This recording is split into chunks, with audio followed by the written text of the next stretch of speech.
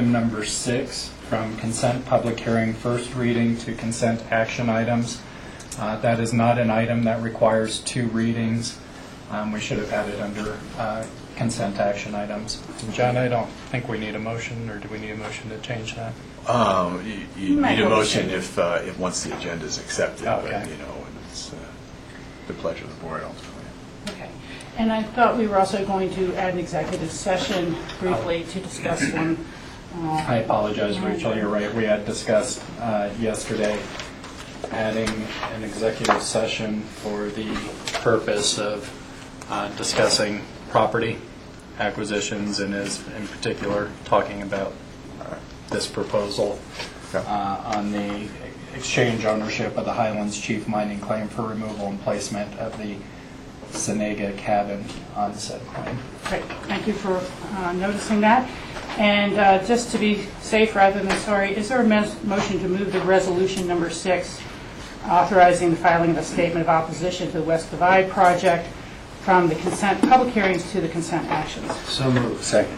Okay, moved and seconded. All in favor? Aye. And we can have further discussion of that when we get to that portion of the agenda. I would now open this up for public comments. Are there any members of the public here who wish to speak to items that are not on today's agenda, or perhaps that are on the consent calendar? Okay. There being none, I will close the public comment section of the meeting. Rachel. Oh, I'm sorry. I didn't see your hand up, sir. Is this just for that one you were talking about, or for everything? Well, it's Howard, isn't it? Right. Okay. I would imagine you're here to speak to an item that's in the consent public hearing second reading, so there'll be an additional opportunity to speak to it then. Okay. Okay. Thank you very much. Is there anyone else here? Okay. There being none, I will close the public hearing section. Thank you, George, and move to commissioner comments.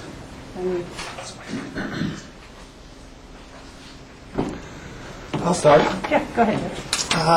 It's been a rainy July, but the good news is the wildflowers are unbelievable. So if you haven't had a chance to get up into the high country, take advantage of any break in the weather. It's like a kaleidoscope up there. It's unbelievable. The blues and the yellows, the oranges, and the reds and the whites, from waist-high mountain flowers, mountain parsley, to alpine sunflowers. I've never seen so many alpine sunflowers, and forget-me-nots, and bluebells, and elephant ears, and columbines. It's just beautiful up in the high country right now, so take advantage of it. Do you have some suggested hikes? Anything, starting between 9 and 10:05, you're going to find,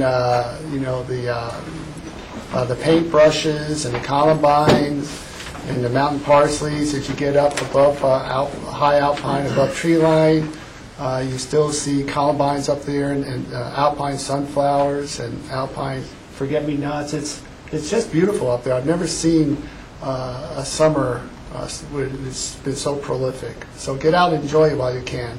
Very good. That's a good advice for all of us. Jack, you had? Yeah, thank you. I'd like to clarify a statement I made yesterday. I'm one of these factual kind of guys, and in reviewing, our meeting yesterday, I misspoke, and I need to clarify. At the previous work session on the Healthy Community Fund, I had not been at $550. I was at $5 per 100,000, and my comments referred to the fact that I was on board at the meeting. I wasn't. It was after I did some analysis, found out the range where the board was at, 419 to 6. I divided it up, and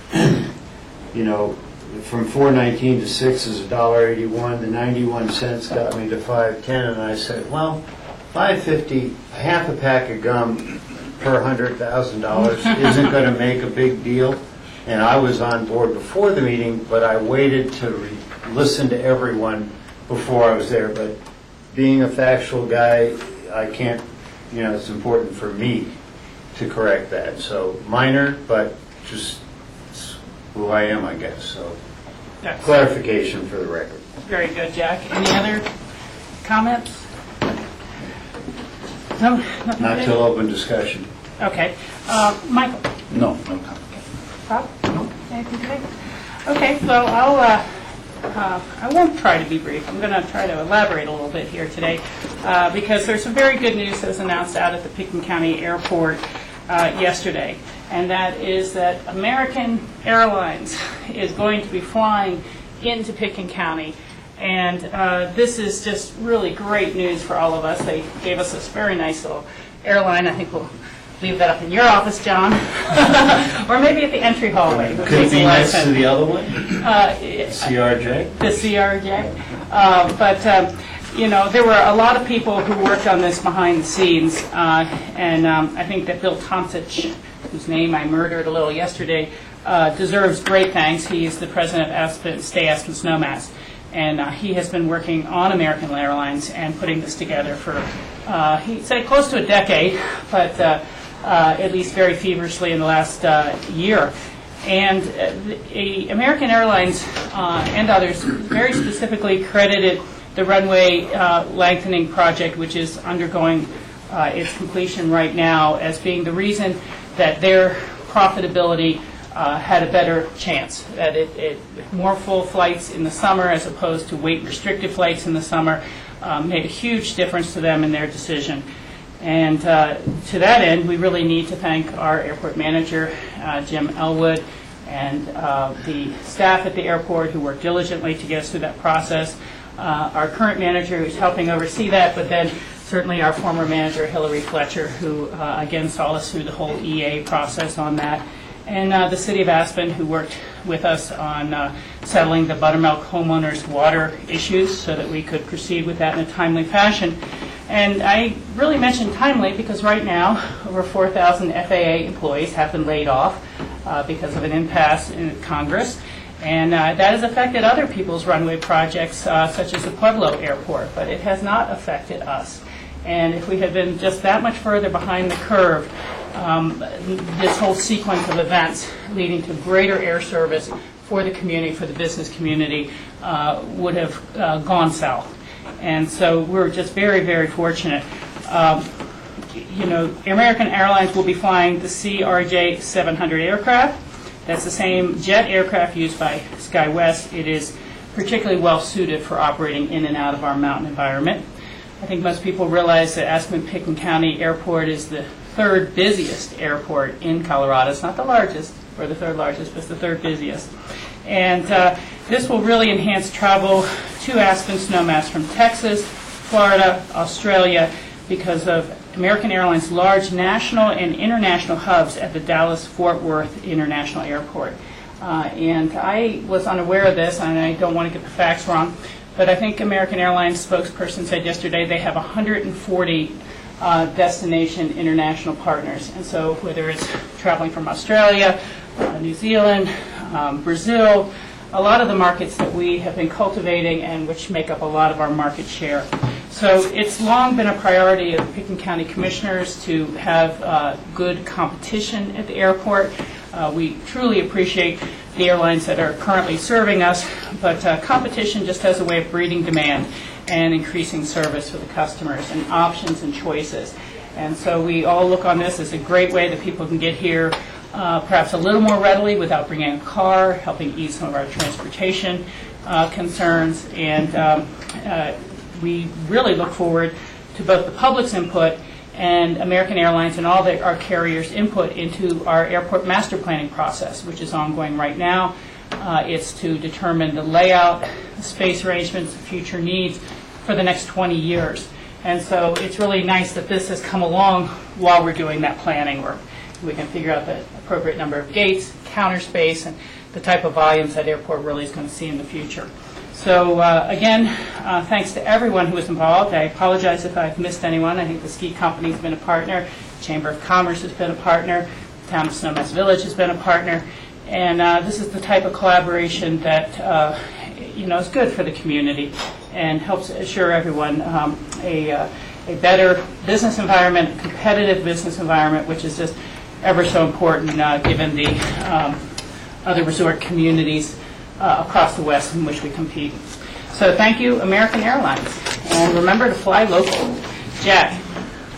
Yeah, I would add that we must be cognizant of the great help, not only of our manager, but the team the consultants that brought us through that. I think that was Dunkelberg and Company. Yes. Mark Dunkelberg, and obviously the FAA, going back to exactly what you said about timing, had we not had the grant, we could be, suffering right now. So, without question. And for me, my decision-making was based primarily and almost exclusively on opportunities like this to bring in new airlines, as I had a real problem with statistics and load factors and all of that stuff. But this was something you could really take a bite on and chew on, and you knew this is going to help. So right on to everyone. Yeah, I think the newspaper had a story about when the tickets are going to actually start going on sale at the beginning of August in terms of people booking for this winter's activities. The flights will begin this winter, and they're looking to, these are direct flights, which is really an advantage for many travelers not to have to connect in DIA when we have winter weather issues. So we'll go forward. If anybody else would like to comment or make a statement. Rob, I saw you there at the opening. So.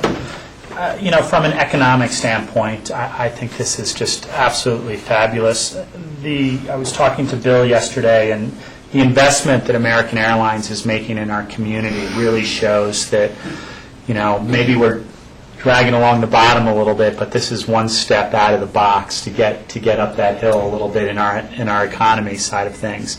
As a business owner in this community, I know what it means when flights can't get in and out of Aspen. I know what it means to have all your reservations or half your reservations canceled because the airport closes down for a couple hours in the afternoon and flights don't get in and out. So the extension to the airport, which was done by obviously the predecessors to me on this board, but I was very much in support of that. And like Jack says, looking at the load factors and the opportunities now that this airport has with the extended runway, it's a fabulous job. So I commend all the previous commissioners that were involved with that, and Hillary Fletcher and everybody that was involved with that.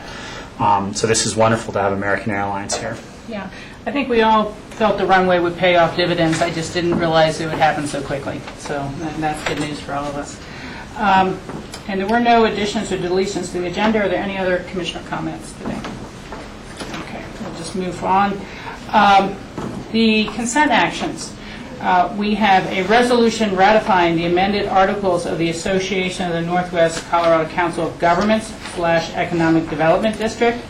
We have a resolution appointing Rob Bittner as the representative and George Newman as the alternate to the Northwest Colorado Council of Governments Economic Development District Board of Directors.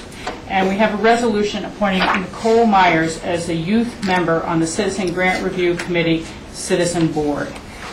Is there a motion? And there's one more. And the 6 as well. Oh, you're right. And we moved up the 6th item, the resolution authorizing the filing of a statement of opposition to the West Divide project as proposed by the Colorado River Water Conservation District and the West Divide Conservancy District. I'd like to accept a motion to approve all 4 of those, and then we can have discussion on any of the 4 items. I'd like to make that motion to approve. Okay, in a second. All right, discussion. If anyone would have a comment or question on any of these items. George first, then Jeff. Maybe the same. I'd like to pull number 6 and have our attorney give us an update, a briefing on this statement of opposition. I think we can probably do the update without having to pull the motion, just so we can... Yeah. Oh, yeah, and that's exactly what I was going to ask, too, so. Yeah, but that's what I said. Let's just do this as part of the discussion, if that's okay. Okay. Okay. John, we'd like an update on the resolution authorizing the filing of the statement of opposition. Well, probably not so much an update, but I can elaborate a little bit on it. For the board's consideration of the resolution and adoption of it. The proposed resolution authorizes the filing of a statement of opposition to a water court application that was made by the River District, the Colorado River Water Conservation District, and the West Divide District, or the West Divide Water Conservancy District. Both of those 2 entities own and control a very large amount of conditional water rights that are located within the Crystal River Valley. Those water rights were adjudicated initially back in 1958. They are, to say the least, very unique. The structures that are contemplated by these conditional water rights are three different and distinct reservoirs, as well as a system of canals, pipelines, and siphons to conduct water that is stored within those reservoir structures.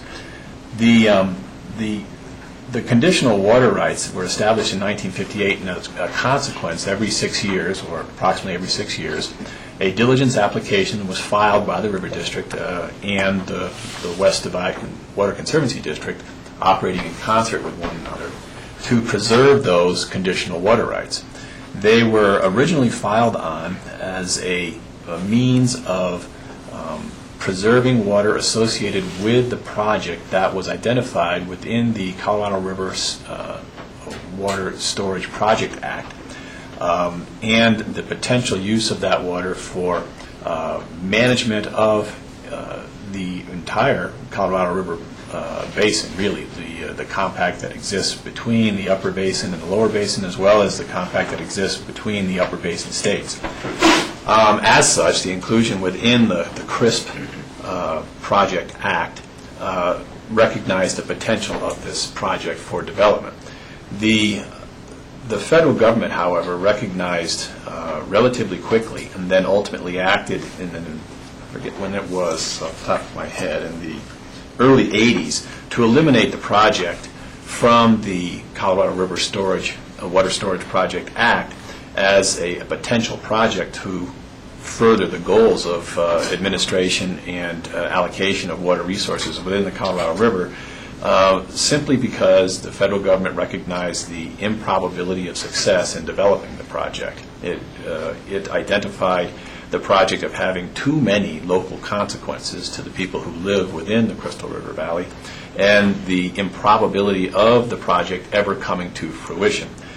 As a consequence, the federal government, recognizing this project not within the CRISP, the only real utility to the project remains with the River District and the West Divide Conservancy District for the original decreed purposes. The original decreed purposes for the water rights were for the transport of water out of the Crystal River Valley into the Divide Creek Valley and Mam Creek Valleys, for agricultural purposes and for energy development associated with the potential development of oil shale, as well as municipal purposes, ostensibly to service and supply water to municipalities that would grow up around that energy extraction operation or enterprise. It appears less and less likely that this water resource will ever be used for those purposes. The potential future development of oil shale, as outlined or proposed by the various interests that hold leases and property rights associated with that energy resource, have identified that this particular water resource, the West Divide project, would not be needed or utilized for energy development of oil shale in Garfield County. The agricultural purpose of these water rights is also very attenuated, because the West Divide Conservancy District has developed storage reservoirs in Divide Creek Basin and Mam Creek Basin to meet those particular needs. As a consequence, the real need for this project has evaporated in a very real sense. Also, over time, since the drastically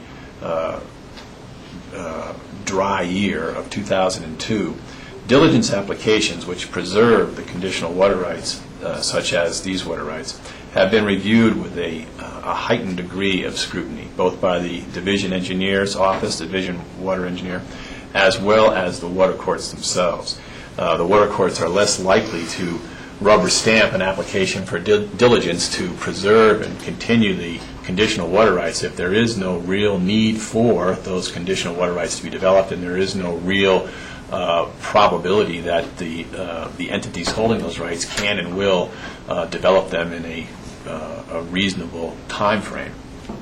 I believe as a consequence of that, as well as the opposition that has been coming out of the Crystal River Valley by a variety of groups, the Crystal River Valley Caucus and SEVEPA particularly, the River District, along with the West Divide Water Conservancy District, has rolled back their project. They have eliminated a proposed reservoir that was located right within the village of Redstone that would have allowed for storage of water of up to 129,000 acre-feet. They have scaled back a proposed reservoir that was located in the area of Placida that was originally approved for 62,000 acre-feet to merely 4,000 acre-feet. And the third proposed reservoir in the Crystal River Valley, which was located or is located in Yank Creek, which is a tributary to the Hyde Thompson Creek area, has been scaled back from an initial adjudication of approximately 14,000 acre-feet to now 5,000 acre-feet. As well, there has been a reduction in the capacity and sizing of the canals and siphons and pipelines and so forth that are associated with those structures.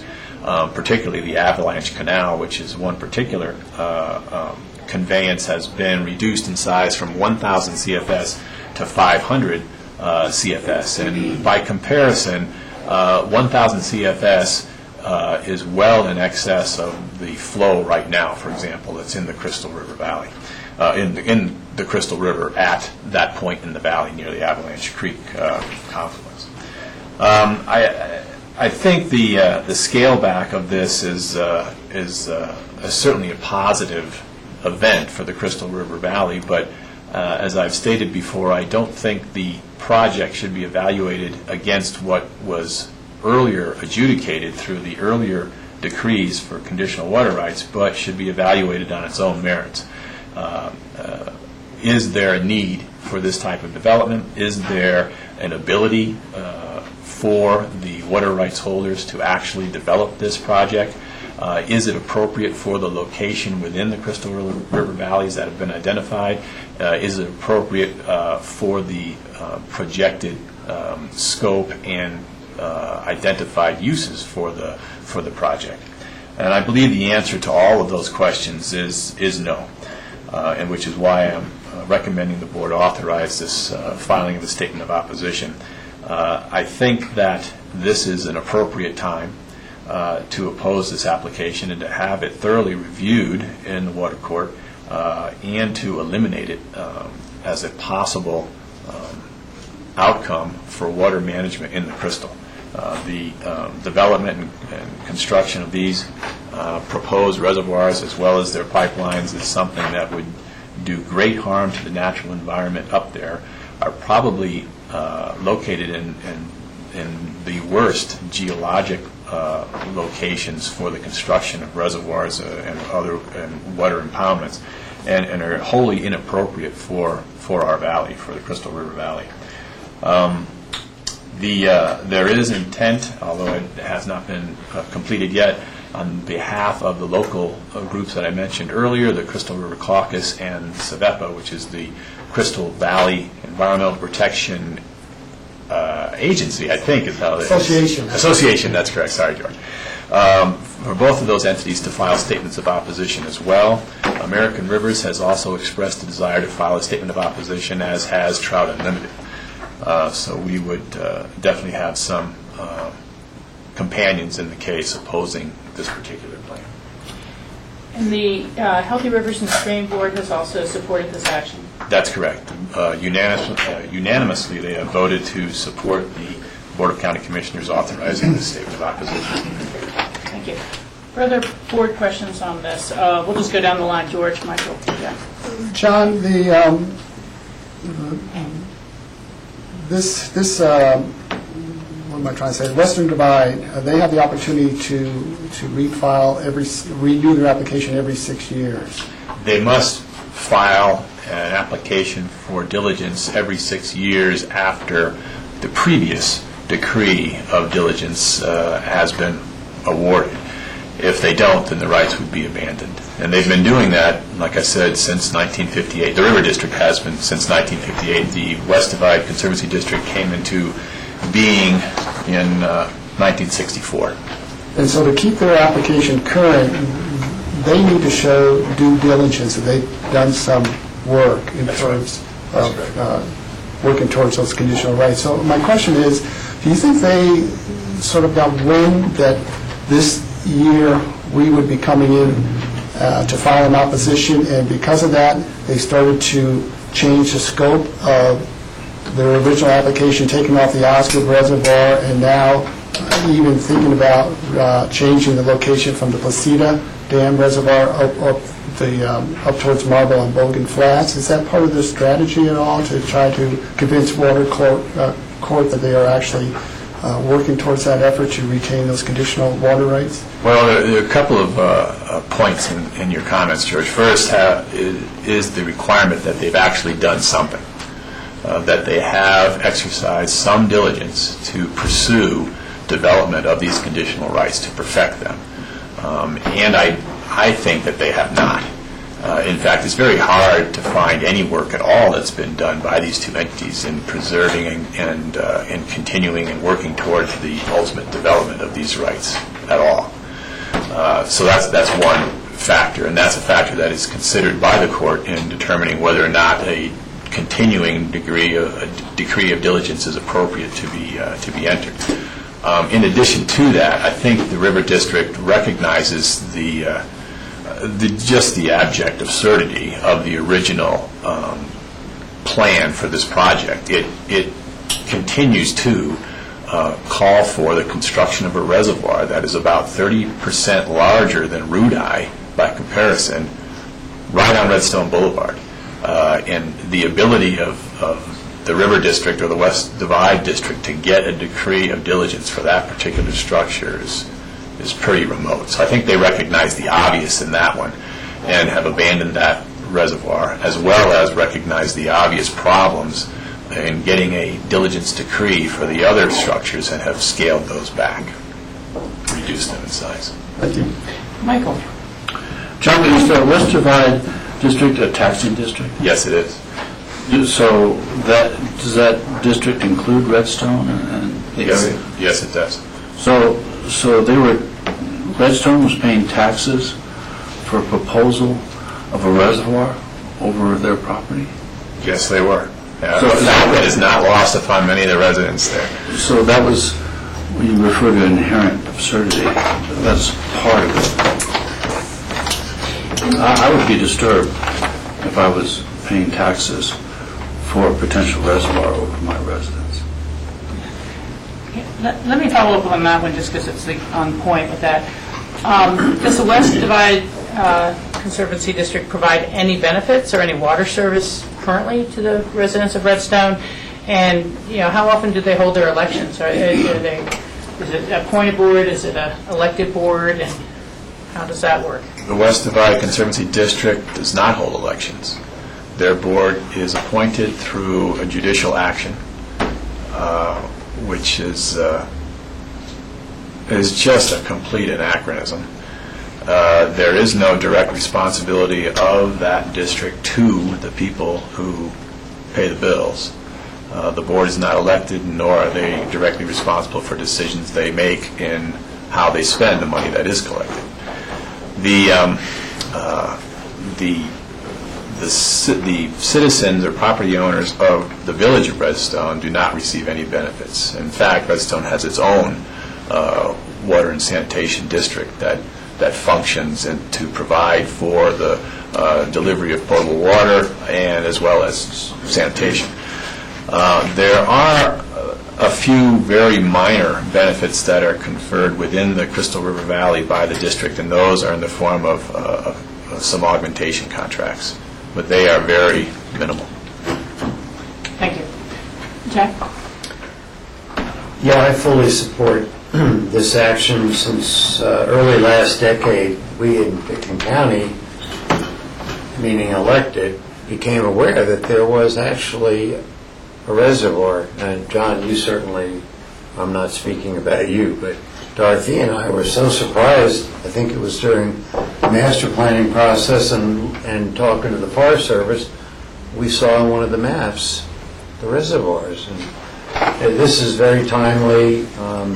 I would be willing to allocate whatever resources are necessary to get this done and end this.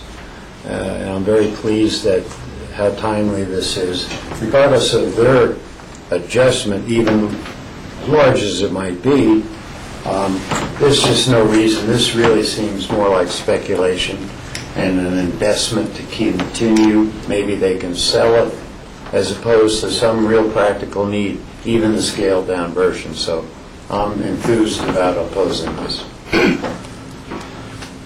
Rob, a couple of questions, John, real quick.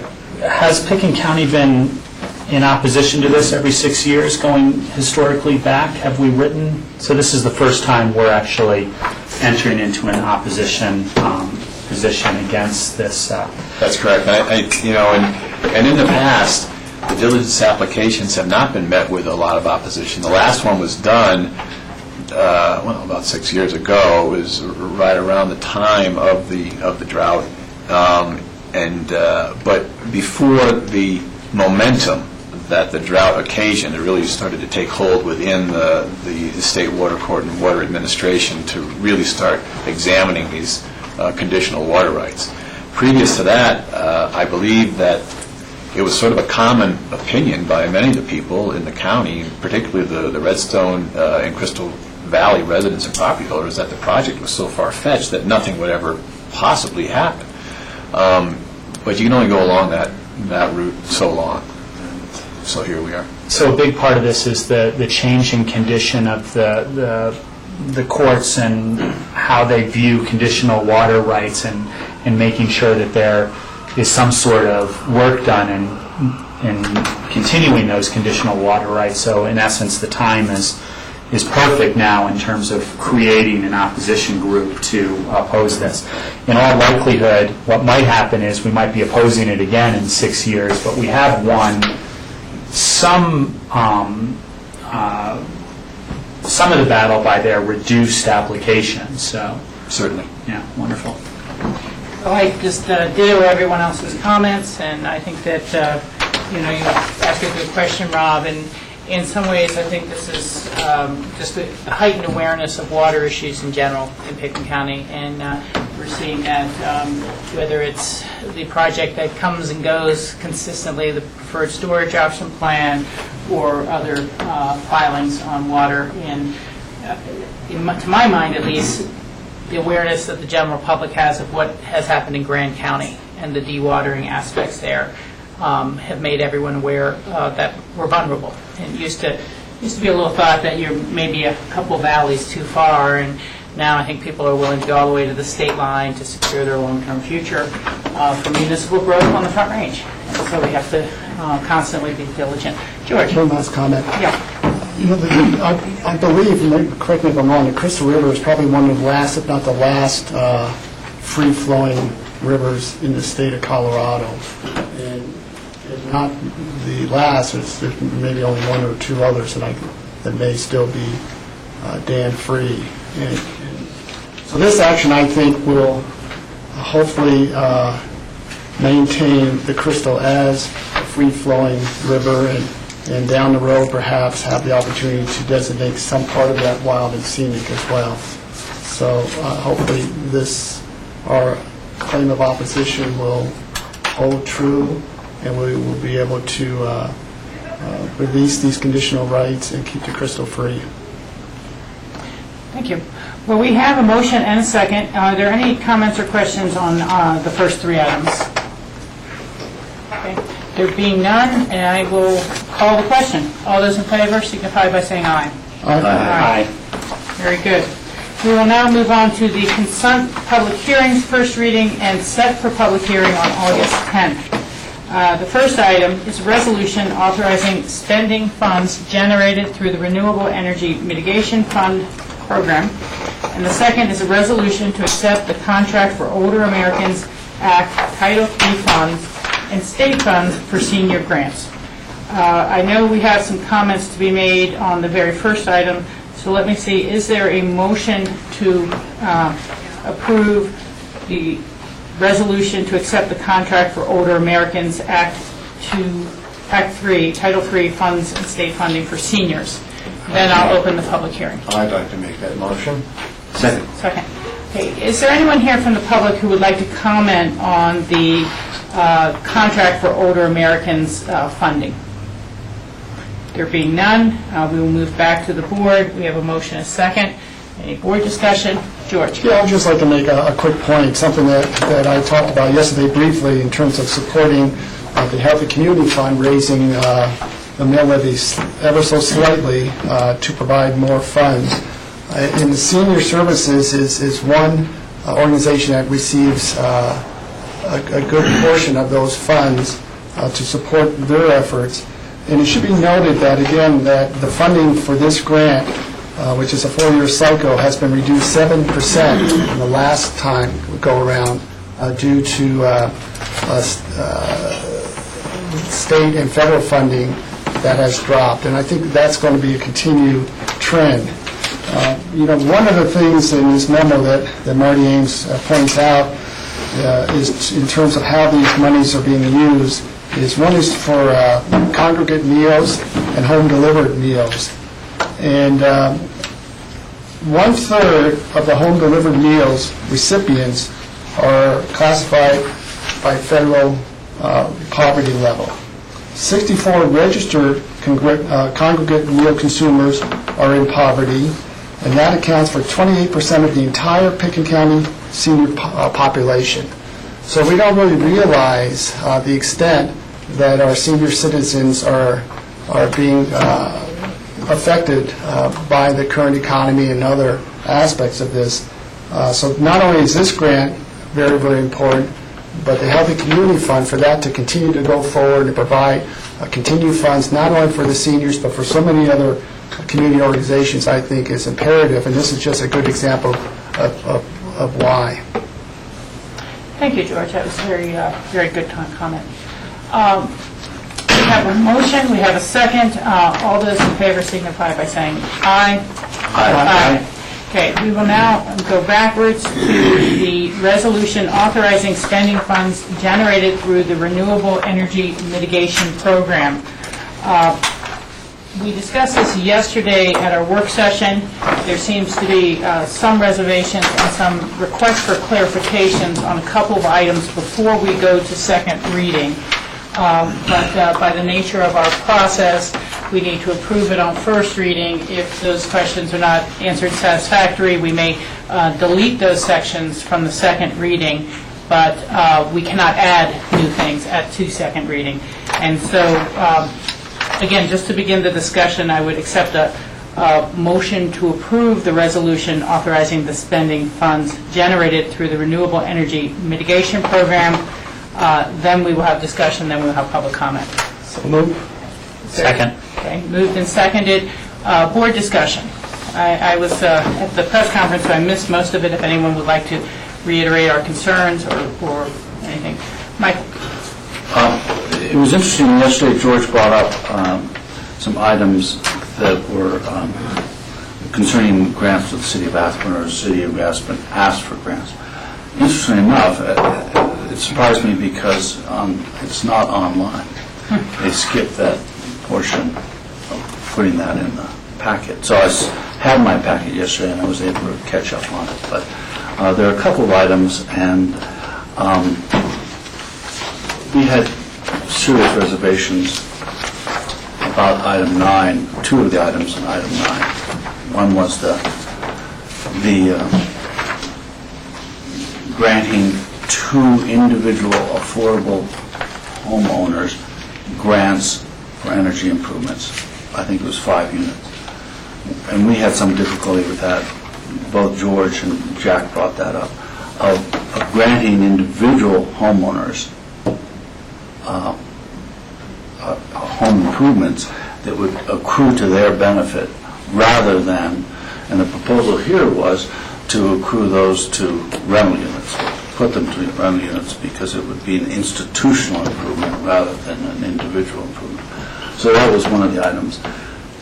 I can't remember, George, I can't remember the second item. I don't have it. The electric vehicle charging stations, the City of Aspen applied for grant for those, and we were in general in favor of electric vehicles, but we just don't know how many there are in town and what the projections for the use of electric vehicles in town and where the location would be. So both those items we asked for clarification on. Nathan was here. He assured us that by the second reading we would have clarification or perhaps removal of those items. And so there's where we are. Thank you for that update. Did anyone else have comments or questions to elaborate on Michael's recap? Yeah. Rob. The Citizen Review Committee that puts together these recommendations for the Board of County Commissioners, certainly did a diligent and thorough job, and I can commend them on their hard work on these. Just in following up on the two issues that Michael brought forth, one of the things that I raised yesterday is having a analysis done a little bit on the cost savings to these organizations over time, not just the kilowatt hour savings. I do believe that's a big part of the rent program and the core looking at carbon savings, and these funds come from offsetting carbon usage in various land use applications and those sorts of things. But also I'd like to have some sort of analysis done on how the more could be leveraged through dollar savings of these organizations and benefit these organizations that way as well. For instance, and specifically the two that were brought up, the electric car recharging stations at a recommended funding of $30,000. Is this something that's going to be sustainable over time, or are we going to have to create a full-time position? Is the city going to have to create a full-time position in maintaining these stations, or is it going to pay for itself? Those sorts of things, as well as the rental units, which I think is the direction the board was leaning towards on that. There was some upgrades for ownership units of employee housing units and upgrades for rental units owned by the Affordable Housing Office. Again, what are the cost savings that will, save the organization money going forward? Thank you. Okay, we have a recap. I will now open this for public comment, and I see Nathan is here. If you would just like to respond briefly, about the research you'll be doing, not to answer the questions now, because we'll have that in a way we can absorb and read for second reading. Just come on and introduce yourself. I'm Nathan Rowledge with CORE. Thanks for your time again. So in respect to issues that Michael brought up... Can I just ask a Yeah, question? please. And this is just a public clarification. Nathan, could you explain the relationship between and the renewable energy mitigation program? What is the last program? And CORE? Just so people understand where this money is coming from and how CORE administers this money. Absolutely. So CORE was kind of integral in creating this program in 1999, along with the building departments. And in the original resolution, it was determined that CORE would work with community members and the local governments to come up with the best projects in which to administer these funds. And so on an annual basis, we come up with funding requests, which primarily include grant requests and rebate funding for solar and appliance rebates. Nathan, I'm sorry. And these funds come from what source? These are a portion of the Aspen and Pickens County Building Code. So it's an energy component that essentially sets an energy budget for all new residential and now commercial construction. If you go over that budget, the first option is really to encourage the owner to decrease their energy usage. Second option is to install an on-site renewable system. And the third option is to pay the fee. That's kind of the last of the options. Whatever fees are accrued is, and it changes over the years, is what we work with at the city and county level to redistribute to the community. And that's kind of what we're going through now. And the same resolution has to be passed by the City of Aspen and the Board of County Commissioners. So I met with the city yesterday, and they understood all your perspectives on the issues. Electrical vehicle charging, we brainstormed on Lauren McDonald with the Canary Initiative is doing the initial research on the capacity and also the ongoing costs that Rob brought up. And then I'm going to meet with them again in the next couple of days to discuss the sales versus rental unit and how that might influence their application process. And they were, open to the concerns, and so I'll have ongoing meetings with them. And we'll also have a couple other few little details to submit to you guys the second reading based on your comments yesterday. Thank you very much for your follow-through on that. Are there any other members of the public who would like to speak to this item before the board votes on first reading? Okay, seeing none, I already have the motion, we already have the second. Jack, you have Just a further very comment? brief, Please. On the electric vehicle charging stations, I would like to reiterate what Michael said. The board appeared to be supportive of the concept, but there does have to be a lot more work on that as to number of vehicles in town, number of charging stations we need. And Rob thoughtfully suggested that we should understand the long-term investment and the sustainability of the charging station. So, thank goodness that Jack isn't the only commissioner in Pickton County. I can't think of it all, and so I think we all work pretty well as adding some good ideas and ask some great questions. On the affordable housing efficiency upgrades, I am absolutely and unequivocally opposed to sales units for individual owners, and I'm not going to support this. I just can't. It's not in my makeup to. Well, wait till second reading. Now it's not right. That's where I'm at. So, and I hope it evolves to where I can support it, because I very much support the REMP program, the goals, and the ability to use this funding, this revenue stream, to actually spread energy savings and decrease, the impact of the carbon footprint, et cetera, throughout our community. So I absolutely support it, but we need, Nathan, obviously you have your charge, as it were, and we do need some good interaction with the city to make it work. Okay. Rachel, just a clarification too. I just, for our viewing audience, my understanding, and this refers to what Jack is saying, is that we go through a process here where we approve these sorts of things, and they have to go through a first reading and the second reading. If we deny it in first reading, it has to go back to the drawing board and back to a first reading. If we take something out, one particular aspect of it, if we were to take the affordable housing portion out and pass everything else, we could continue with second reading with everything else, but the affordable housing portion would have to come back to us as first reading. Yeah. So although I agree with Jack 100%, I do not support the affordable housing grant for ownership units.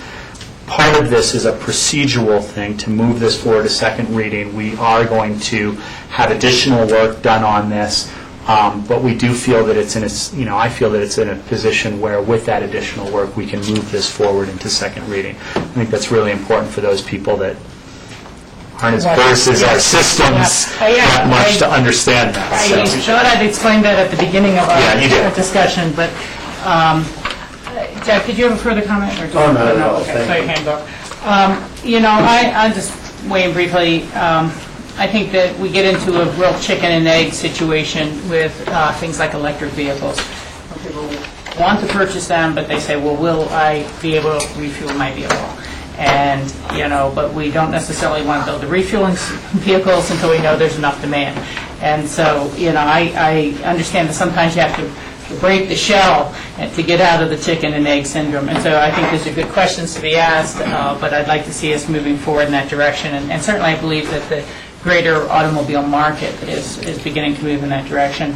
The second is I am open to the discussion on the affordable housing projects. I can see the desire to potentially put them into the rental units. I think that will probably sail through with the questions well answered. I also just think that the ownership units deserve the consideration we're going to give it.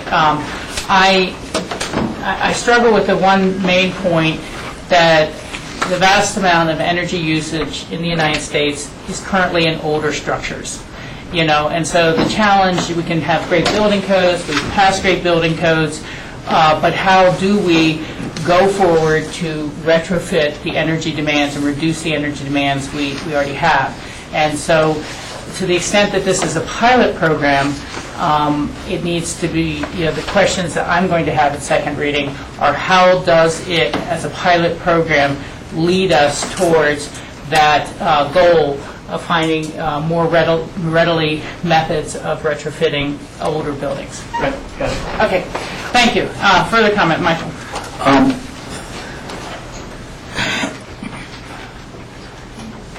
The problem for me here is that this is kind of a closed system.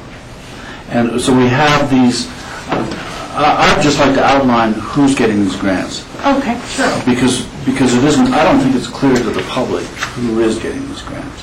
The Aspen Historical Society is getting $15,000. The Carbondale Fire Protection District is getting $7,500. The Little Red Schoolhouse is getting $5,000. The Mountain Valley Developmental Services is getting $10,000.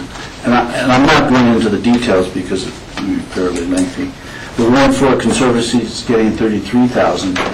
The Roaring Fork School District is getting $6,000. The Rock Bottom Ranch is getting $10,000, and the Wiley Arts Center is getting $5,000. Those are the outstanding grants, and then the City of Aspen is requesting. That's right. Yep. So there's a substantial amount of money here that's being granted on a program that is trying to eliminate itself. I mean, that it seems to me, Nathan is captain of a ship that's trying to sink itself. No, the rest of CORE is not trying to sink itself. The rent program may be, but CORE goes forward. The CORE, in terms of the rent program, you're right, is trying to eliminate itself. And to some degree, that's been a failure. And it's been a failure because of consciousness, it seems to me. That people still think they need a heated driveway. They still think they need an outdoor pool, year-round heated. And they still think that energy consumption isn't a concern as long as they can afford it. And so that's been a dilemma within Picken County. And I think that CORE is doing a good job of raising consciousness about it. But the fee, for some reason, is not, and I'm not sure why. It's going down, though, isn't it? Yeah, and you brought this up at our last meeting, and I appreciate that. And I think it's starting to change. I've illustrated a couple of past meetings. There's a period in about 05 and 06 where the trend really started to change, where more people started installing systems than paying the fee, which was really encouraging. The one challenging thing for us is that it's really difficult for us to capture the people who had one design and then reduced their energy consumption so they weren't applicable to REMP. Because if they're not applicable to REMP, you don't show up in the building department files anywhere. And so that's something that we're working with. It's coming up with a way to track those folks who actually did reduce their energy consumption enough to not have to be applicable for REMP. And that's a really interesting component. I think in the long term, and as you guys have expressed in the past, making REMP more strict even is a way to accomplish some of those goals. And as I illustrated due to a separate subject earlier in the spring, we should remember that the ultimate goal of REMP is to reduce energy consumption. That's the ultimate goal. And it is a little bit of a paradox, but in the meantime, we'll do the best we can to make sure we're reinvesting in the community the best we can. Yeah, I mean, to really clarify further, the potential grantees that Michael had read off, it's not that this is operating funds for them, it's not standard construction, it's not landscaping, it is components that will reduce their energy consumption. Exactly. And so the choice is to reduce the energy consumption on your own site or pay the fee, and the fee will then go to reducing that energy demand, and often magnified quite effectively at another site. And so that's the essence of the program. George? Yeah, I was just going to say the same thing, Rachel. These monies are going towards a very good purpose and good cause. They're going to nonprofits that will become more energy efficient. There'll be models for other other institutions and buildings, could be in residential, commercial. So it's an educational process, it's an energy saving process.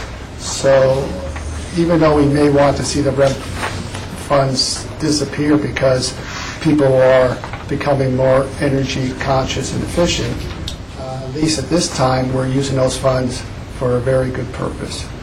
Okay, thank you, Michael. And I'd also like to, for the first time this year, we have a citizen review committee for these grants. That's right. And I'd like to thank those citizens for volunteering their time to go over these grants, because it takes a great deal of dedication to do it. There's no reward except in heaven. And it also helps, the community have transparency and clarity on what they're doing with their own funds. It's modeled along the lines of our Healthy Community Fund, where all the grants are reviewed by a citizen committee. And this also, all the grants are reviewed by a citizen committee who puts in recommendations to the core board. Right. And I think that's a great move forward for core. And I'm very grateful to those volunteers. Yeah, we are as well. Thank you for bringing that up. They did a tremendous job, so we really appreciate that. Thank you, Jack. Yeah.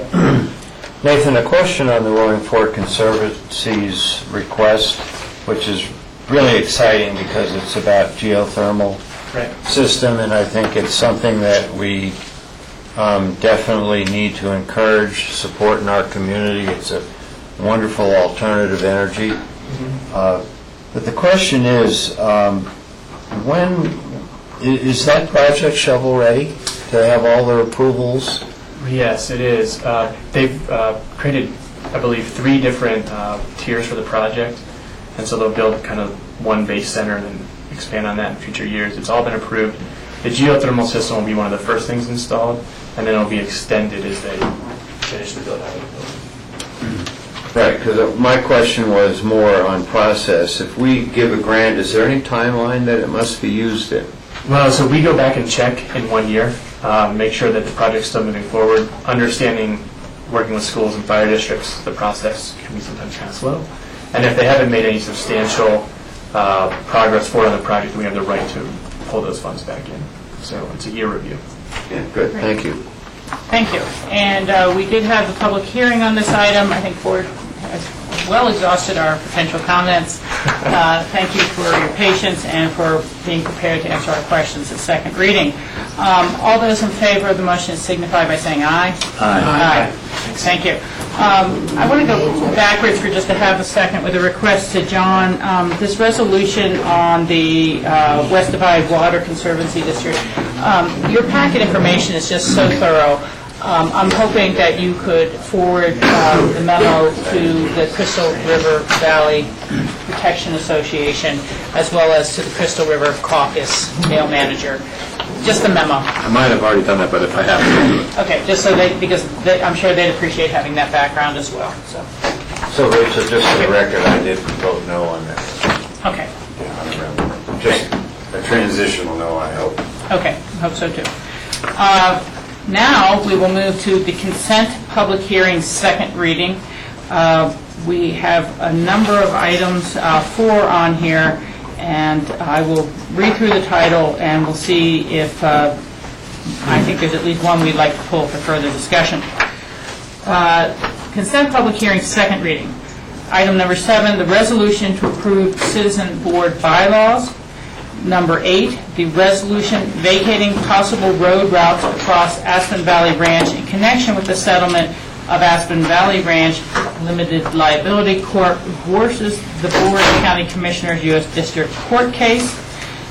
Number 9, the resolution approving an agreement with the Colorado Department of Transportation for a scenic byway grant. And number 10, the resolution approving extension agreement for the memorandum of understanding for the 2012 Colorado Works Program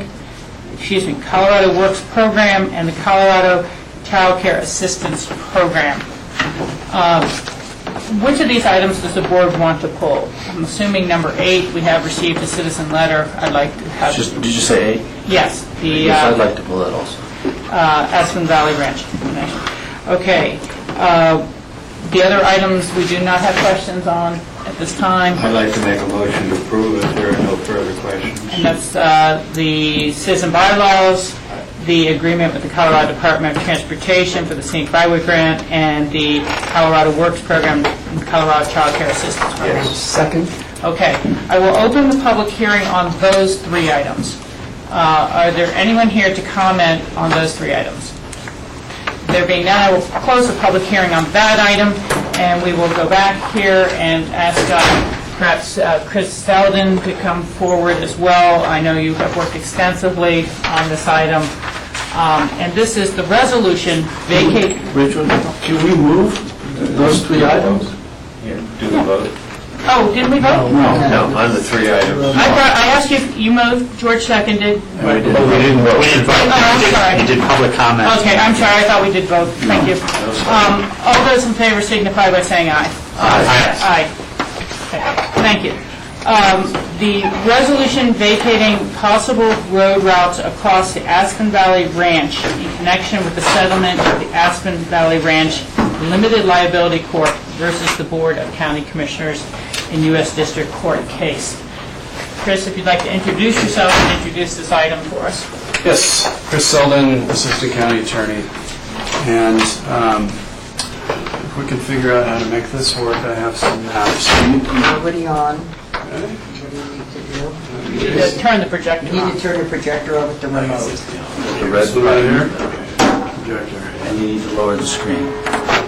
It's lowered. Oh, the screen, oh, yes, Okay. definitely lower.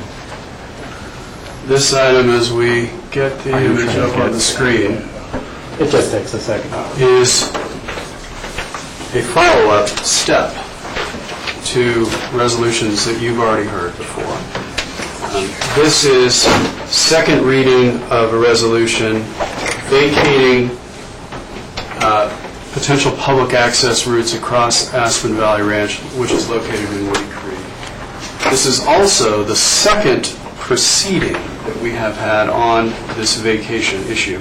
Last week, we had a location and extent review before the P&Z, and the P&Z's task in that hearing was to determine whether or not the vacation that we have proposed is in conformance with the Woody Creek Master Plan. And the P&Z last week found that the proposed vacation was in conformance with the plan. What you are being asked to do is weigh the proposed vacation against statutory criteria that are set forth in the Colorado Revised Statutes in which govern vacations of public rights-of-way. The background of the case, here's a map showing the general area. We see on this side of the map, you see Triangle Peak Road. Let me see if it's not quite. There it is. There is Triangle Peak Road. Here on the other side of the property is the Chaparral Road. And neither of those public roads will be vacated by this resolution. The Triangle Peak Road doesn't cross Aspen Valley Ranch at all, so it's unaffected. The Chaparral Road has a very small piece that originates in this corner of Aspen Valley Ranch, and that is being accepted from the vacation in the revised resolution document that I'm going to provide to you here today. Accepted meaning what, Chris? Accepted meaning it is not going to be vacated. The way that this resolution that you're being asked to approve today works is that it vacates potential public rights-of-way across all of the Aspen Valley Ranch property, which is outlined in this red. And this is the sort of request that we get from landowners commonly when we reach a settlement with them that provides us with public rights-of-way across their property. Essentially, when they provide us with a designated public right-of-way, the sort of peace and quiet that they want in return is a guarantee that we're not going to come and ask them for yet other rights-of-way in the future. So what we're doing is we are vacating all public rights-of-way across the Aspen Valley Ranch except for those that are designated in the resolution. And those designated in the resolution are the following. First, all public rights-of-way that are shown as routes available to the public or to governmental agencies in the Aspen Valley Ranch plats. And that consists principally of a trail easement that is shown on the Aspen Valley Ranch plat. And then the second thing that is going to be vacated, that is going to be accepted from the vacation, is a series of trail easements that were granted to us in connection with the settlement with Aspen Valley Ranch. Those are shown on this map. And I think we're going to have to... It's right up here. All right. What we have here is a map with several different colored trail segments on it. I'm just going to briefly explain what these are. What we're obtaining from Aspen Valley Ranch as a result of the settlement is parking areas here and also across the road here. We are obtaining a trail easement from the areas of the parking lots to on the Down Valley side, which will connect to the Triangle Peak Road. That's this purple segment, which is identified as the West Trail. We're then also obtaining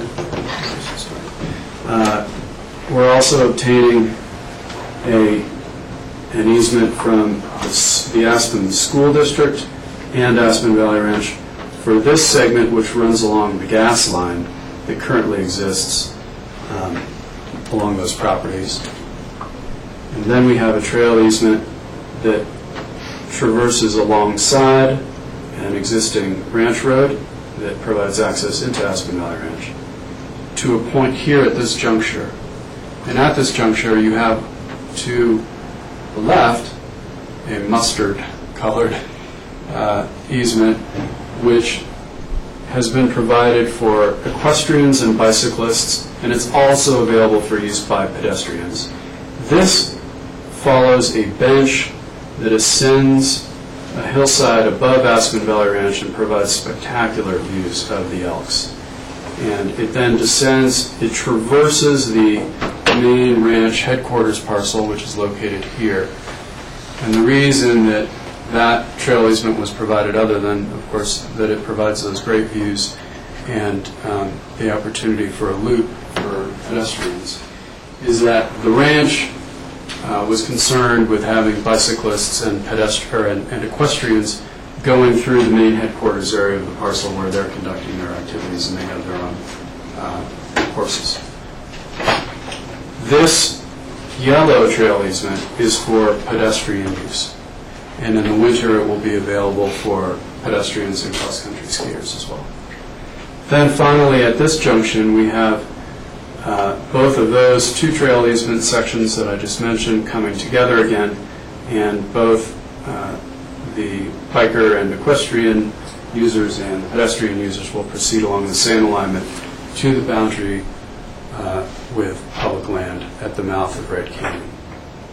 And then from there, people will be able to go up Red Canyon and access a large network of public trails that connect to the Albany-Kittle Trail, and then from there down to Basalt and Lanedo.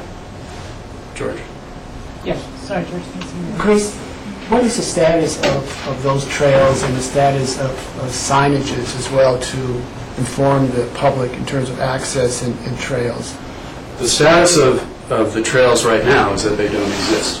What we have through the settlement agreement is trail easements being granted to us. And what needs to happen after this vacation is in place. The trail easements will be recorded along with a variety of other documents that are part of the settlement process. And the county will then undertake a land use review to obtain approvals to construct the actual trail segments. So in the interim, there is still public access along the existing ranch road pursuant to a trail easement that was granted on the 2005 Aspen Valley Ranch plats. That remains in place. And that would be for bicyclists, equestrians, That's as well for as pedestrians.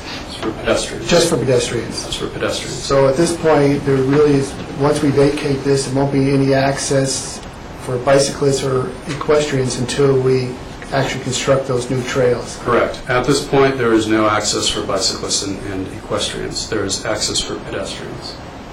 So the trail easements, once put in place, will provide that access for equestrians and bicyclists as well. And is the responsibility of Aspen Valley Ranch to construct those trails, and when is the timeline? Yes. The landowner has accepted the responsibility to construct and to maintain those trails. And it will do so at a time designated by the county upon the receipt of the land use approvals for the trail constructions. Okay. Now, the principal route of access that we are vacating, as I said earlier, we're vacating the entirety, we're vacating whatever routes might exist along the entirety of the property. But where this all got started is with, actually I think I've got a better way of showing you this since we have that Elmo. The way this got started is with a federal survey from 1888 which showed a road through Aspen Valley Ranch.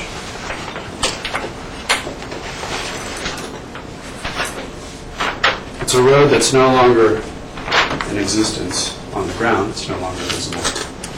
But it's shown here on this 1888 survey, and I've put asterisks at either end of it.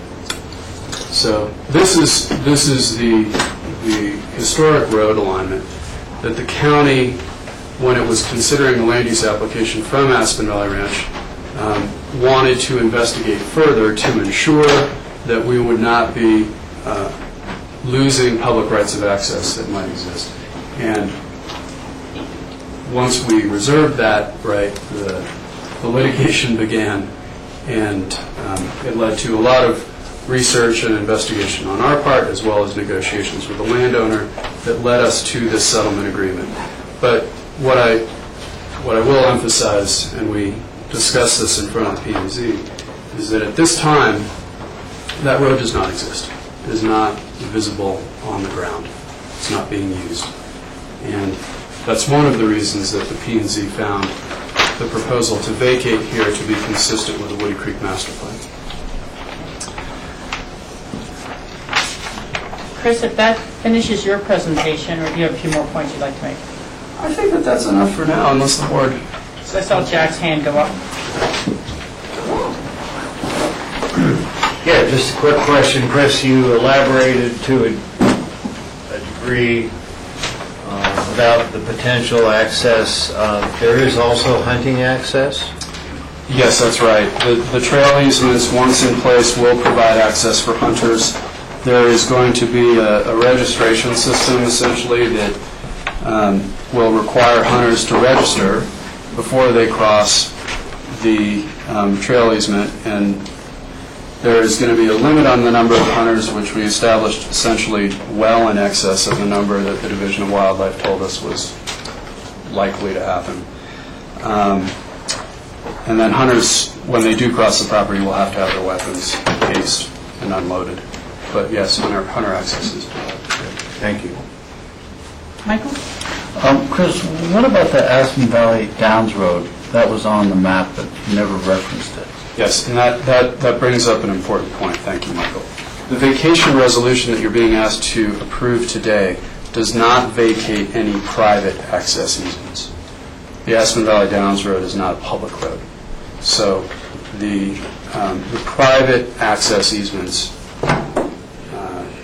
crossing Aspen Valley Ranch, and there are many of them, will not be vacated. And you have received comments from Howard Wagner, which discuss his concern that he not be prevented from reaching a spring in which he has rights up above Aspen Valley Ranch. And he has a private access easement. And Dave Myler, who represents Aspen Valley Ranch, is here today to affirm that Aspen Valley Ranch recognizes that easement to reach the spring and that it will not be affected by the vacation today. Thank you. Okay. George? Chris, in the resolution under the recitals, do we need to put in any time frame for Aspen Valley Ranch to construct those trails so we don't get ourselves into a bind where they may put that off? Recordation of the plat? No. And the reason is because that issue has been addressed in the settlement agreement and in an amendment to the settlement agreement which Aspen Valley Ranch has executed and which is going to be in the chair's packet for signature today. So essentially, to the extent that there's been a delay regarding construction of the trail, it's been a result of our desire to go through a land use process to approve the alignments for the trail before it's constructed. Aspen Valley Ranch has, I think to their credit, been willing to go ahead and start construction whenever we're ready. Thank you. Chris, I think you've referenced this in your comments, and this is a public hearing. We'll come to public comments in just a moment, but we have received a letter from Howard Wagner, and I know he's here today as well, with 4 different points, and I see you have a copy of the letter on your desk. Do you feel these items are addressed, or you want to take them point by point? I'm happy to address them point by point. The first item in Mr. Wagner's letter relates to the Dry Woody Springs and pipeline that I mentioned before, and as I mentioned, he has a private access easement to reach that pipeline, and Aspen Valley Ranch recognizes the existence of that easement. Okay. So the record will reflect that, and all material representations made at this meeting are binding. Correct, and I think Dave Myler is here, and just so we have a material representation on the record, perhaps he could go ahead and confirm what I've just said. I can do that. I don't know how much detail you want to get into.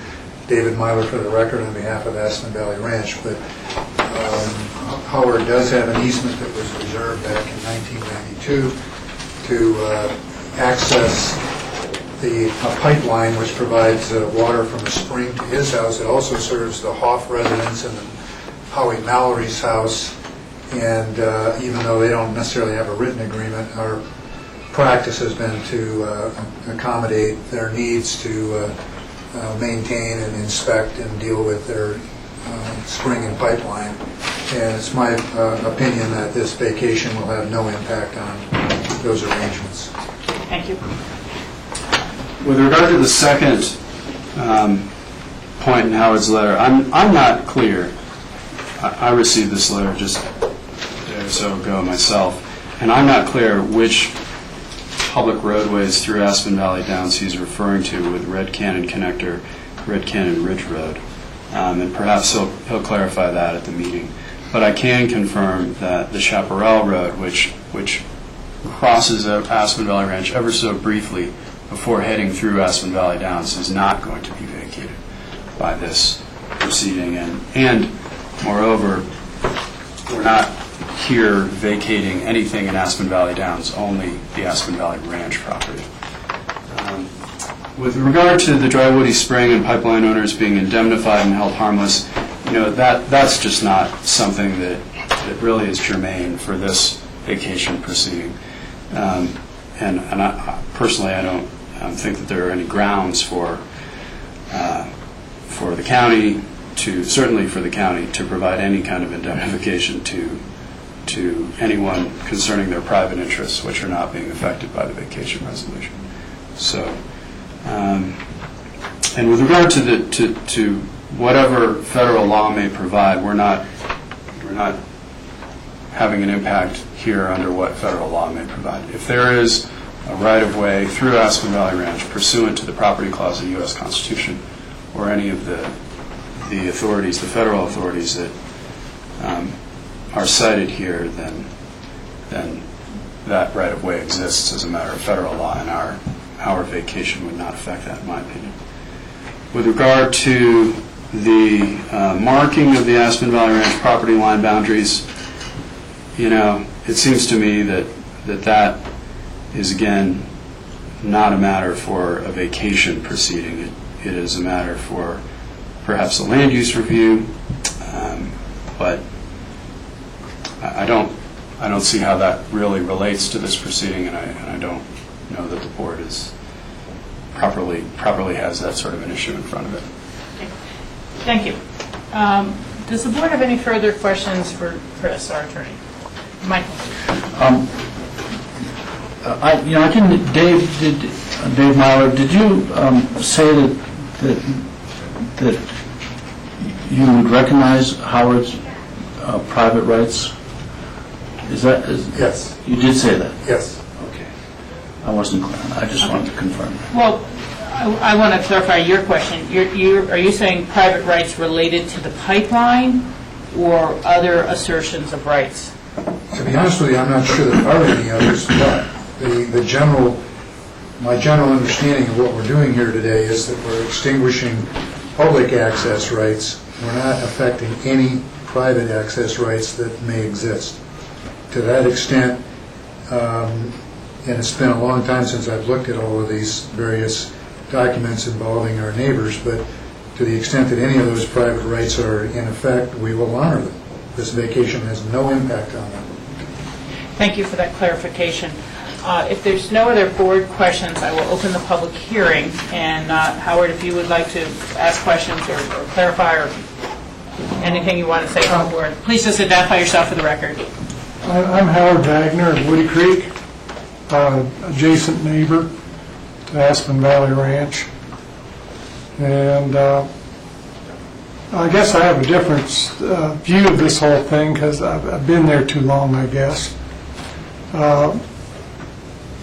The Federal Anti-Enclosure Act, to me, historically, those roads back in Red Canyon, Dry Woody, and whatnot were used for mining and for logging. There used to be a log flume back up in Dry Woody, which they ran the water out of fly camp around, and they sluiced the logs down and hauled them out Dry Woody. And I was always told ever since I was a little boy that those were federal roads, federal easements, and as such, when we owned the ranch, we let them be used for federal. I mean, everybody could use them. We never kept people off those accesses. As far as the accesses being in place, they still are in place, basically where they built the county, where they built the subdivision roads. Primarily, that's where the old easements went. And of course, it's convenient for the landowner to close off those easements and say they don't exist anymore, but because simply they just close the gates and run them off. By Colorado statute, he was talking about all of this is done under Colorado statutes. Well, federal law preempts Colorado statute as far as that part goes, but that's for you folks to decide. As far as I'm concerned, the roadway, this trail exchange, if you think you're getting your money's worth, is okay with me, providing I can still go through it. I still need to access Dry Woody.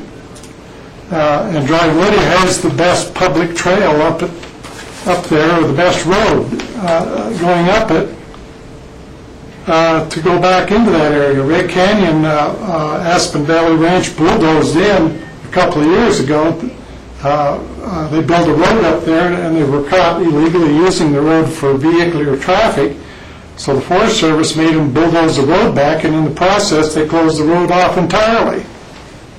So if they're going to use a trail up there, they're going to have to go back up there and rebuild the trail somewhat. I mean, you got all this happening, but where are they going to go? The best trail is still up Dry Woody, and there was always public access up Dry Woody. And in the hearing last Thursday, Mr. Myler said that they were going to continue to let people go up Dry Woody. Maybe I misinterpreted that. No, I didn't say Dry Woody, no. I thought you did. Okay, but anyway, Dry Woody, I mean, That's where historically, that's where the logging was done, and the logging operations. And also on the one side of Dry Woody, there was a mine up there belonged, I can't remember the guy's name, it's on the tip of my tongue, but up Red Canyon, there was a guy up there that had a mining claim, a copper mine. His name was Dillon, D-I-O-N. So now basically when you do this, you're shutting off accesses for future, I guess you don't want it anyway, mining and logging operations and that type of thing, which historically was there.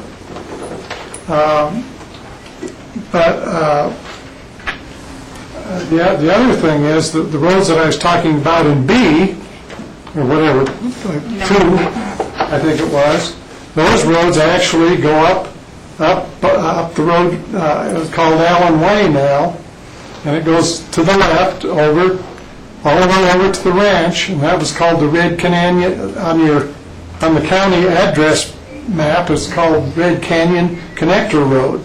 It goes over by the old ranch house and up by the old potato cellar and on up the valley.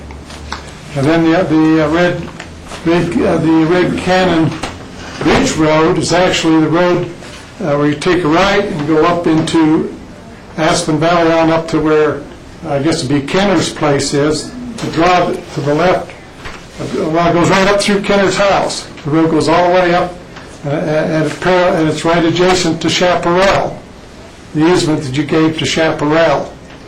And it goes on up that road, which is on BLM, and it goes on up to where they have a bunch of hunting cabins on top. That's called Red Canyon Ridge Road.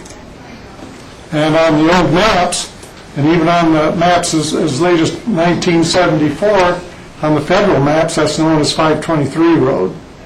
And that 523 Road is depicted on the maps as coming all the way down and coming through Aspen Valley Ranch and accessing back to the county road. And that map that's also shown on the 1961 maps, on the federal 1961 Forest Service and BLM maps. So I guess it's whatever you want to do, but when we had the task force meeting last summer, we talked about this particular access as one of the accesses that could be open to Colby Park. And so it's a matter of whether you want to give up that access now or through Aspen Valley Downs, because last week Dave Myler said that these accesses through Aspen Valley Ranch weren't part of the deal. They weren't being traded, but now I guess they are. So I'm kind of confused on that part of it. But if you still want to see some kind of access, another access to Colby Park, that is one of them. That's one of the alternatives. If you don't, well then I guess get rid of it. But like I said before, to me, Colorado law cannot usurp the federal law. But apparently you're going to go ahead, you're doing it anyway, so I guess if you're going to go ahead and do it anyway, that's between you and the federal government. But it brings me to number 4. Any interest, like we hold a federal Forest Service permit on our springs in Red Canyon, it sort of makes us a third party defendant in the matter of if this thing ever comes to a major head with the United States government. And I'm not sure I like being put in that position. That's why I put that in there. You can do with it as you wish, but at least I brought it forward and I expressed my feeling on it. And then the last item about the flags, I just thought that would be a nice way to mark the boundaries, because every time somebody gets off the boundaries, like during hunting season, the hunters and stuff, sheriff's department's called out, they come roaring up there and ask which way to get over there to wherever so-and-so's doing an infraction, and the people don't know where the boundaries are because they're not marked. So if they mark them every quarter mile or so with a big white flag or whatever, which they've done at Wildcat. I was up there the other day on Shield Old Mesa, and I looked across, you could see exactly where their property line was. Just, every quarter mile there was a pole. And I thought that was kind of nice, but that's for down the road. And the next thing I just came up with in my mind is at the hearing last week, they talked about in the wintertime, they're going to close access back there. I'm not so sure, for wintertime, what are the dates for wintertime use versus summertime? If they're going to close it on what date? I mean, hunting season goes clear through to generally January 15th, like for big game. And then if you got somebody rabbit hunting or something like that, it goes all winter. So I mean, do you deny access for this type of use? So just food for thought. Thank you. If you have any questions, I'd be glad to answer. Are there other members of the public who would care to speak to this? In the very back, sir? Yeah, hi, I'm Jim Kirschbank with the Forest Service. I'm the land specialist here in Aspen. And I was just taking a look at our travel management plan to see how compatible it would be to have access coming up this general route. And we have a road called N128.1, which basically comes down to the property boundaries, and it's basically it's presently listed to be decommissioned, but the reason it is because there's no access on the south side. So I talked to our person running the travel management plan in Glenwood Springs, and it's likely we could make an amendment to this plan to make it compatible with this proposal, and I think that it goes through. Thank you. And are there any other concerns that the Forest Service has related to the action before the board today?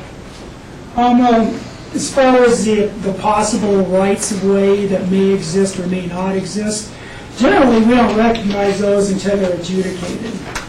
And they may or may not exist, and it's not my job to determine that. That would have to go through a court system. Thank you very much for that clarification. Board members, other questions? George, you have your hand up. Well, I'm getting a little confused with all the names of these roads, and can we put up a map again, Chris, and re-identify the roads that Howard is talking about and the Forest Service is talking about? And where that third access might be going up to Kobe Park that was discussed.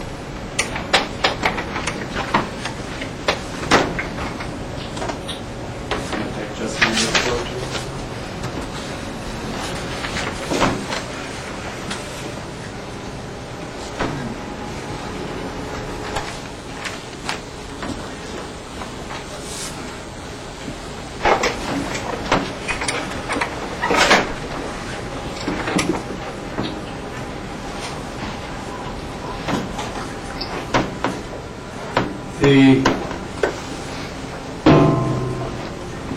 Forest Service access that was slated for abandonment in the travel management plan, decommissioning, I should say, comes down here. And that's Red Canyon. That's Red Canyon. And there's also an alignment in the travel management plan that came down by Woody that was slated for decommissioning too. Now, the access points that exist today up to the Albany-Kittle Trail that then extends into Kobe Park eventually are the Chaparral Road and the Triangle Peak Road. For motorized access? For motorized and for non-motorized access. And the trail easements that are provided through the settlement agreement will provide a third route for non-motorized access up through by Red Canyon, because you can connect through Red Canyon up to the Triangle Peak Road. And in fact, it's a more gentle route of ascent up to the mesa than the other two alternatives. If you could, Chris, can you trace the entire Chaparral Ranch motorized access that you were just, you showed us the beginning of it, but I'm just... The Chaparral Road is here. Okay. And so that would provide access up to the Kobe Park area? That's correct. And there's there's some question as to whether there's public motorized access along that route, but there is certainly non-motorized public access along that route. And then the other trail, the Triangle Peak Trail, is that motorized access? Yes, yes, very, very steep. Yeah, not very hospitable. No, although for certain aficionados of motorized access, that's what they want. So that is a very steep ascent. Is there, when we're talking about the snowmobile access to Kobe Park, so we're not, what you're saying, Chris, we're not sure whether we have public motorized vehicle access through Chaparral Road, but we do have it off of Triangle Road.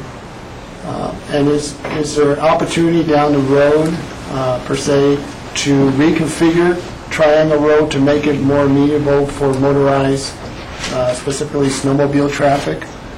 You know, I'm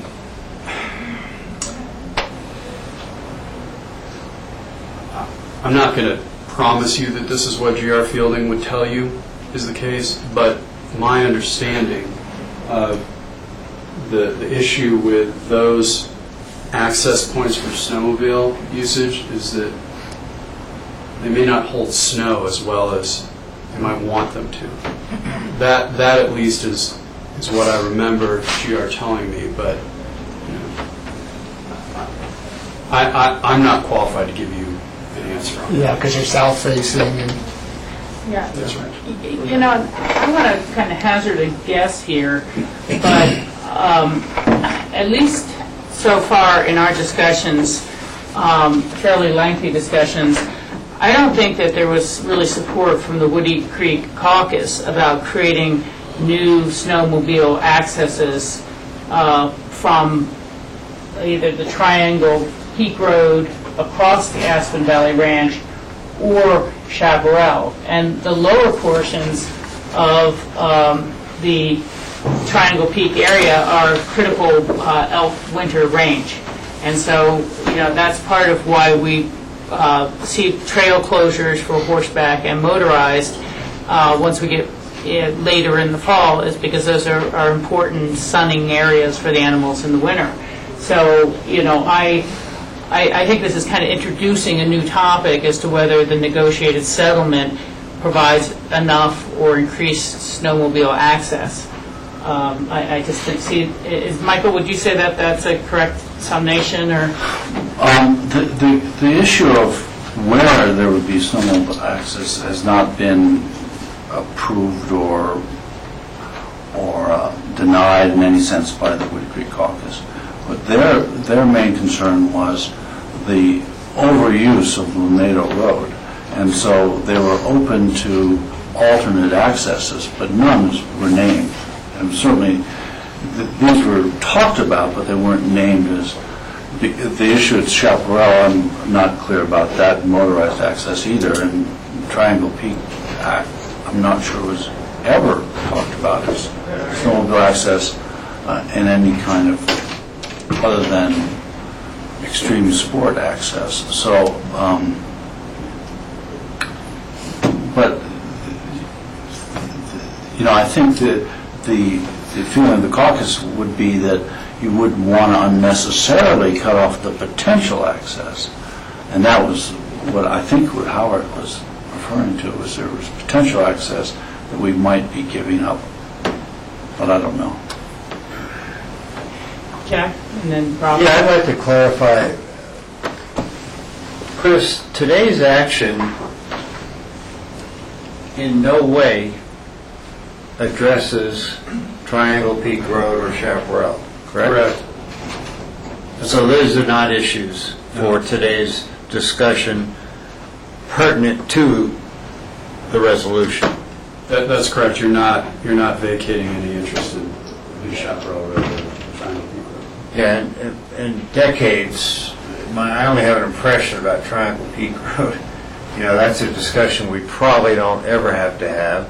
And the Chaparral one, if I'm not mistaken, there's a point where that becomes a narrow road to those cabins, is that correct? No, I have not been up that road. Dave myself. might know, would you have? That would be correct, yes. Yeah, so, anything's up for discussion, but I'd like to suggest we focus on what we have before us today.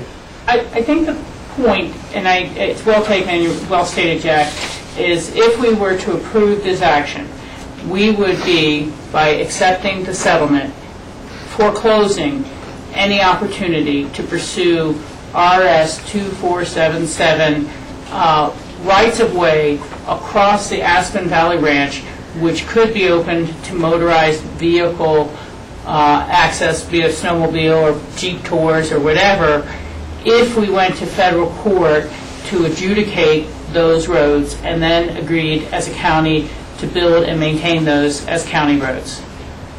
Is that a correct summation? That we would be foregoing any opportunity to pursue that further in exchange for the trail easements, which were outlined at the very beginning of the meeting in the very nice color-coded section. I think that's a correct summation. The one thing I would add is we're foregoing any right to argue it under RS 2477 or any other legal theory that we might have. So that's the action that's on the table for the board. Rob, and then we'll go back to other questions. Chris, while you've got the map up, could you potentially point out what Mr. Wagner was referring to as Federal Road 523, what that might be? And can you answer the question of whether or not, just a clarification, that this doesn't supersede any federal public right-of-way that may or may not exist? I don't know what Federal Road 523 is. I've not seen a map with that road on it. I've not heard about it prior to receiving the comment from Mr. Wagner. With regard to... If it exists, this doesn't... I mean, he knows that area a lot better than me. Yeah. So he I'm sure, could tell you what he's talking about and point it out on the map. With regard to federal rights-of-way that might exist, federal law, and Howard correctly states this, federal law preempts state law. And this is a piece of private property which is adjacent to a lot of federal land. There are other access points to that federal land, but one might argue, if one were the federal government, this is an argument that really hasn't been made before.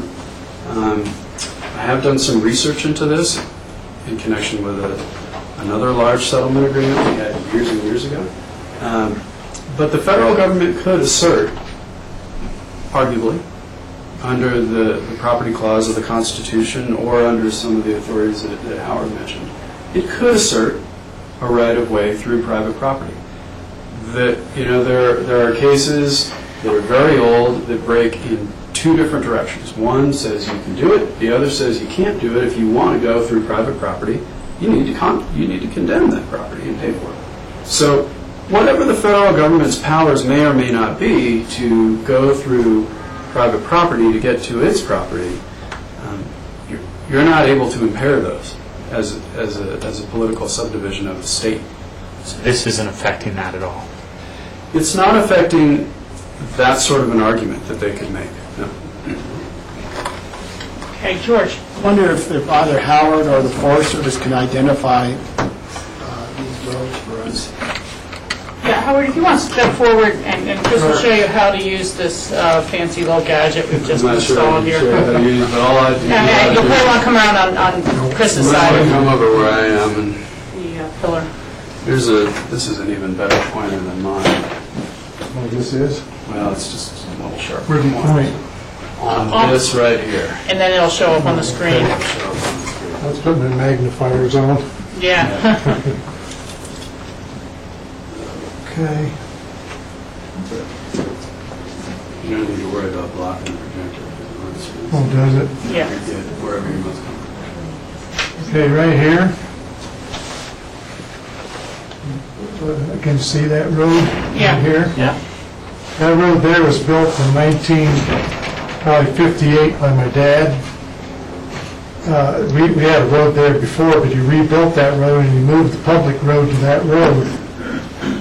Public road used to come from over here at Chaparral, where it comes up right here, and went over this way and joined right here. And the public road went over here, and came up right here, and went over here to Red Canyon, over by these houses, and right over, joins this yellow road here. And went up Red Canyon and also up Dry Woody.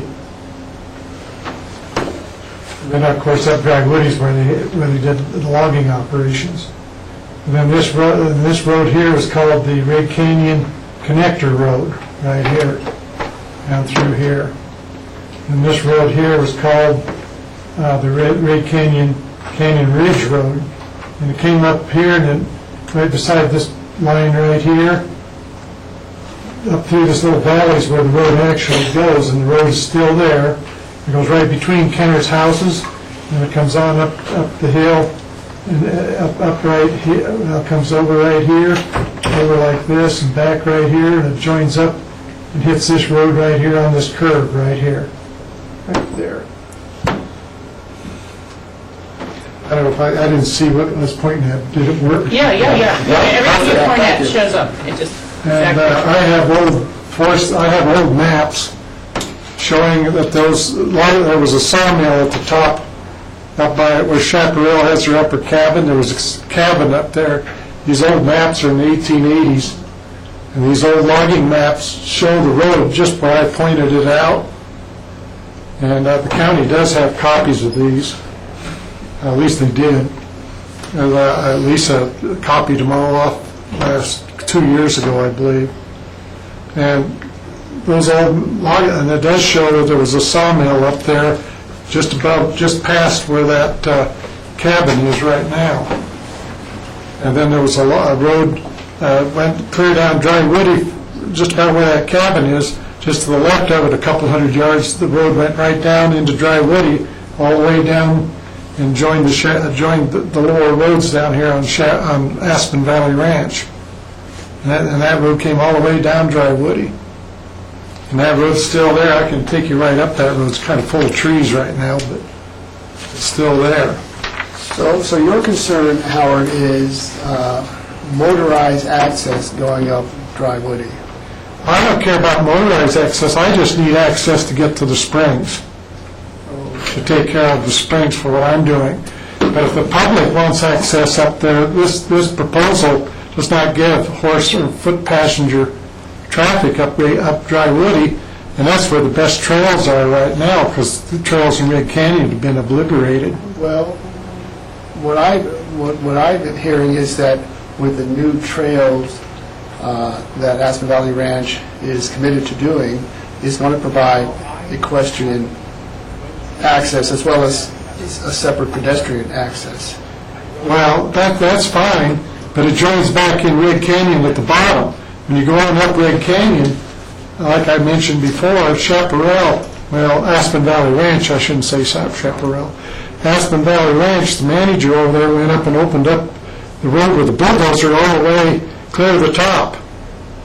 There was already a trail there that the Forest Service opened maybe 10 years prior to that for cattle use, and then they did away with cattle use, but then the trail grew back in, but then Chad opened it back up. That's the ranch foreman. And he was driving his Jeep up there. And, I guess they were having parties. I don't know what they were doing. But he was driving up there quite a bit and using that as an access to go up to Triangle Peak. Well, there is an old mine up there which they were going to too. But in the process, the Forest Service decided that wasn't a legal thing to do. So they had them close the trail. Well, in the process of closing the trail, they made it pretty much impassable. I mean, you got to be a pretty good hiker to get up it right now. Better, bring your axe along and shovel. A few things like that. They really did more damage than it was worth. So, but going up Dry Woody, if you go to the end of Dry Woody, the old road went to the right, went right up to where the cabin is, up on top. And I don't know if I can. Excuse me. I don't know if I can point that out or not. Find this. This must be where the cabin is. No. You need to slide that into the It's projector really lower. There you go. I know, is this the road going up? Yeah. Fetch Chaparral Road. And this must be the boundary to the top. Now, here's where it crosses the top. There's a road, wait a minute.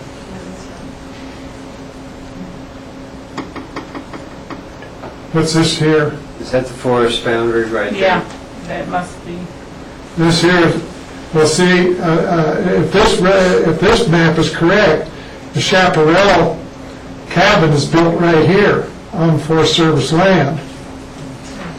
Because this is the old road going over right here. And that's where that cabin sits. But that's why I've been trying to say a few years back, before this county commissioners, very same thing. This line that's right here, and right here, there's a discrepancy in the upper township line. It never has been, it wasn't properly surveyed, what do they call it, an adjustment line for the township. And so you might have two different boundaries up there, depending whether you use this boundary or you use this boundary. Okay, Howard, let me ask, Joyce, does that answer your question? It does, thank you. Okay, thank you. Sure. Appreciate you taking the time to show us Anyway, I that. just think it might be a bad, it's up to you, but a bad idea to eliminate access to Dry Woody and possibly through Aspen Valley Downs. That's your decision. Okay, Jack. And let's turn the lights back on, I think. We can leave that up for a minute and see if anybody else has some other questions. But go ahead, Jack. Yeah, I very much appreciate Howard coming in, just to air all of this out, so, as we make a decision, we can actually, for me, I'm going to say attempt to digest all this, because there are a number of historical things referred to here. Chris, I understand in your research, though, you researched the issues at hand for today's meeting, and in your opinion, this is the best way possible to preserve public access across Aspen Valley Ranch. That would be your opinion? You might state it any way you want. I don't mean to be putting words in your mouth, so please understand that. Yeah,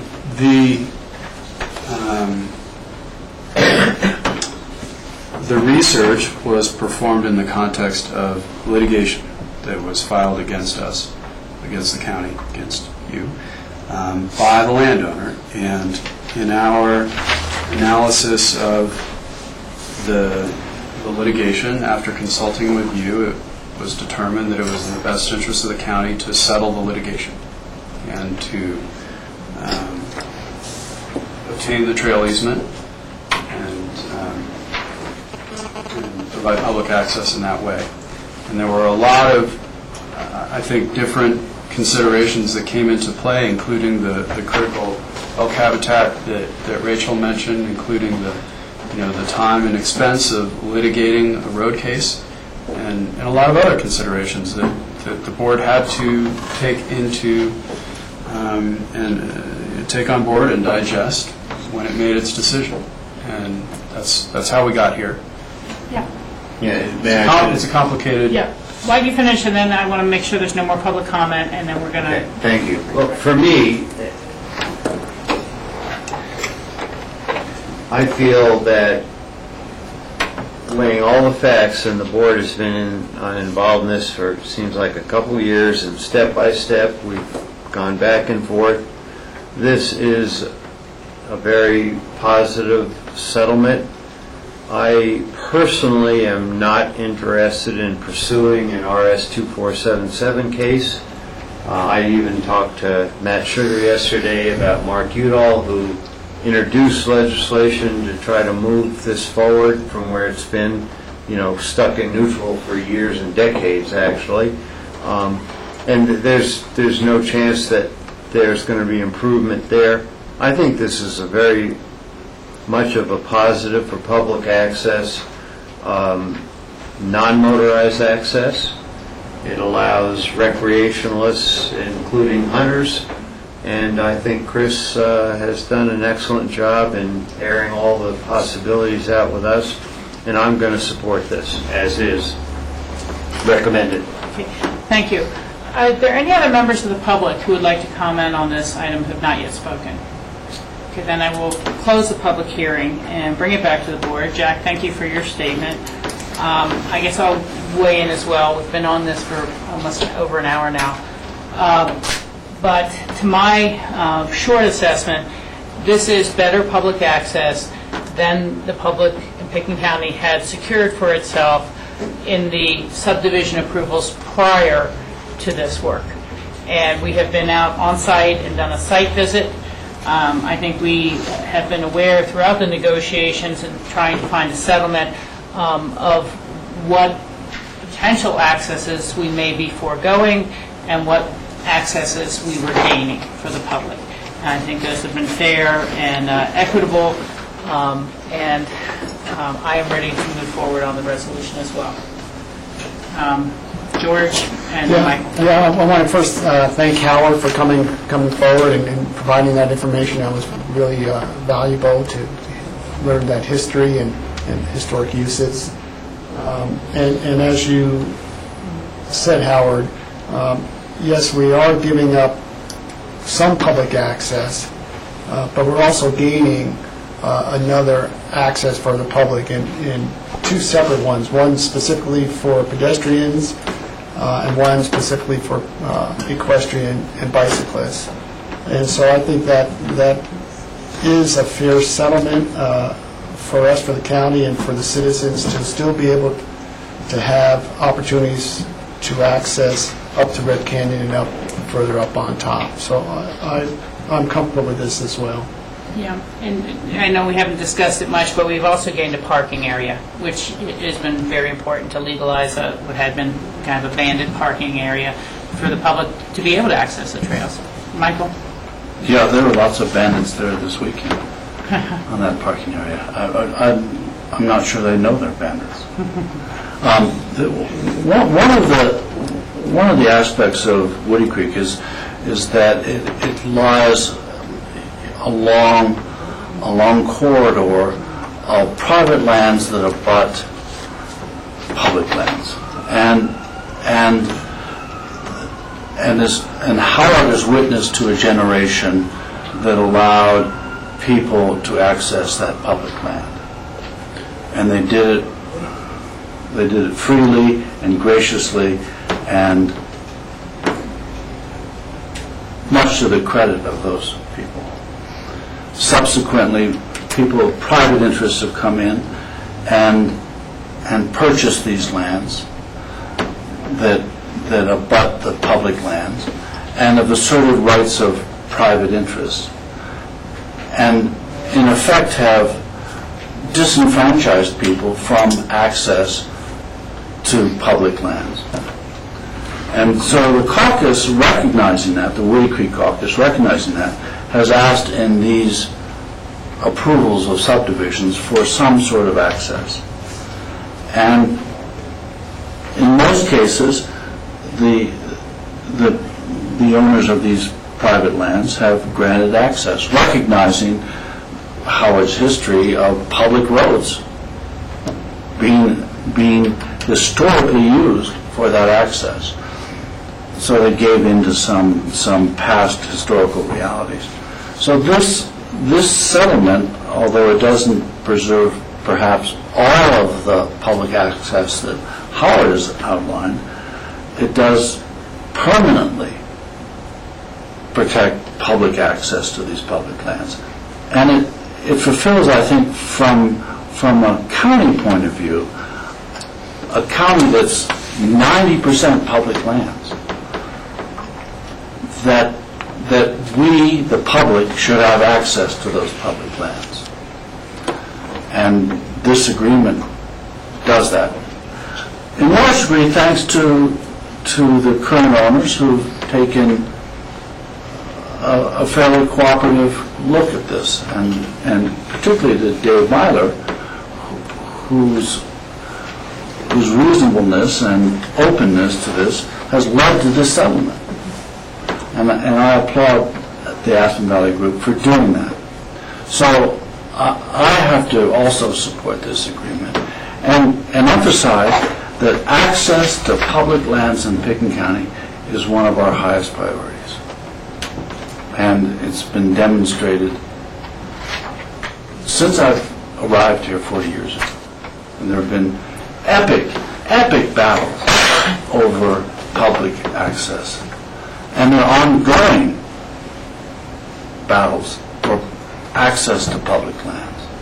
So I think this embodies that aspiration, that historical aspiration, or modern historical aspiration for access to public lands. So I appreciate this settlement, and I also will support it.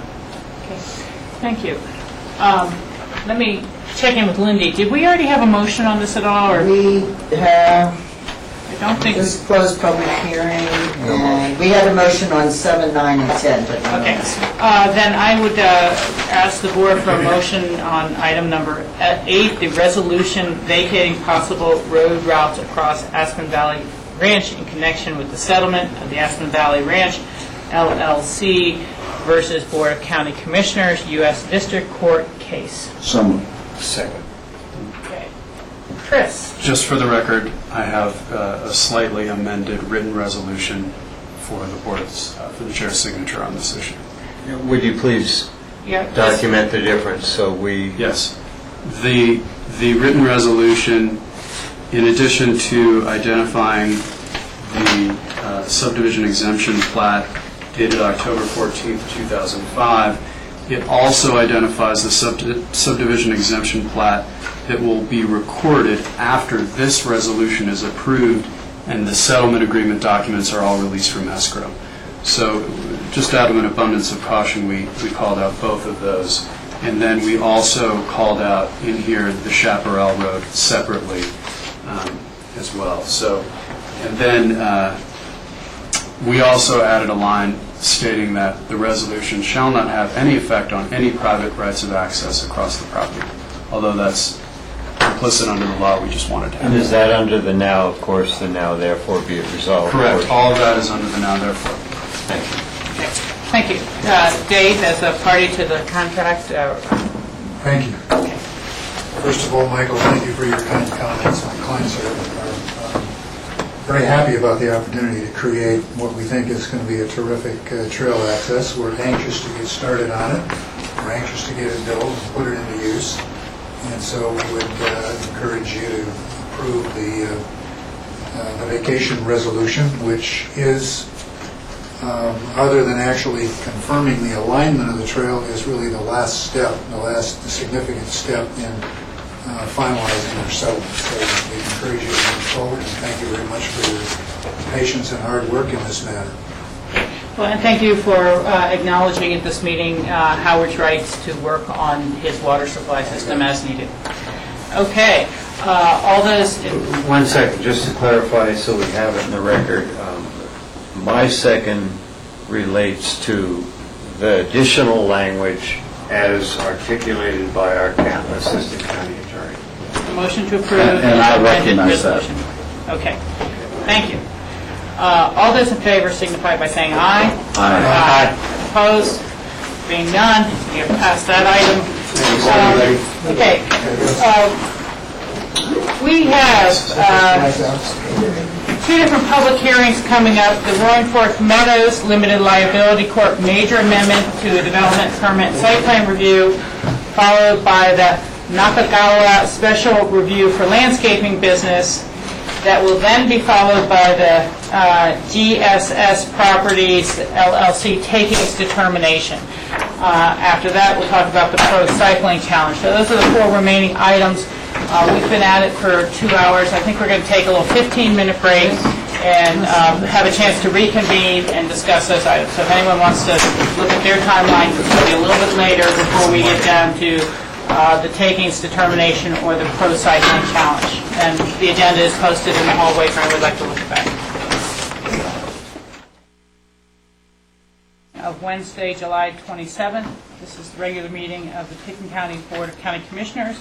And we're now going into our land use public hearings. The first item is the Roaring Fork Meadows Limited Liability Corp. Major Amendment to a Development Permit and Site Plan Review. Please just introduce yourselves as you speak for the public record, and we'll start the hearing. Okay, I'm Suzanne Wolf with the Community Development Department. And I'll start by kind of getting you oriented. I'm Rachel. Shove this in. You can push that in. I don't think. There's Just a, push the top Just down. push the okay. dot down. I was like, I remember it. Oh, that's right. It doesn't come there's a on. lot, It will. That helps. there, Does it? There's little things on the there's side. little tabs on the side. Oh, well. Very technical. That actually, I'm close enough now. This is not quite.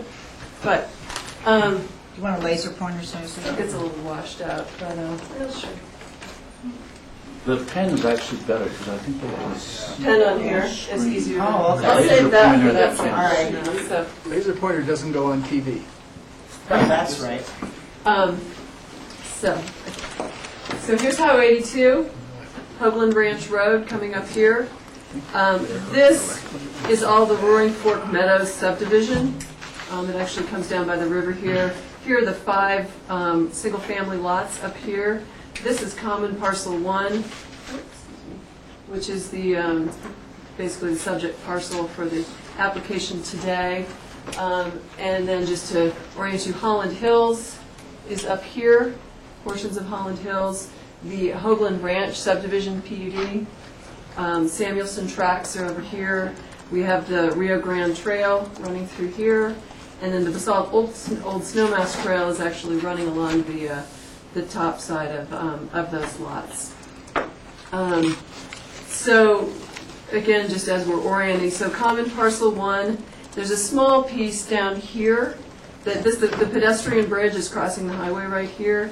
There's a small tract here that was actually conveyed to the county as part of the subdivision approval, anticipating potentially a future kind of trailhead, maybe parking area in there. So that's this little piece right here.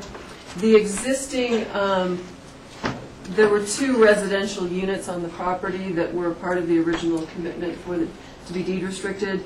Those are located right here above the pond. And actually one of those has just recently been demolished. So at this point, only one of those remains. They are not, at this time, deed restricted units. They're required in a future phase of the development to be deed restricted. But that's the location. Oh, and I guess one more thing. The location of the proposed replacement unit that we're talking about is right in here. So again, Hoagland Ranch Road, there's a ditch that runs along here, the Kester ditch, but so essentially right in this area. How close is that to the road itself, the Hoagland Ranch Road? It's next to the road. I mean, it would be directly across from those Hoagland Ranch units. Thank you. As part of that common parcel, right now, near the pedestrian bridge, there is I don't know what you would call it, a gravel holding pit, or there's materials that are there, trucks going in and out. That's got a separate permit for commercial operation as part of this? It's not commercial operation. My understanding is there's been some staging of materials, landscape materials, other things like that associated with the subdivision, with the Roaring Fork Meadows subdivision. Oh, so that's specifically... In the past, it was used by CDOT as for staging when they were working on the canyon and other portions, I think, of the highway. I think there may have been some other commercial activity there subsequent to that. But there is now. Currently, it is not, no, there's no commercial activity there. But there's storage and there's movement of materials by trucks there, but that's just for this subdivision? That's my understanding, and Scott can probably... Yeah, I'm Scott Russell. I'm the owner's representative for Roaring Fork Meadows LLC, and that is correct. It's all internal use, so the trucks that you see are moving the materials around on the ranch or in the subdivision. Okay. So the request before you today is to amend the PUD guide regarding the employee housing mitigation. And the second piece of that request is getting approval for the site plan for this potential replacement unit for one of those units. So as I mentioned, they're currently required to deed restrict what were 2 existing residences on common parcel 1 before issuance of CO for free market residence on any of lots 3, 4, or 5. There's only been a residence developed so far on lot 1. Go back over here. Again, that's in the area that's kind of washed out, but this shows the house right here. That's lot 1. The deal when this was done was they had development rights for 2 lots, and they needed to acquire development rights for 3 of the lots. So that's why the mitigation kicks in when they're developing those 3 lots, as opposed to the ones that already had development rights. Mitigation was not required for those initial lots, but they are required for the 3 lots that did not have development rights at the time. So that's why the timing, why they have not been deed restricted prior to this first house being built, but it's a future phase of the development. There was a 1-bedroom unit and a 3-bedroom unit. The 1-bedroom unit was in disrepair and was demolished this spring. We worked with the applicant to enter into basically an escrow agreement where we escrowed the funds that would equal the FTEs that were required to be mitigated out of that unit. And just to, when the applicant committed to deed restrict those 2 units, he was actually providing mitigations for more FTEs than they were required to based on the approvals. So they were mitigating for 4.75 FTEs, I think it was, but they only needed to mitigate for 3.465. So when they were removing that unit, the agreement we came to was that they only needed to provide the funds to mitigate for that 0.465 rather than the additional that was essentially excess mitigation that they had provided.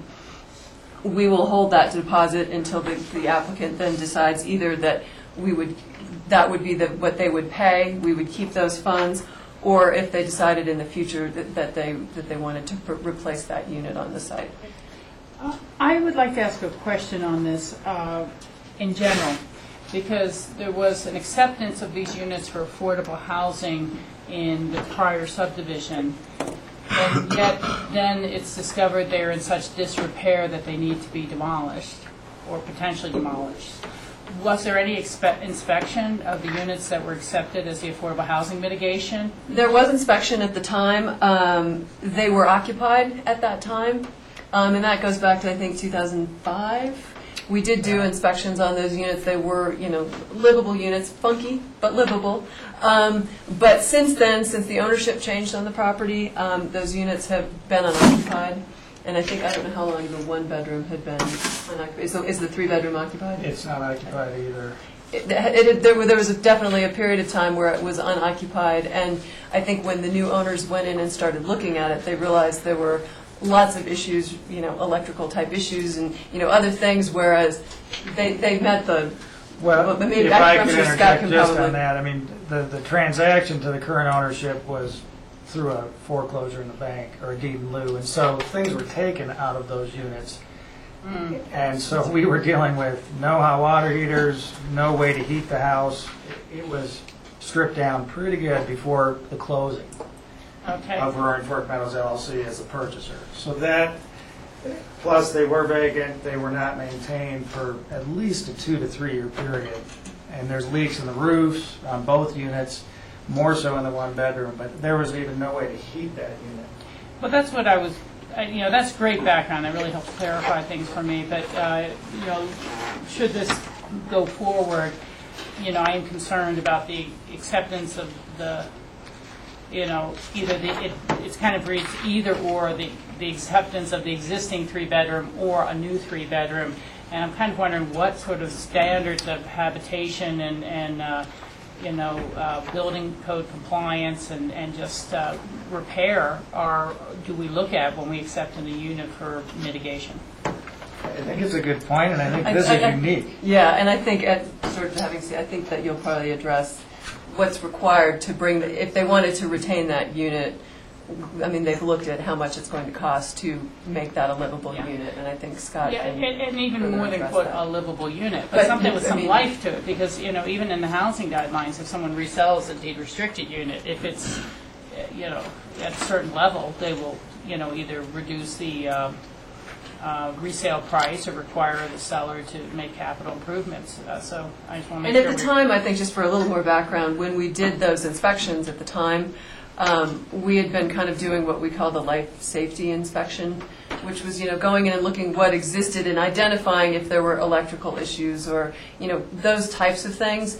But now, really, we don't do that anymore. We actually, if we're accepting a new unit, it's essentially you get a building permit to demonstrate that you meet the current code. So it's not trying to make something work that's there, but really doing a full code compliance review on an existing unit. So I think that Thank you for that addresses clarification. some of your concern. Thank you. So anyway, so that was the separate issue with the one bedroom, which has been demolished. The 3-bedroom remains, and as Rachel said, the request in front of you is basically to provide alternatives for their future mitigation. One would be to retain that existing unit, deed restrict it, and do the improvements necessary so that would be accepted into the inventory. The second alternative is to build a new unit, demolish the existing 3-bedroom, build a new 3-bedroom on the new site I mentioned. And the third alternative would be to pay the applicable cash in lieu fee. So that's what the applicant has made the request, to have those 3 alternatives to mitigate for the 3 FTEs that would be mitigated by that 3-bedroom unit. So those are the 3. So that's the piece of amending the PUD guide to basically provide for those alternatives for their mitigation, rather than just saying that this existing unit will be deed restricted. I'll kind of walk through that issue first, and then we can talk a little bit about the site plan for the other unit.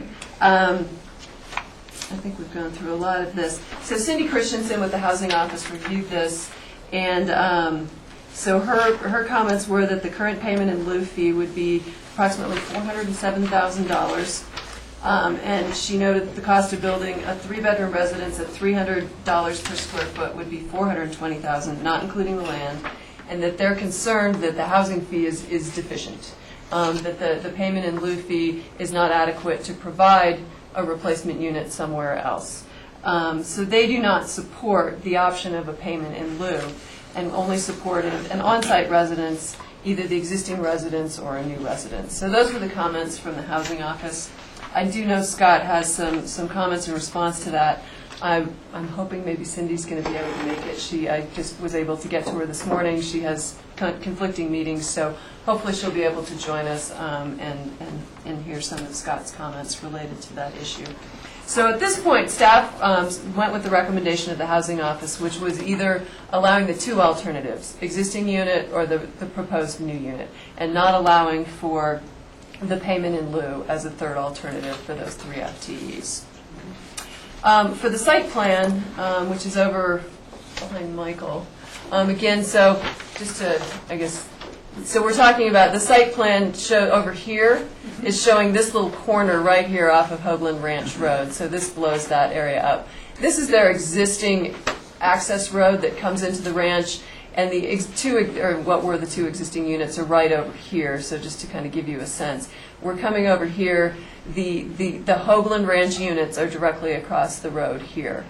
So the site is located in the area of an old potato cellar that has, I guess, some remaining walls in there.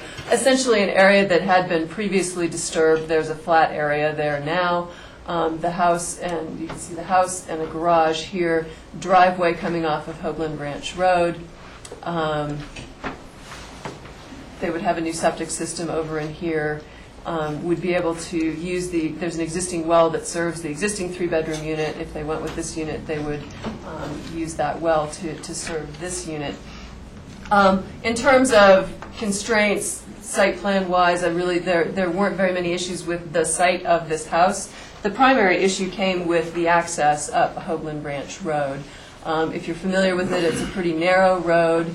It does provide access to quite a few units now. The Basalt Fire Department has, expressed concerns in the past about the narrowness of that road and not being safe.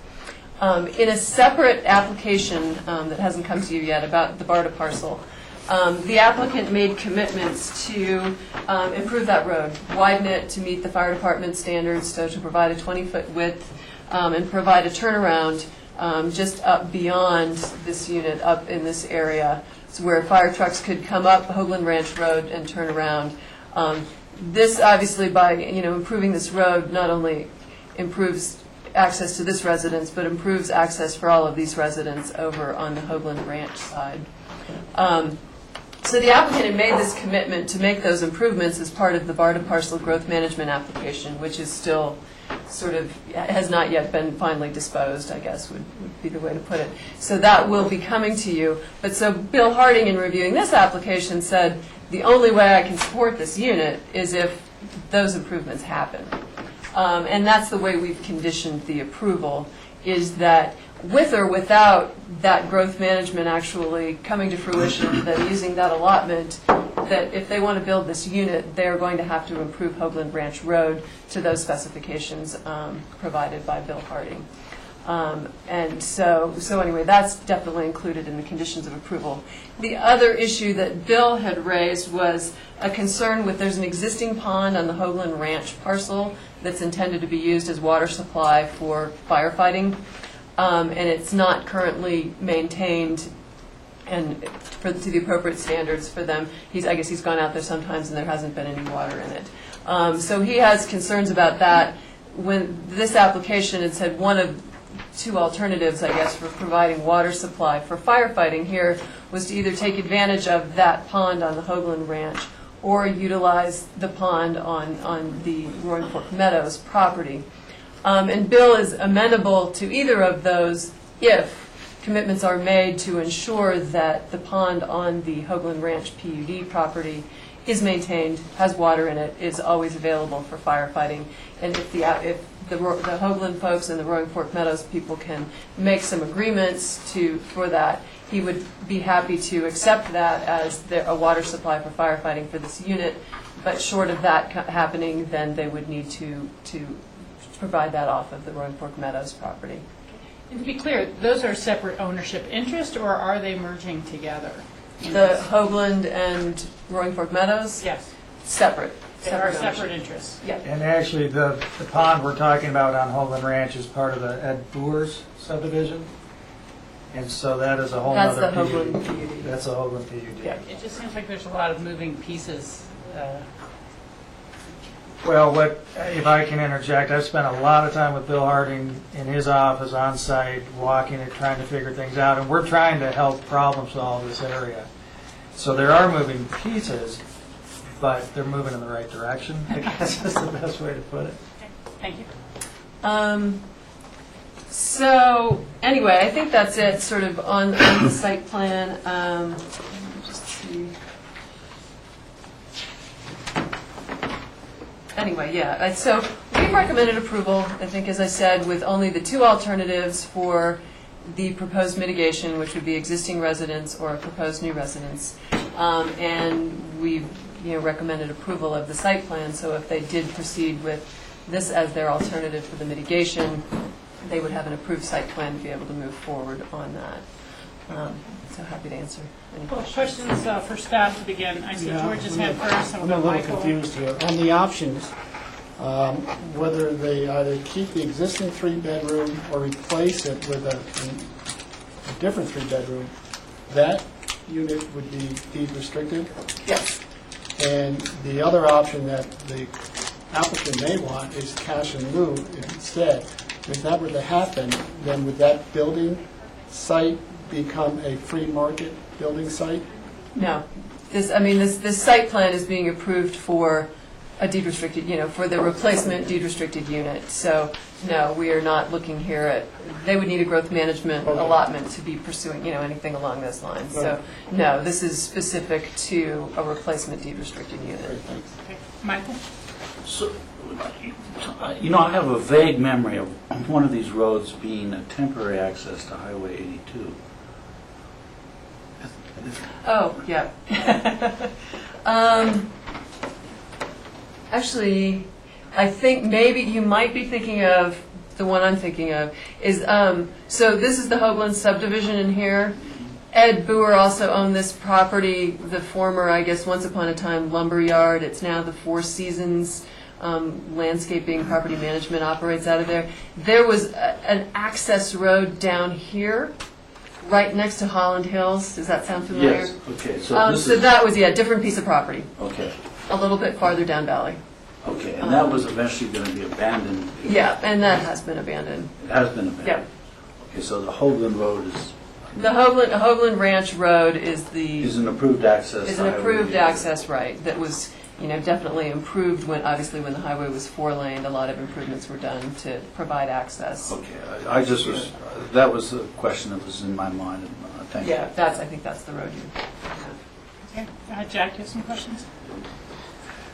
Yeah, Suzanne, would you please show us where the proposed, I had a hard time with the maps in the application because they were just so dense, in small print. Would you show us again where the proposed new site is and the old site for the 3-bedroom? So existing 3-bedroom is right in here. Okay.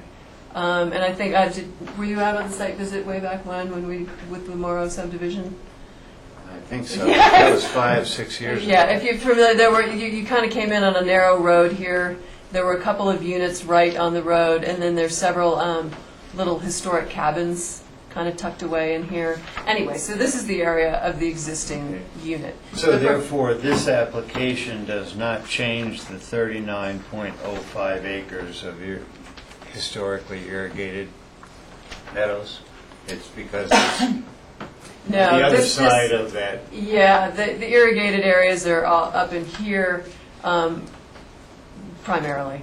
But yeah, this, like we said, was previously a potato cellar. It's clearly a disturbed area, not an irrigated area. But so this is the area of the proposed 3-bedroom. Okay. So I have a threshold question for me. It appeared by reviewing the application that there are continual references to the BARTA application. And in fact, there's almost a reliance for an approval, here's how I would say it, maybe an assumed reliance on an approval for BARTA in order to make this road work. Actually, we didn't want to do that. So essentially what we're saying is the condition of this approval, if you want to build that unit, is to improve the road. It basically disconnects it from the BARTA parcel. I mean, the improvement does, or the actual alignment? That's the question for, I couldn't get a handle on understanding. Can I give a little history on this? Because the GMQS came ahead of this application, and the alignment for the Hoagland Ranch improvements is the same under this application or the GMQS. And what Bill Harding wanted to do was leapfrog those improvement requirements, and as Suzanne said, make them a requirement of this application because that's coming first, and not versus BARTA. Versus BARTA. So it's not what you're asking. And what we don't know, I guess, sort of reality in terms of future development. I mean, we don't know yet what will happen with the BARTA parcel. But if it is approved and they're able to use their growth management allotment, would that be utilized before they would be looking to build this unit? Anyway, I mean, there's timing issues out in the future. But what we wanted to say was, no matter what happens with that, if you're going to proceed with this unit, the improvements will have to be made to Hoagland Ranch Road. Who owns the land under Hoagland Ranch Road, and does this applicant have the ability to go in and make those improvements? There are portions of, I think the improvements all would be on your property. There are portions of Hoagland Ranch Road that are a patchwork. There are little pieces of it that go onto what I referred to as the Four Seasons property. There are little bits on this side. But what Scott's looked at with Bill is improvements to widen the road on their portion of Hoagland Ranch Road. Right. Bill being the fire chief. Bill Harding, fire, yes. We will give a easement all on our side to widen the road. It won't require going to the other side. The other. Okay. And I'm not sure if I'm getting confused with the map there, but what happens to the old internal road that served the old houses today? Will that be revegetated? Does it stay as an internal circulator? You showed it up on this site plan here. Right. This is their new access road, which actually, if you, up here, you can, does that reflect the new road? No, it's Or going was to that get the confusing. previous? That's an area with the old there's entry. older, and once upon a time, the ranch accessed here. No, but that's been years. When Bob Morrow owned the property, he put in a new access over here. And that's going away too? It already has. That has through gone another away. application. Roaring Fork Meadows has come in, and doesn't it sort of go more? Below the pond, as it shows on that map. It's still, Well, there's a little pond. The little pond, below the little on that pond, map, but Yeah. no, it's still going. between the ponds. Yeah. it's moved, slightly this direction from where it was. But right now, Rachel, this road that comes past those units provides access to the existing BARDA residents. Okay. So for now, that remains. Again, It would there's- go away if this approval happens. It would be revegetated. No, that's going to go away, and they're going to access on the new entry road, Bardawell. The new entry road comes up here above the ditch. So it comes from here, above the ditch, and here. And the plan is that access to BARDA would come through here, back across the ditch. And so then you would not have a driveway through this area. And so I think that's what you're asking, Rachel, does that get? Well, that gets to it at some level, but I'm also wondering, isn't this new affordable housing unit site just being surrounded by roads?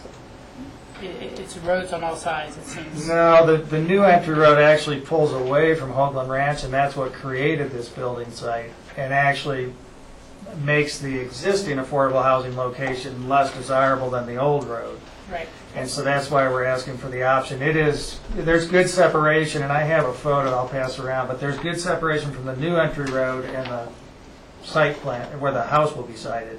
And where will the Hoagland Ranch Road end? I mean, I'm just looking at the blue line, which is the property line. That's the property line. Hoagland Ranch Road actually continues all the way up here. There's one house up above here, above the trail.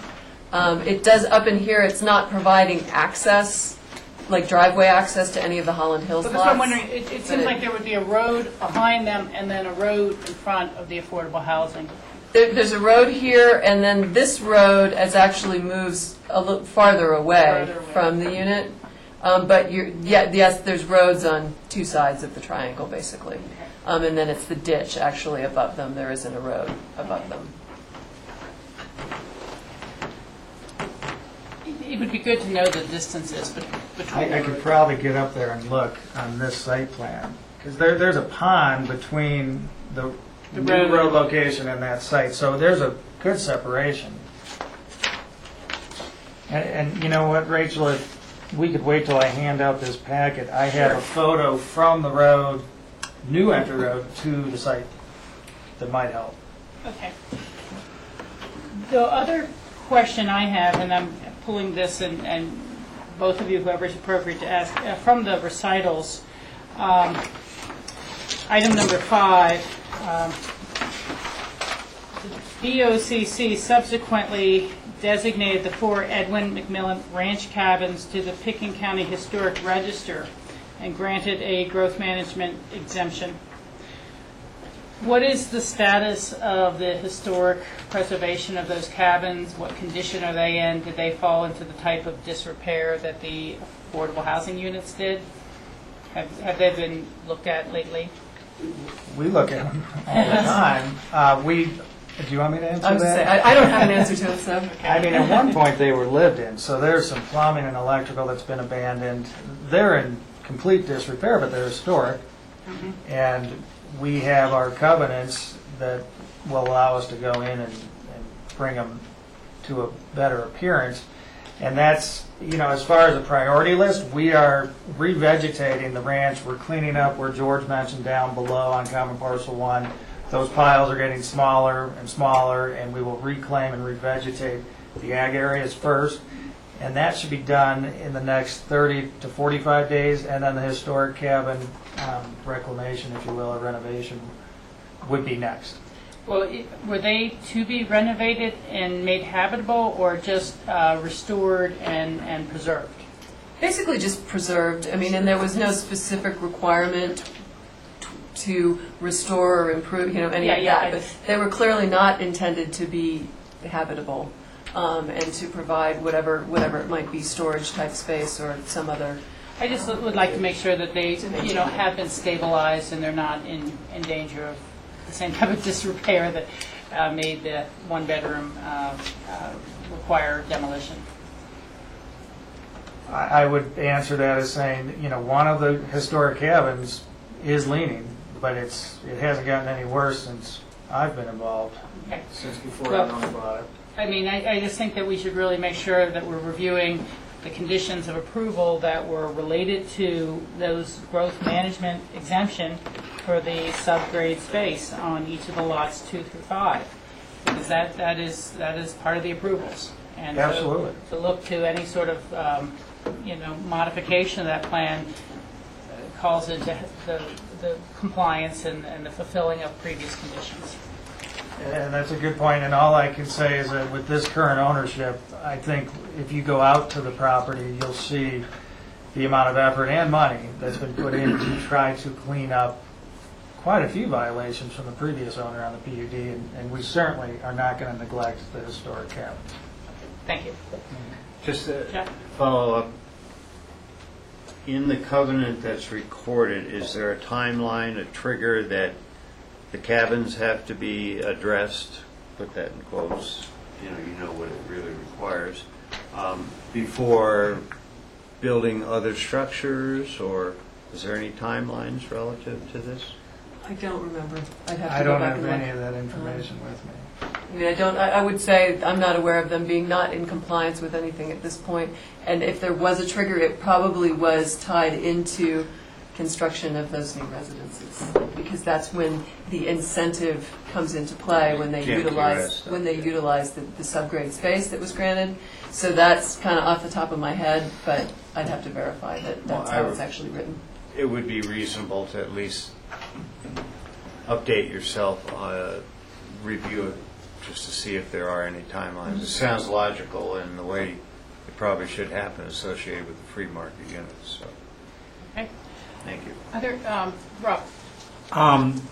The applicant's original request was for 3 different options, one being to deed restrict the 3-bedroom, or to demolish the 3-bedroom and create a new one that would be deed restricted, or lieu in payment.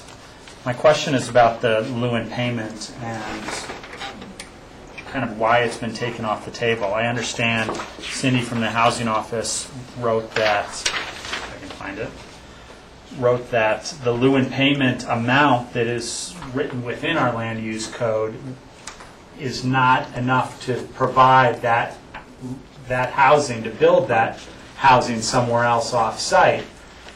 But that's kind of the standard that we have in our land use code. Why? I mean, it's kind of creating a moving target for the applicant. Well, isn't it discretionary to the board as to whether to accept payment in lieu or to accept an actual unit? Okay. That's why there's a recommendation coming back to us. And I would say we always look to the housing office because there is the tie-in with the housing guidelines, and that's where they establish kind of priorities of what they're looking for the housing program. And so that's kind of what I'm looking to Cindy for is your priority to get on-site units or in this location or the cash. And so that's why we supported her recommendation. And that's a good question. I mean, there's really a lot of different history involved in the board's decision as a discretionary action. But I would say threefold. You're often transferring the challenge of doing the development, paying for the work, facing neighborhood opposition, finding the appropriate location to the county instead of dispersed housing throughout the community. So rather than creating individual, this is where all the housing is, now let's do a big land use rezoning, multi-year challenge of creating the housing. That housing that's dispersed creates more livable communities and then has that ability to be lived in sooner, rather than a payment in lieu fund, which the county has an obligation to eventually create some units with. But it is, again, one last kind of element of that is that payment in lieu is an option when maybe the site is not appropriate, and it would damage the historic integrity of historic properties, or the site is so constrained that it would be pushing onto wildlife or bad areas, or so far away that you just don't really want it physically on that site. So it gives an option that way. Sure. And sometimes it also works for when it's a fractional unit. When you have a fractional piece of a person, you have to mitigate, such as the cash that Suzanne and the staff have already accepted. And just to follow up on my new guy question, Yeah. would it not be feasible then to, at our discretion, to require a lieu-in payment in excess of the code's required You know lieu-in that payment? one, John? No. Any money that's accepted as a mitigation for housing in particular, or any related impacts, have to comply with the exaction provisions of state statute. And one of those provisions states that the exaction or the fee imposed has to comply with a previously legislated fee standard, which sets up the methodology for calculating the fee. So we don't have the liberty to establish a fee ad hoc for every property that comes forward. Answering my questions. Thank you. There we go. Thank you. Other board questions? Then we will turn to your presentation, Scott. Okay. Thank you. Again, I'm Scott Russell. I'm the owner's representative for Roaring Fork Meadows, LLC. And Suzanne's presentation was great. I don't want to reiterate it. What I think I'd like to focus on is what Rob just brought up, and that is the reason, the background for the three options that we're requesting, one of which is being recommended to come off the table. The history on this three-bedroom unit that is existing on the parcel, in my understanding, was that the applicant before us, he had it, it was standing, it was on site, and so he offered to give it, and the county accepted it. Is that accurate? And I think things have changed since then to require the units to be up to code and livable a little bit more than this one was. We also changed the alignment of the road through a separate application, and have physically changed that alignment that makes this location of the existing house potentially less desirable. We haven't determined yet. The new site is more efficient as far as access, as far as clustering with other houses in the Hoagland Ranch subdivision. Rachel, you do mention the roads around it, but there is good separation, and I'd be happy to get you that number, and I have the picture in here that'll help. One of the reasons why the owner wants to have this second option is to have a nicer unit on site for a potential ranch manager or other employee of the ranch, because it is going to be a lot of work to keep the ranch up and running and all the houses when they're built. Right now, I live in the Samuelson subdivision, which is right across the bike path, and so does the current ranch manager. Currently, there's no need for any housing on site because all the employees own their own houses within walking distance to the property.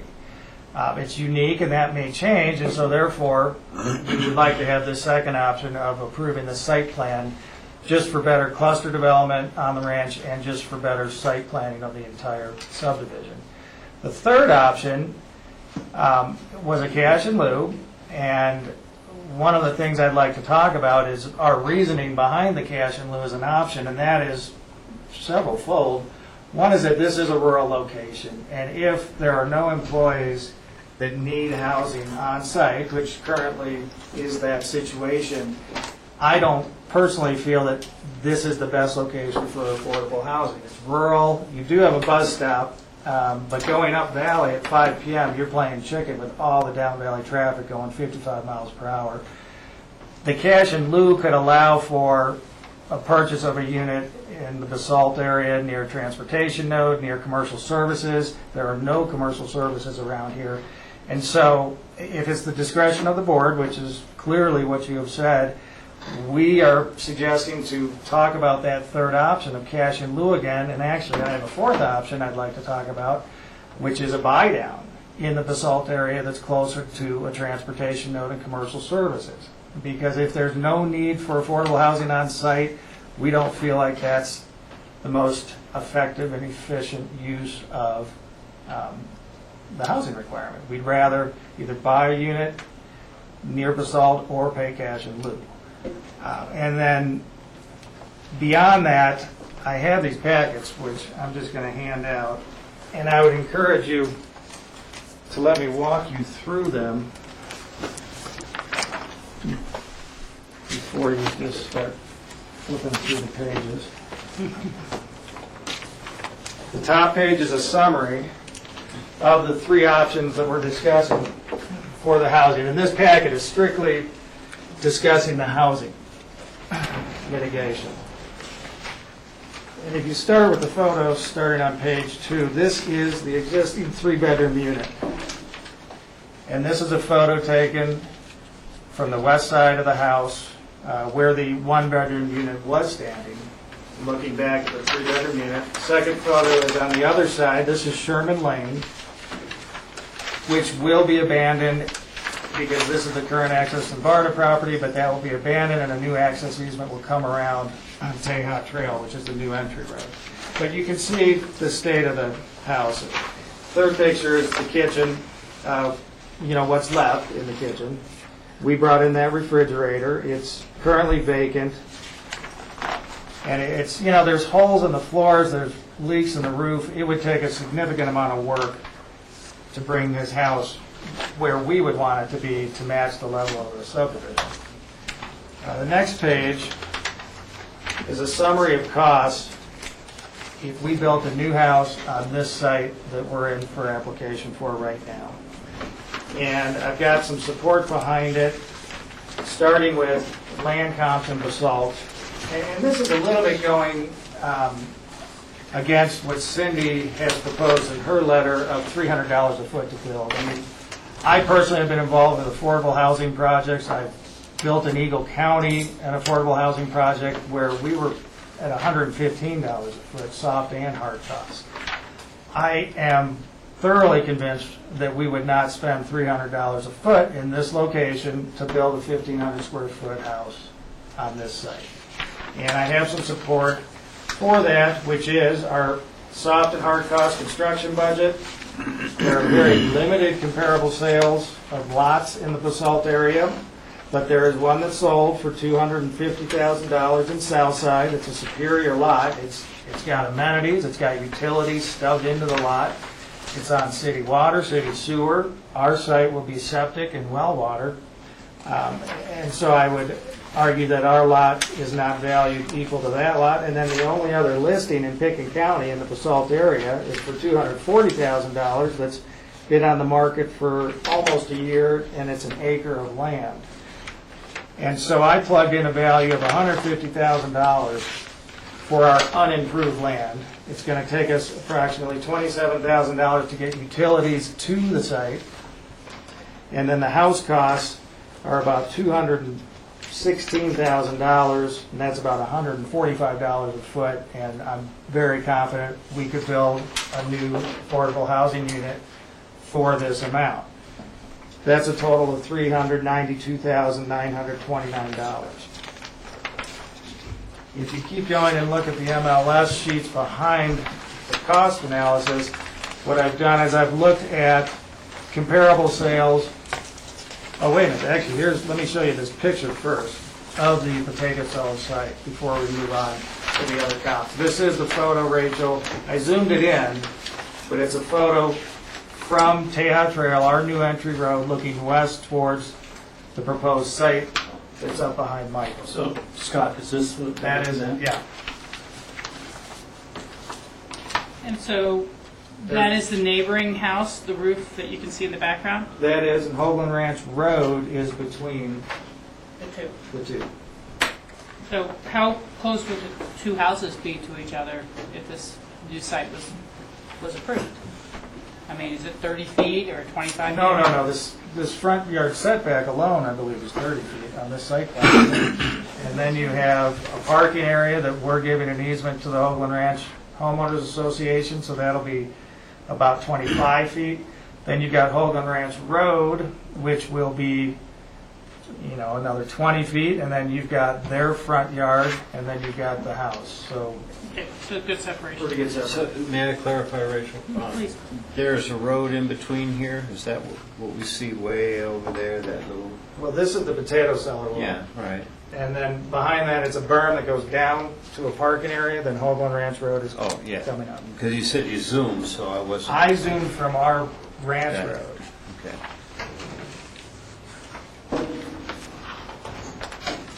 Okay, so behind this photo then, I pulled some comparable sales, single-family comps. And this is really in discussion of a buy-down option, if cash in lieu is not something the board desires. This is in my subdivision. I know this house well. It's in the Samuelson subdivision. It sold in October of 2010 for $208 a square foot. It's a 1,200 square foot home, which is approximately the same size as the 3-bedroom that's existing on site, which is below the standard for Category 4. And it sold for $250,000. I would say that the condition, it's called average to poor.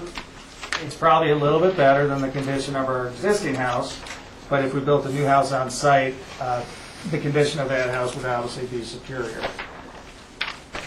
The second comp that we pulled was a condo at the Columbine and Elk Run Townhome Complex. That sold for $390,000 and is 1,992 square feet.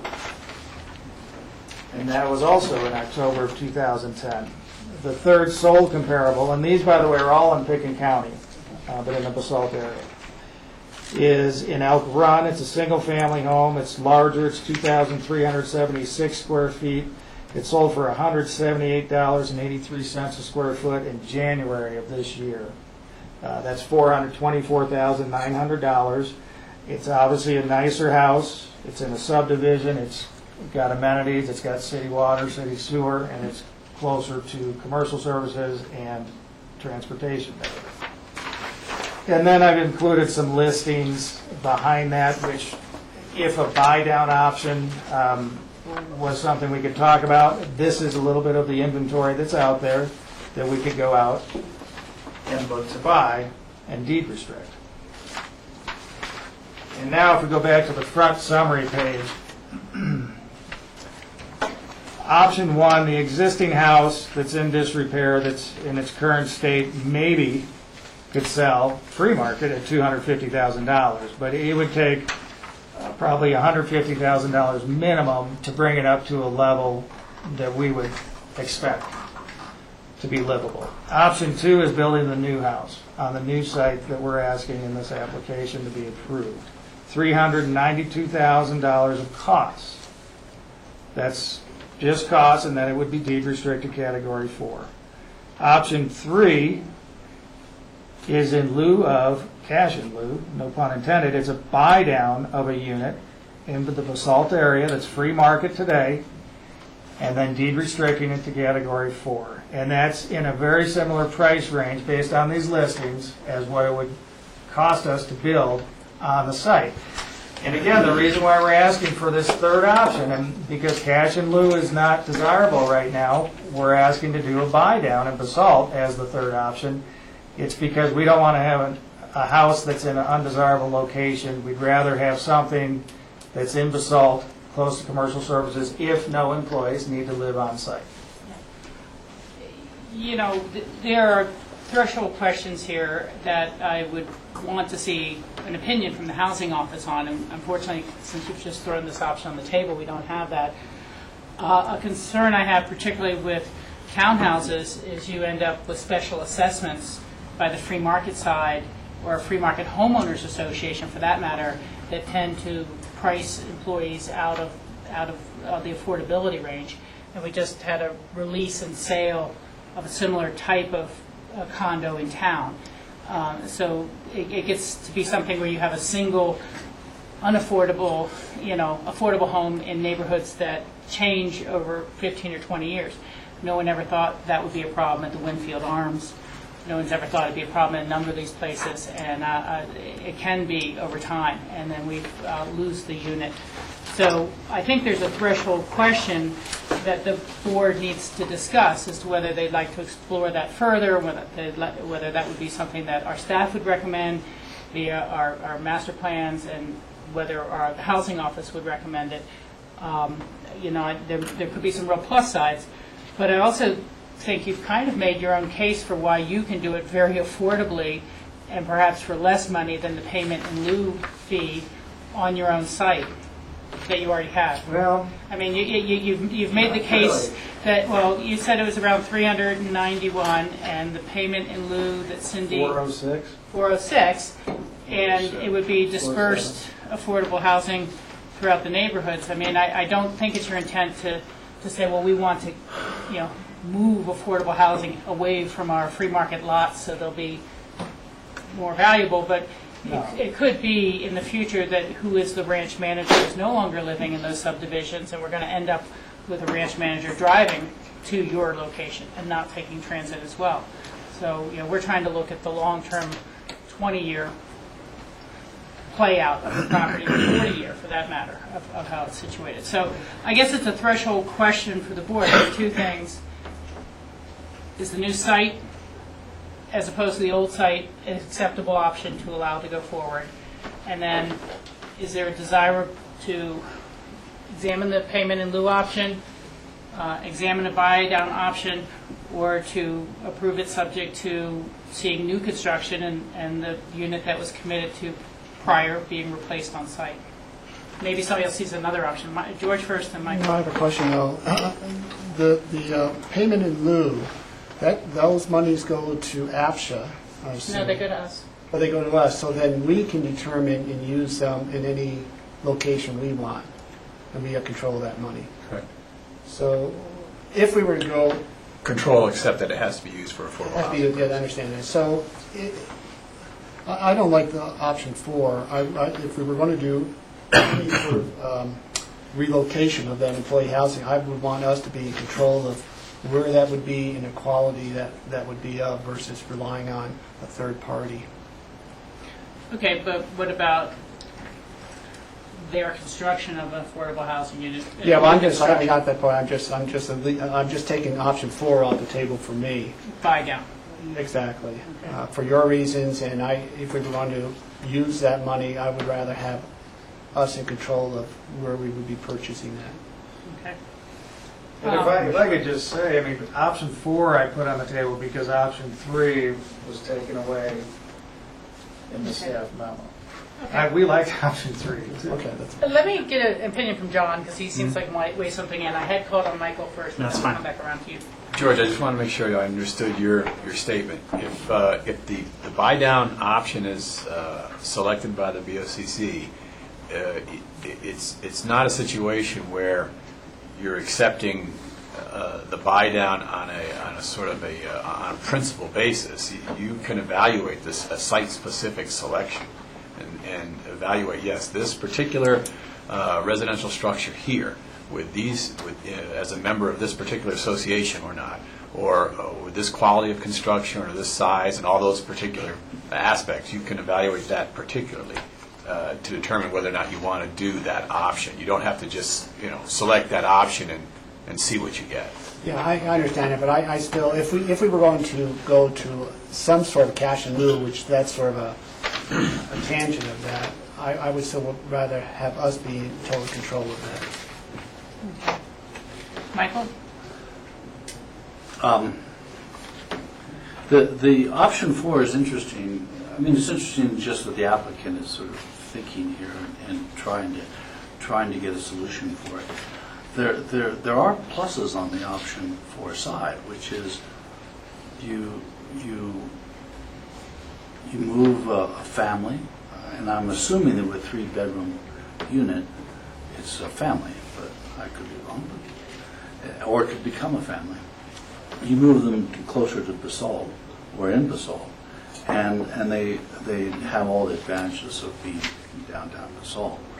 There's some serious disadvantages of this particular location because of Highway 82.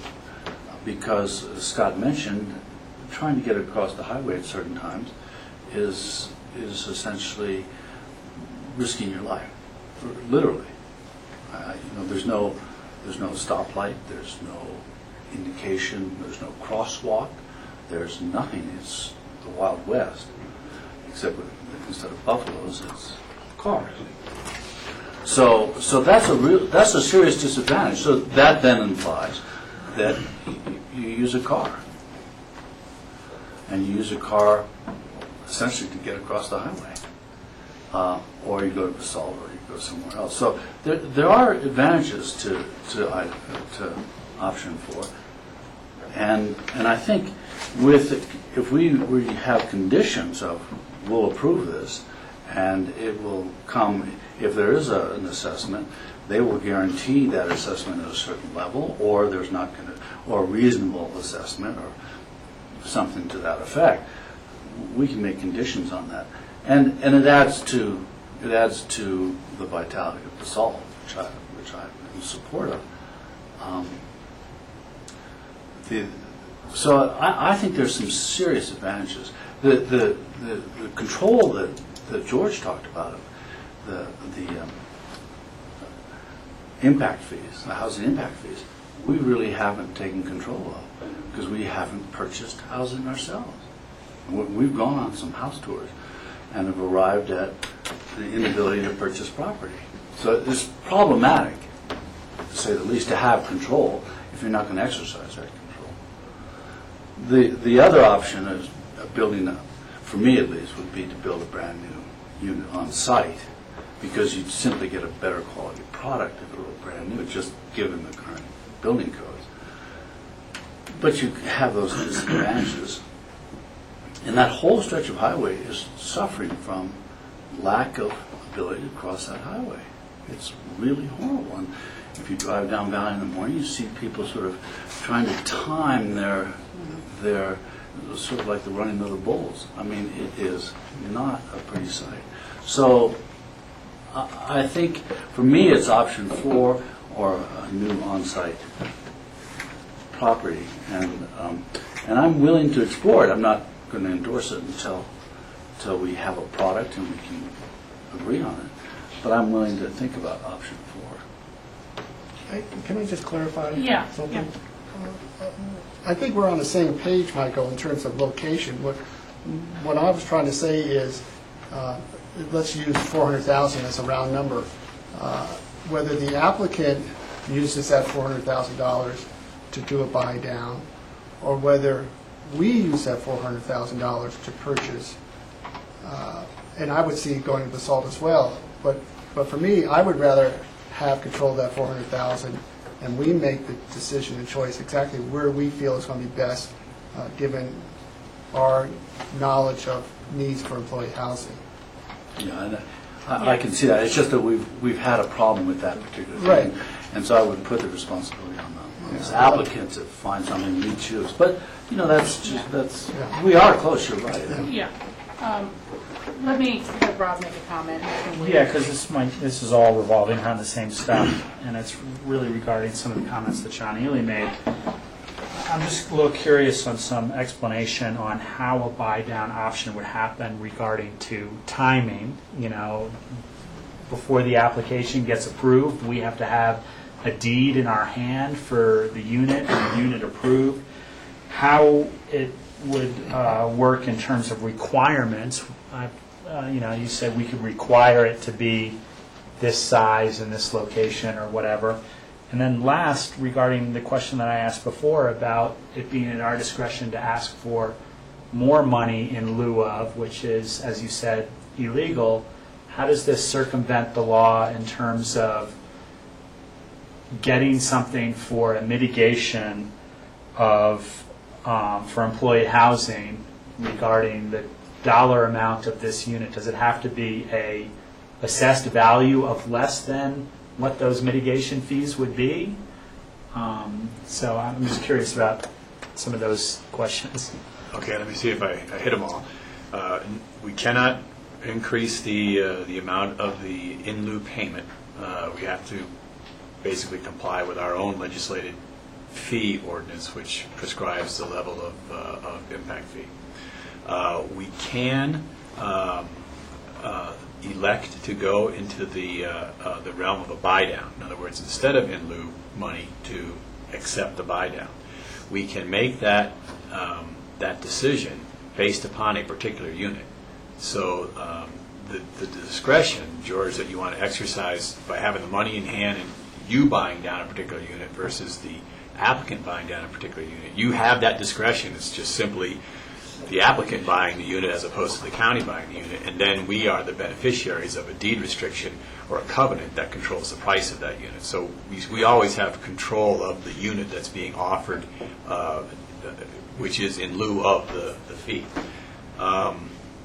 The value of the unit that's being purchased for buy down, we cannot require that value to be in excess of the fee. In other words, the fee is the amount that we are entitled to require paid to us, and we can accept it as hard cash, or we can accept it as a conveyance of real property.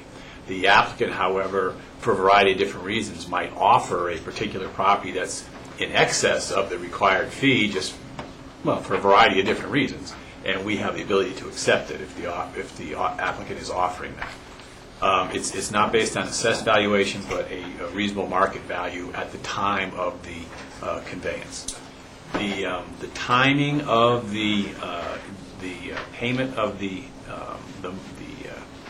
impact fee or the dedication of the real property is however the board wants to set it up, but in no event earlier than the request for the first permit to do work in relation to this approval.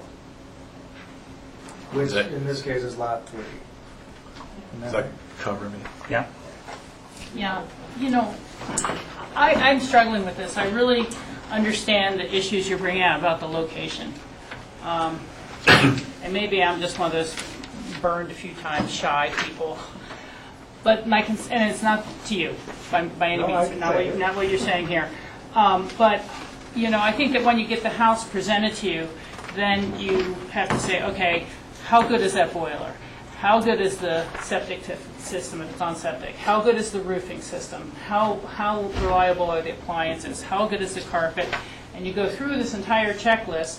Hopefully it turns out right, and you can continue on. You get a contingency contract on it, making sure it passes these inspections.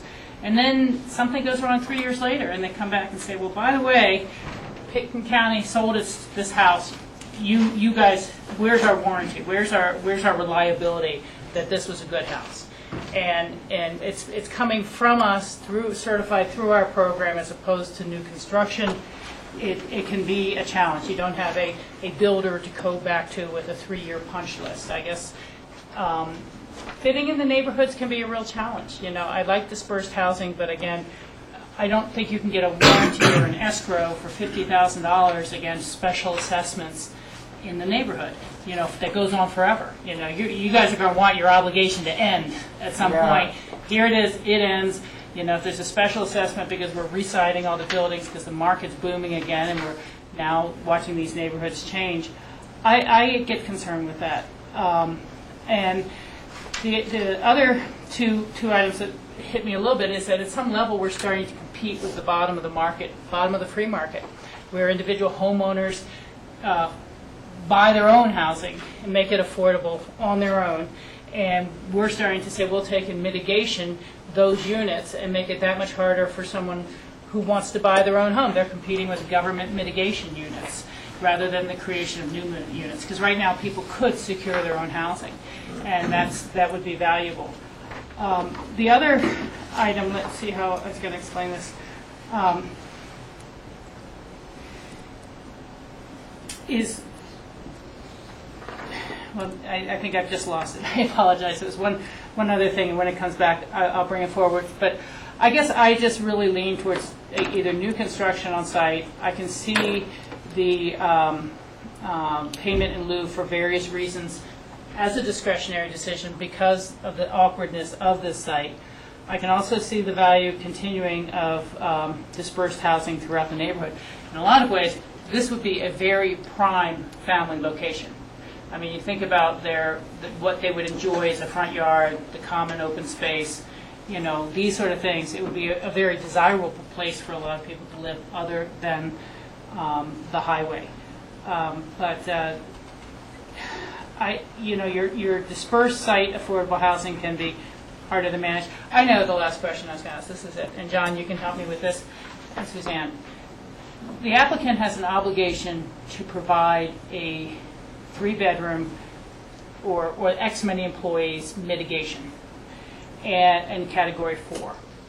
And if they buy down a home, I'm not sure what category 4 top end sales price is right now. They deed restrict it, they resell it.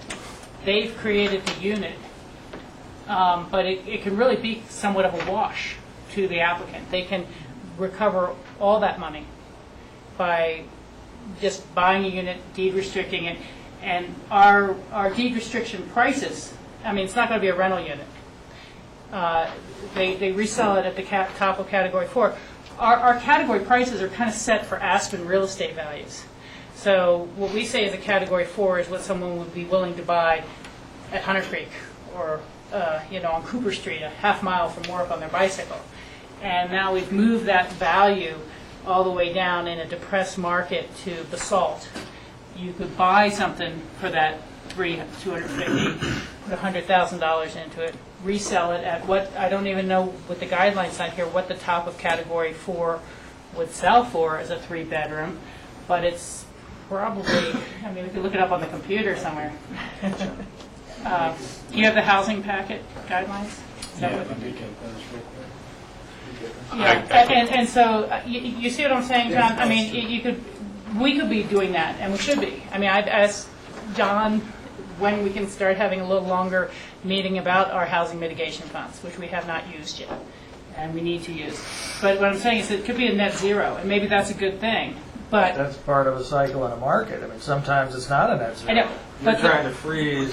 no, what I'm trying to say is that we can't take an Aspen value and then say, okay, we'll buy down a unit in Carbondale, Yeah. we'll buy down a unit 20 No, miles I away get where that. prices are 50% less at the very least. I agree, and Suzanne and I talked about using a different kind of formula down here, and I agree with that Yeah. completely. If I could, though, while that's being looked up, you brought up something that I think is a great point. The way I read the original PUD from '05, there is no explanation of how the 2 existing units that were to be conveyed were to be platted so that they could be sold. So my understanding has always been that these are only rental units. They're on a common parcel. They don't have their own land under them. They're not even condos. How can you convey them fee simple? They can only be rented.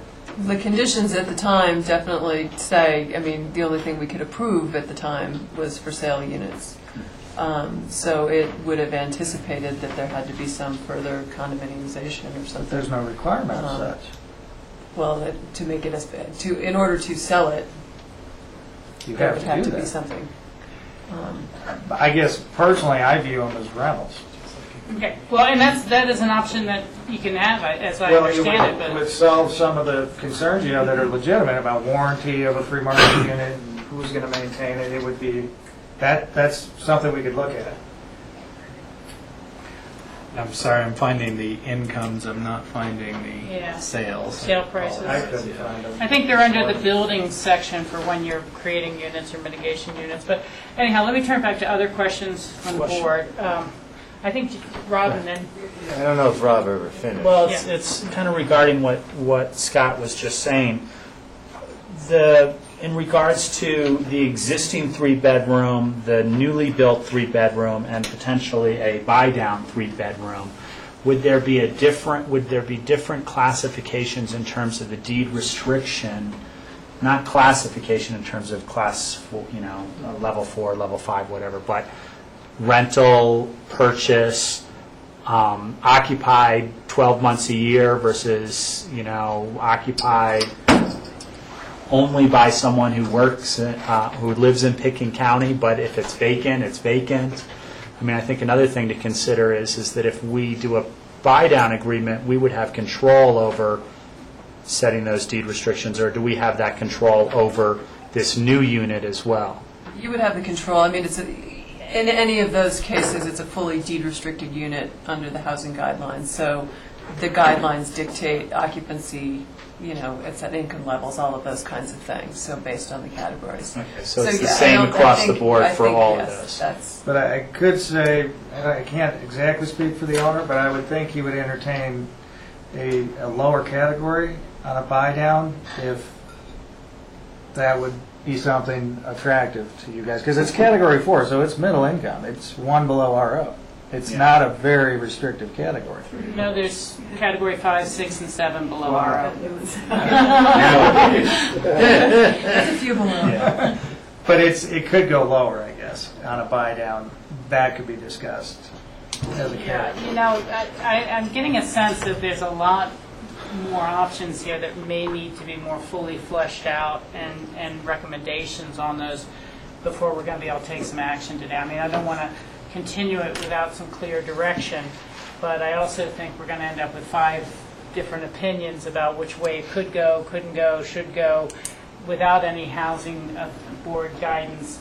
And, I know Jackson line next here. The one thing is I think that we might be able to weigh in on the acceptability of this site, at least if it was a relocated new construction. I mean, I think that that's one thing that we might be able to give you some real guidance on. But then this discussion of how to fulfill the previous requirement of the previous subdivision, we're seeing a variety of opinions, and it's more maybe a larger housing discussion our board hasn't had about its preferences, or look for some guidance on that. But Jack, you were in line. Yeah, I have a couple questions. I'm going to get to the housing one last. Okay. Suzanne, is this road reconstruction necessary anyway if we didn't? Now, I know how it's part of the application, but according to Bill, is this road reconstruction necessary even if a unit is not built here? Though it's associated with another application, it seems like would it appear to be eminent anyway? Bill would certainly like to see that road improved, but really the benefit of that without this is the benefit to the Hoagland Ranch PUD owners, who are deed-restricted housing owners, who are not looking for a big capital improvement to improve their road to satisfy On their part. Right, the fire But department. they did just improve the road, So- interestingly enough. So. Okay. But I don't think they could undertake an improvement They to a wouldn't. 20-foot width and turnarounds and things like that. So Okay, I looked at the 2005 approval, and it looks like it wasn't a requirement to get an access permit from CDOT. That issue has to be addressed when, provide plans, with the detailed. So what do we have in here? Do we not have the final approval in 05? Yeah, it looks like there would be 2 resolutions. There would be the conceptual I'm looking at submission 04, I apologize. and then the detailed submission. But as I recall, that issue was resolved. There wasn't a concern from CDOT about any need to. For the existing, which doesn't add traffic, apparently it's a neutral, no. It's an exchange, because the existing unit is accessed out the same Exactly. curb cut. So there's not a need to deal with any, I was trying to understand Michael's comments, we understand crossing the highway going up valley. Okay, how about, does anyone have any memory of the square footage costs for Stillwater? I'm trying to measure, that's I have no idea, and that was so long ago. I mean, I I really know, don't know. but it was Yeah, it was before the peak and things like that. Yeah. No, I have no idea whatsoever. I mean, Yeah, and it's not apples to apples, but can look there's it a up range. if you want. yeah, I mean, John could look it up. Yeah, I'm sure it was it- used as part of the mitigation standards. Yeah, at the moment. But since it was a 19, you get scale involved there. And so it's Yeah, different. when you're one unit versus a multi. Yeah. I'm less enthused about, of course, remodeling the old, because I don't think it's desirable housing. The on-site construction of a new unit appears to be a big positive in that it's new housing, there's an ability to use it for the on-site. Now the question is rental and ownership.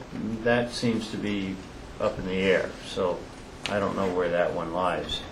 But at least the new housing seems to be desirable. Somehow I'm not really enthused about cash in lieu. I mean, we have plenty of cash in lieu money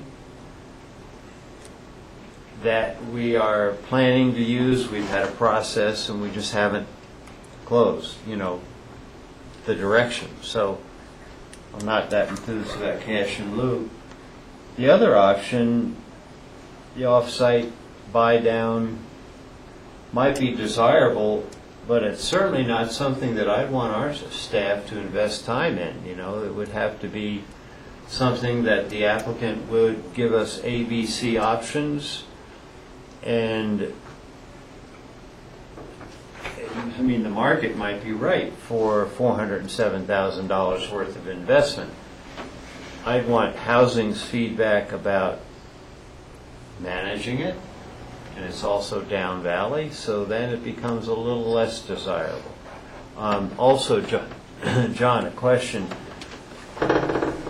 Is this, say we agreed to the buy down, would this housing be available to Pitkin County organization employees, or is it housing that would be only for the general public? That would be your discretion. Yeah, that. Unless they keep it as a rental. It could be a buy-down rental that the ownership maintains. Yeah, but then that's really an outstanding question. I don't think we're going to get an answer to today anyway. But the buy down is, I think the conditions can be set where we're not going to expend a ton of time. We would have some options, but I would pick two options. A priority one, to me this is interesting. To have a house, and it would only be a single-family home. It would not be associated with some homeowners association. That doesn't work for me at all. So I'm kind of in the camp of two possibilities. It just might be easier to have the new product constructed and be done with it. But there's something that's a little bit appealing about the off-site piece, but I really need more information from housing about management of a product that far down valley, etc. George, and then Michael. I don't think being down valleys is detrimental at all, Jack. But George, that's what you said. Yeah, you couldn't. That's what you said. Anyhow, but I can go back to your comment, Rachel. I think what we should do is move ahead with approval of a location, regardless. This housing is going to take a little more time for discussion to look at all these options, because we could be here for another 2 hours going through these options. Yeah. I was going to try and ask, again, just a little bit of a process of elimination here. And so we'll do some straw polling. But would it be fair to say we'd like to take the rehab of the older structure off the table as not an option we would prefer? I'd say yes. Okay. That seems to be... That's an interesting twist, because that is what's approved and only approved right now. So you're talking I thought about, you were really coming in to ask for a site plan change. No, You're three looking options. for direction. I know three that. options. Okay. For the reasons I've explained. If employees are not needing housing on site, I don't want to go through it again, but Okay. Be near commercial node, don't be so rural.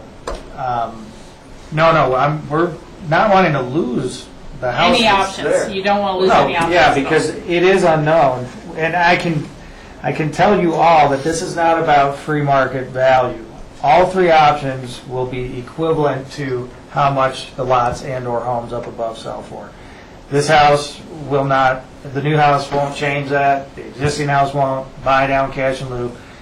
So that's all equal. This is about really the owner wanting to do what's best for the ranch and provide what you guys want. So leaving options open are better than closing the door, from our perspective. Well, if we did that, we wouldn't close the hearing. I was going to say, I feel like I've never really approved anything that was a Chinese menu like this, where we're approving it, but we don't know what the result will be. It could be A, B, or C, and now D. Well, but okay, let me try a different way with this. Look at my summary sheet. Yeah. The way Morrow had this approved, we don't have to do anything to that unit, and we can give it to you. And you can't even live in it right now. I think we We're could trying to do consider not something better. accepting it if it was not up to its livability standards. I mean, we would apply our current codes. But the PUD already gives it to you as is, does it not? Because let me point out that when the PUD was approved, one thing that Tony Ferruso did, the building department, was he came and inspected, and he said they're okay. Yeah, but they haven't been inhabited for years. I mean, I think when it came to be deed restricted, the housing office would go out if they, looked at it that then and time. said, this doesn't meet our standard at that time, then this question would come up. I thought that all was put down in the PUD and the inspection reports were there because... The inspection reports were, but again, it has to be deed restricted. There is a step with the housing office physically putting the deed going to restriction the on site it. and doing the deed restriction, and I think, right, if at that point they went in and, it's not livable, we're not just going to accept a not livable unit. That there'd be something. There are standards within the would have code to give of at what that point. defines a Category 4 unit, and there are standards for the types of amount of storage space and equipment, and knowing they're older units, yes, but rehabbing them to as close to those standards as possible would be, I think, a requirement. I would have to look into that. I don't know. I can't speak to that. I guess my point was we were trying to bring in other options, not a Chinese menu, but other options that might be a win-win for both parties. Rachel? Yeah, Rob? And with that said, if they did keep the existing three-bedroom and they do have to bring it up to a livable condition to deed restrict it, why is that not a feasible option? Well, To me, I was just I asking think the that's board. I thought there But was... that wasn't what he's proposing. If that was the only proposal on the table, then we'd wait and see and have him do it. But they've actually said, here's one proposal, here's another proposal. Sure. here's another So I guess- proposal, here's another proposal. Yeah, maybe I misread it, but I thought we were trying to figure out the preferred proposal of the options. So as long as that unit, that existing three-bedroom unit, is of the livable standards of our housing department for a deed-restricted unit, I'm okay with that being a proposal. I think there's a bigger question, which is whether or not, as you said, we should have this Chinese menu, or whether or not we should decide what the PUD should be in terms of this application. Okay, well, let me, that's a great clarification, Rob. I appreciate your logic in that. And let me see if I can summarize it thusly, which may be where Suzanne got to after looking at this always for a long time. If we're comfortable with the proposed new site for the option of a newly constructed home, that is allowed in the resolution. If we are also comfortable with the full rehab of the older three-bedroom up to a standard that would be acceptable by the housing office, that is also an option within the current resolution, and we can leave it sit.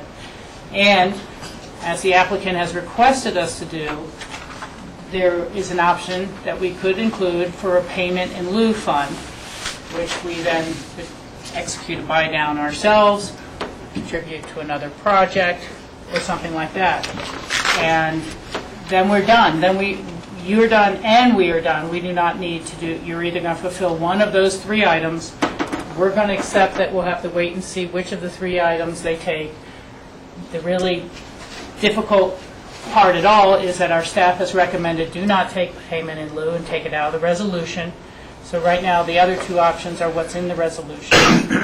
So we could maybe move this forward and move it today if we're comfortable with that new site relocation. Michael? and then But Jeff. it's our resolution, so we can modify it. Yes, any way of we course. want. Of course. So I'm not, this was simply an outline proposed by the staff. It's simply an outline, but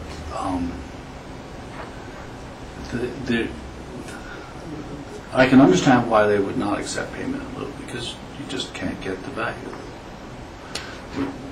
And because we're lagging behind in sort of code deals.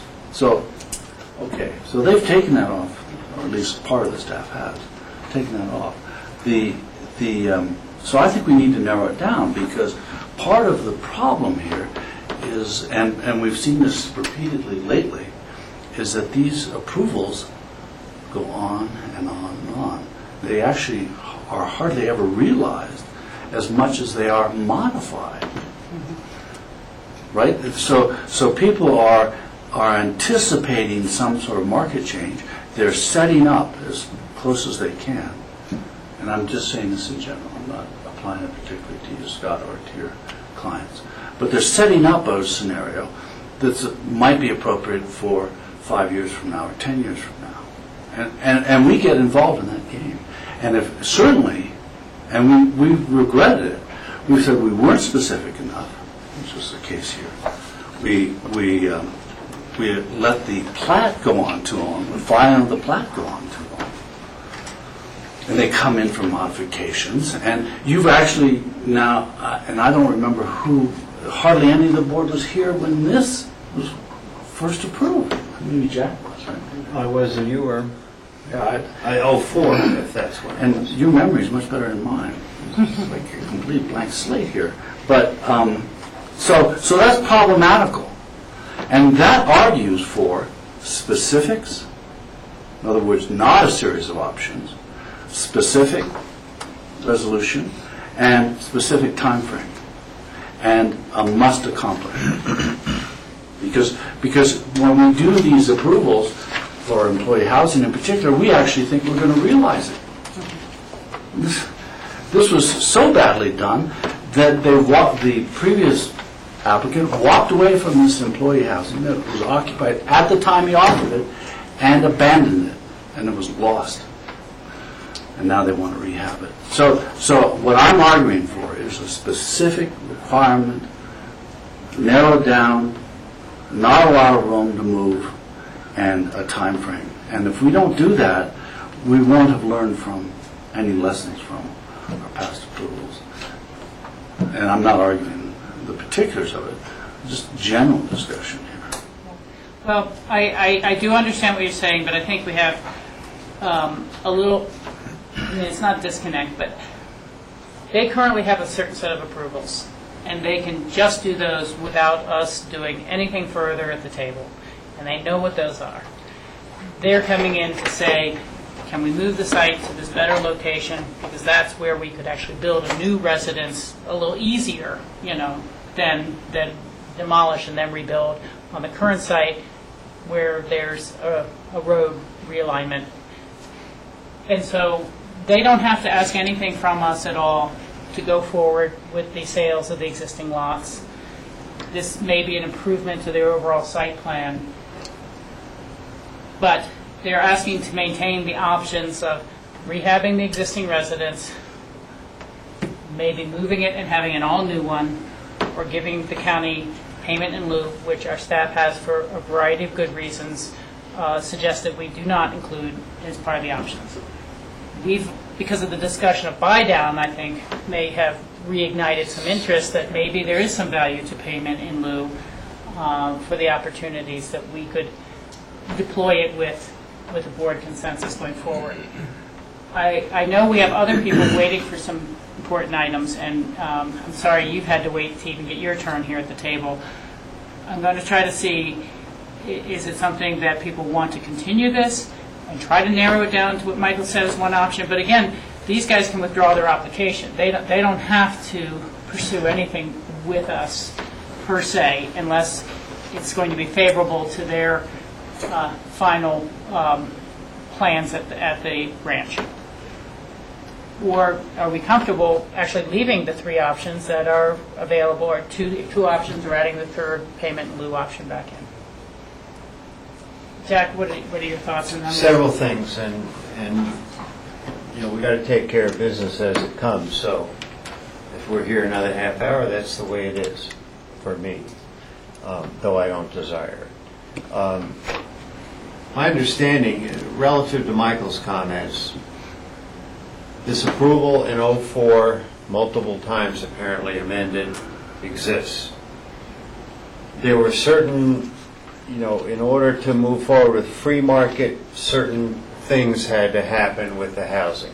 And that's why the state of disrepair right now is happening. It's not because of anything purpose, and then how the property was acquired by the new owner. So we don't have anything to do with that. That's just what it is. We're trying, I think the applicant's trying to make the best of a situation and move forward. And George, please don't be offended when I say about Down Valley. I was looking from a property manager's perspective. When I take a home on in Basalt or Pickens County Basalt, that adds a whole different realm for myself or my employee to go down there and take care of it. Nothing about desirability. I love Mid-Valley, quite frankly. So, end of that. A couple hairs can, lay down on the back of your neck.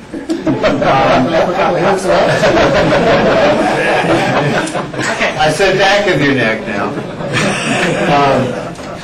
Here I am too, so let's not talk about that part. So let's get down to business here. For me, and having heard all this, this has gotten complex and not necessarily. John, a specific question. The applicant has applied, but we have discretion. Do we have the discretion to eliminate the remodel, the upgrade, Yes. So, our attorney says that. We do have the discretion. So I can only approach it for preference right now. I don't prefer that one. I prefer the new one on site. I don't prefer and will not agree in my vote for cash in lieu. Though I expressed an interest before, for me, the option of, buy down is off the table. It's just complicated this unnecessarily.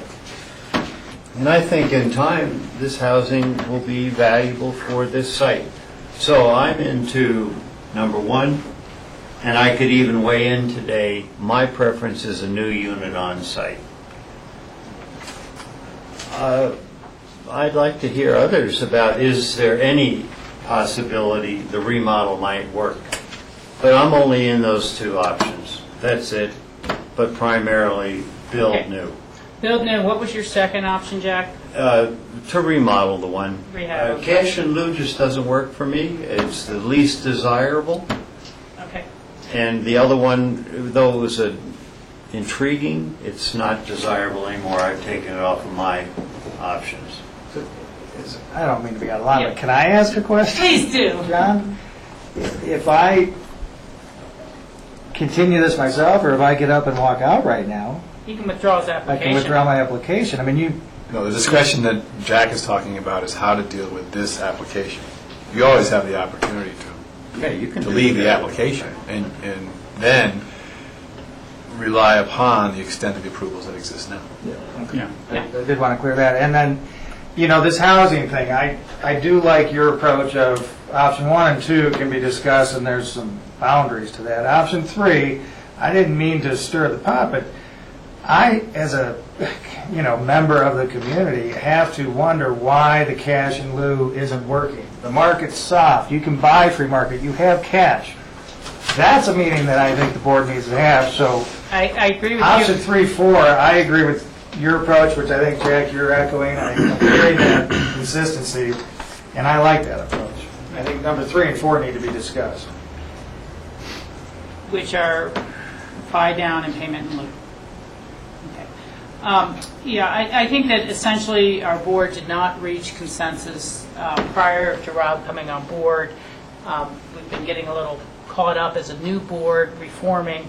There was disagreements about whether it'd be better to invest as far down as Carbondale or with the city's Burlingame or other projects in town with the rental ownership, were we at the bottom of the market if we invested in 09, or was it going to fall another 30%?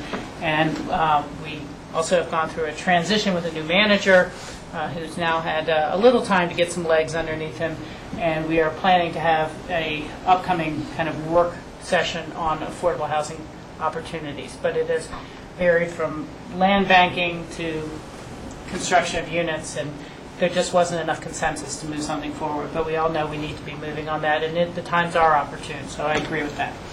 And by way of explanation, well, we've heard Jack weigh in on his first two preferred alternatives for resolving this and to giving some clear direction. Do others have a preference? Michael? The interesting thing about option 4, which is the buy down, is that it's a hybrid of what we were thinking about, which was going on house tours essentially.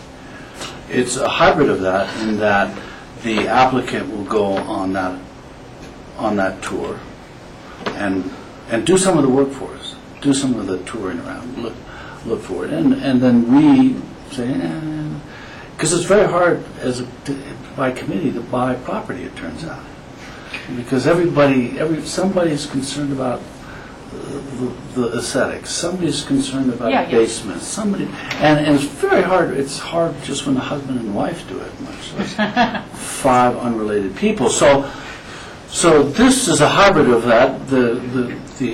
We can give some requirements for that buy down, send Scott off on a mission, and see what happens.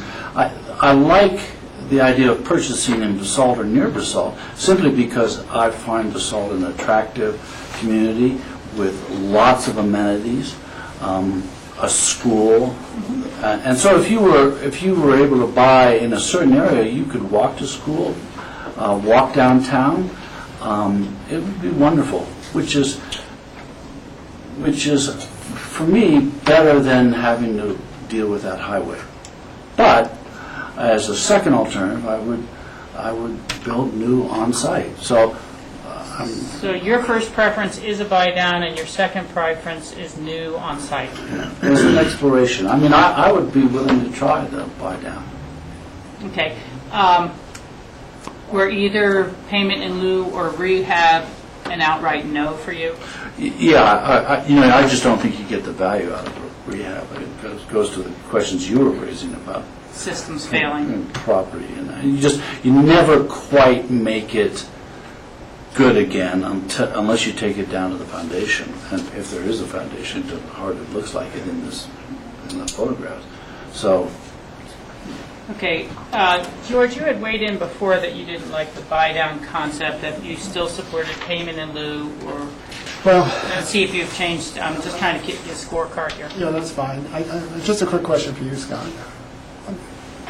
You're coming in here, and one of your alternatives is to look at a new building site. And so the new building site sounds like it's preferable for you, and through that, of course, you'd have to build a new home. So retaining the existing home and renovating it on a different site doesn't seem to be what you really are looking for. I'm the owner's representative, so there are some opinions of the owners that are still kind of being processed. And, personally I can tell you how I feel, but I think the biggest thing that they're looking at, they're trying to gauge how much work this ranch is going to take care of as you develop homes, as we revegetate. We have a irrigation system now. We've gone from flood irrigating to irrigation. We're still gauging how much work it's going to take. So the owner does want to preserve the right to build, to have employees on site. But there's discussions of, is this a better site than the existing house? Well, we were given the existing house, so we don't want to close the door and say we don't want it there, because they could potentially work with it there. But they would like the option, because we do agree this is a nice site for an affordable housing unit.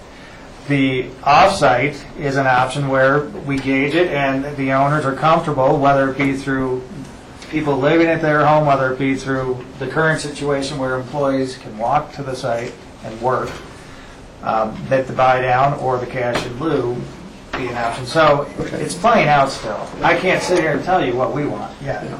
The buy down option is still going to end up being reviewed by committee. And so I regardless. don't want this to be a six-person. Yeah, well, no, because if we have Scott go out and look at some options, and here they are, board, the board is still going to have to go down and look at them, and then we're going to have that same discussion. So the buy down doesn't work for me for that reason as well. I would just assume, I'm actually leaning in favor of the cash in lieu as an option on this, and because I think to have an alternative, if you're not going to utilize a ranch manager, and you may need to go to that route anyway in terms of reality, but if you're not going to do that, then I think the location would be preferable in a UGB area where you've got the facilities like the salt. And I think that a cash in lieu option, we can assign the same work we're going to assign to Scott to a realtor. Give the realtor the options, this is what we're looking for, and put the realtor to work. It's not going to cost us any money to do that.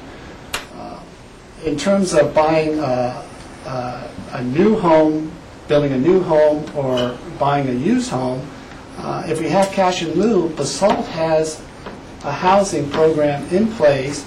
They've got approvals for deed-restricted housing ready to go. We can work with them as well. Yeah. So there's an option there to buy new. So you're open to payment in lieu as well as new rebuild on site? I would keep the option open. Okay. And I would just add the cash in lieu and see where it lays. I don't think there's a downside.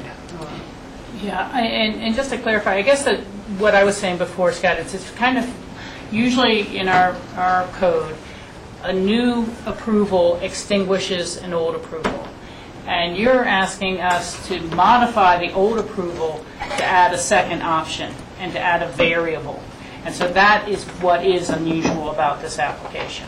And so, I think we'll finish going around and kind of trying to get some direction for you. But then I see us as continuing this so that you can talk with your owners to find out, do they want you to withdraw the application so you can keep that rehab, the old site option open? Or are they willing to make the jump and say, we'll take it because it now includes payment in lieu and the new site? And those will be our new two options. That's fair. I'd like to hear what you and Rob have to say, but I think that's a fair. And I think, I just want to make sure I have you right, George. You're open to payment in lieu now, and maybe even equal with you to rebuilding a brand-new residence on site. Can I add to that? If George's recommendations are payment in lieu, with the salt in particular, Yeah. with a unit in the salt, in the UGB, then I could live with that. If you define that payment in lieu as being spent in basalt through their housing program or... Well, once it's in our fund, it'd be up to us to segregate that amount out and make sure Yeah, we but fulfill that. But that would be your condition with our board. That would be the direction, and I could live with that. Okay. Would there be a time frame as to when the board would have to buy something? I think... Fair game? No, the only obligation on time is the obligation of the property owner, and that is to satisfy the affordable housing requirement prior to any permitted work. Once the board gets the cash in lieu, then the board can decide when to expend it within a reasonable amount of time. But as the discussion has evolved here, it's well, and as a concerned citizen, the stewards of the money, shouldn't you maybe separate this from your big pile of money and say, we'll buy something? We have been looking hard at some opportunities before. We put our staff towards it. I think it's a reasonable request and a footnote, but I don't want to get sidetracked onto that now with the rest of the meeting. Okay. Rob, what are your... My thoughts, trying to go through them thank here you. one by one. And first I'll say, Scott, I agree with you in terms of your sentiments of using some of that affordable housing money sooner than later, because it is just sitting there and not creating as much of a benefit as it could. So with that said, anyway, option number one, I just make sure we got the right option. So let's start with the option number one, keeping the 3-bedroom house on unit. Now, I agree with the applicant that this is a ready-to-go option for the applicant, and for him to be able to keep that on the table, I think it's already got the existing. So I'm in favor, as long as it meets the code requirements of our employee housing in terms of him putting the money into it. And I would even say, in his sheet that he handed out, he said $250 to increase that house. I might even put that in as, something in there as a requirement for him to upgrade that to a certain level if it's not already in our code to do that. Option number 2, the building of the new house. I'm in favor of that. I think his plan looks very feasible, and it looks like it would be a good employee housing unit. I'm a little concerned with option 1 and 2 in terms of the road and 82 and that sort of stuff, but I do believe those are both feasible options. The cash in lieu, option number 3, which was taken off the table by our staff but is still on the table from our board, we went on, it seems to me like staff went primarily on a recommendation that this was not a feasible dollar amount to get something in the market. And it seems like the applicant has made a reasonable argument. And I'm taking both of those arguments on face value. I'm not a contractor, and I don't know if, as in the packet that was handed out, if paint costs $3,000 or whatever. I mean, to me, anybody could put that together and say, this is what it costs. But at the same time, we have our employee housing said, well, it's $400 a square foot, and I'm taking that at face value too. I think there's an economies of scale with payment in lieu as well. I mean, if we could put together $1 million and build something, just as Michael was saying with one of the projects that has previously been done in trying to determine square footage cost, you put money together and it's worth more than just buying a house or building a house in terms of buying 5 units that are all together down in Basalt. So I think that's reasonable to keep that on the table. The buy-down option, although it intrigues me, I think there's some complications that need to be worked out. I would almost continue for some more information in terms of what exactly that means. I do like the idea that they can put on the table a $500,000 unit if we don't accept the $200,000 units that are found out there, and we can accept that, which is more money than the mitigation that we would get. The addition that I would add to that is that if they do buy a unit that is less than the payment in lieu, that they add the additional monies. Yeah, I don't think you can really request that. So if they offer a $200,000 house as a buy-down, can we have them pay the difference between that and payment in lieu? Because theoretically, we can go out and buy the $200,000 house right now anyway. So I'd rather have the payment in lieu. That's what you'd have He's to just do. asking a hypothetical. What's that? That's what you'd have to do. You'd have to accept the payment in lieu and then go and Yeah, do but the you can't transaction accept yourself. a house that And then- fulfills the physical requirement and then ask for cash to make up the difference of their actual cost. Right. If they were able to do it at a bargain level by using their own site and build the whole thing brand new for $250, you still couldn't ask. They just have to physically fulfill the. In that sense, I'd difference. rather have the payment in lieu because Okay. we could go buy that house on our own. Okay. We're getting closer to having some direction for you, but as I said, I think this is just going to be direction to continue. 4 different directions, right? No, I know, I understand. I am not interested in rehabbing the older house. I think that is, the trade-off you're going to have to make. If you would like the new site to be approved, you're going to have to let the old site go. I have seen at least one other person, Michael, say firmly no on the rehab the older home. George, I think you left that one kind of blank.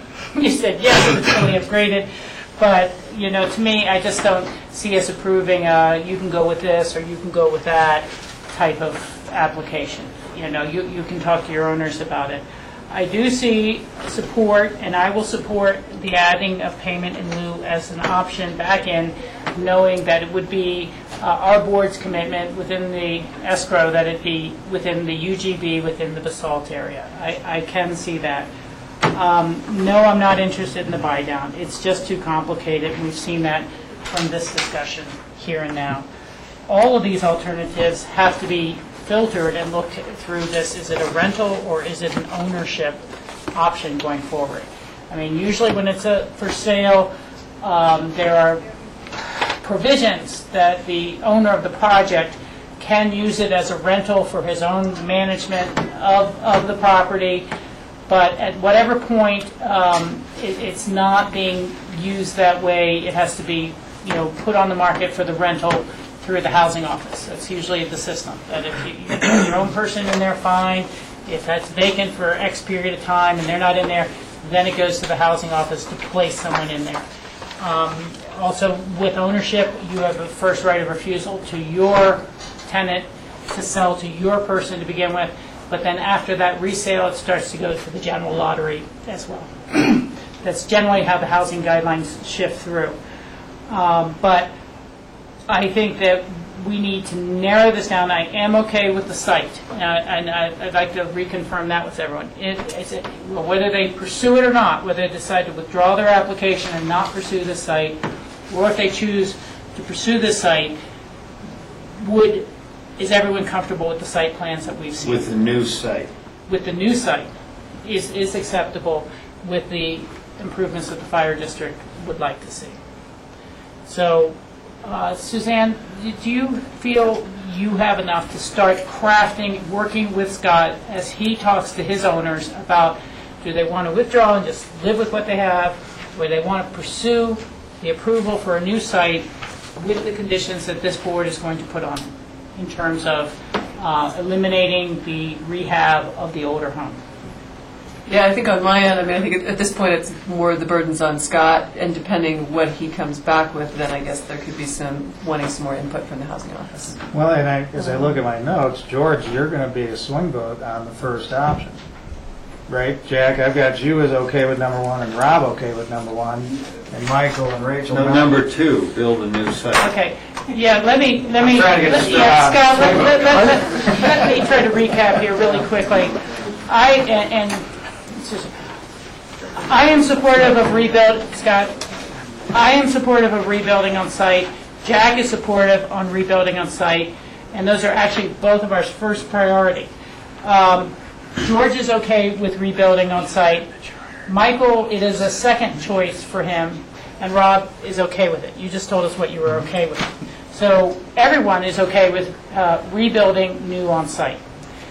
Three of us have said no to rehabbing the older building. So if you'd like to pursue the new site, you're going to have to let the old site go. There is 3 no's on buy down. And there is 1, 2, 3, 4 yeses, the possibility of payment in lieu being added back in. Did anyone have a clarification of their position? So that's clear on number one for George. Okay. What I'd like to ask is, at the end of the day, if today was the end of the day, are we going to give the applicant more than one option? For example, what I'm hearing is build new, not rebuild new. It's build new or cash in lieu. But I'm sensing the majority. Are we going to give the option? I'm okay with those 2 options going forward. Yeah, I can live with those 2 options going forward. That gives you enough to work with your owners. Yeah. Build new or cash in lieu. Yeah. Your Yeah. existing- And actually, you have 3 choices. Or withdraw the I know, but well, your options are to withdraw the application and stay with your previous approvals. And then you're going to rebuild on-site at the existing location. That's your option. The second option is to continue forward with the application, and there seems to be a majority that would pass it with 2 options that are payment in lieu and rebuild new on-site, in the new site. And that's what you'll be pursuing by pursuing the granting of a new site. The old site would be extinguished, so to speak. Grop, you want Yeah, I'm trying to think this out of my mind, because if he withdraws the application to decide what he wants to do, comes back to us 3 years from now and wants to build this new house, again, who's to say whether we approve it or not approve it, but, it kind of goes against moving something forward in keeping the rehab option on the table. And I understand that, and this has more to do with precedent. We Yep. we have a lot of people who Sure. would love to come in and have 2 or 3 options. Well, I'll either deed restrict that open space and build 2 houses, or I'll only build 1 house and I'll keep that as a private yacht. You know, we have to have some certainty as to what's going I forward. understand, but you should be open-minded that these options are not necessarily to our advantage. It's because we don't know which one is best. I know, but We're you trying to started lock to it up pursue a new now. option with us. We've had our staff time reviewing it. The fire district's looking at what's going to happen with the road. You know, we can't say, well, we're approving it, but there may be road improvements later, and there may not be. I mean, that's not even fair to the fire district fellow, to say, well, if they go forward with one of the 3 options we gave them, you know, it's just... It's okay, but he's got us on GMQS. And, you know, maybe there'll be a little clarity in thinking about this as time passes, with the feedback you've heard from the board, and that's as close as I can get to consensus for you. I really appreciate everyone's time. I wouldn't have bet on it ending this way, but I appreciate it. And would you like 2 weeks, a month, when we continue this? Well, we have, I'll talk about dates. Your next meeting is the 10th of August. I'm gone next week, so Scott might be able to come back with something. I will not be able to put out a memo to you. So we could continue it to that date, but we're not going to, you don't have a meeting on the 24th, and the 14th of September, we are all at a conference in Santa Fe, so you will have no planning staff for your September 14th meeting. So if we don't do something on the 10th of August, then we're out until the 28th of September. Really? Okay, well... The 24th meeting has been canceled. Have we've discussed whether we should have a special meeting, since we're not having the meeting on the 24th? You know, we haven't reached any conclusion on that, but, you I'd know. hate for us to try to make that decision in the middle of a land use. Well, I mean, what we could do is continue it till the 10th, at which time I guess you would know if you were going to have another alternative after that. I mean, basically for the purpose of... Okay, so let's continue it to the 10th of August of this month. And depending on whether we are able to have a special meeting where staff can be there in lieu of the bike race, or whether you need more time, we'll look to either continuing at that meeting, or we'll be able to just settle it because it's coming forward pretty straightforward. And we've been looking at the 23rd for ballot language. So having a special meeting on the 23rd at the very least. I think it's a pretty full schedule on the 23rd so far, but we'll see. That's a Tuesday. Okay, so at the very least, we can continue from here. If we can do this in discussion of the motion, I would like to see if there's a motion to continue until August 10th, the Roaring Fork Meadows Limited Liability Corp. Major amendment to a development permit and site plan review. So moved. Second. Okay, moved by George, seconded by Michael. Okay, this is a public hearing. Is anyone out there who'd like to comment on this other than... Okay. I will close the public hearing. Jack, you have a comment? Yeah, I have to ask Scott a question. Scott, okay, you've had a lot of clarification, and is it the applicant's representative that you cannot accept 2 out of the 3 options you put on the table? The purchase outside, that was not part of the memo. So considering the first, if we, it seems like this is unnecessarily delayed, but we always work with the applicant, et cetera. There are 2 options. We don't have unanimous, but there are 2 options on the table, new and cash in lieu. You're not authorized to make that decision? I'm authorized to accept the staff recommendation, which is 2 options of the 3, but different. That was Right, build and rebuild. New and like Yeah, okay, thanks for that clarification. So I'm sorry. No, I just Yeah, wanted to clarify. honestly, for my- earlier in the discussion, I was willing to see a resolution with all 3 options go forward, and I asked the board about that, and it didn't seem to go very far.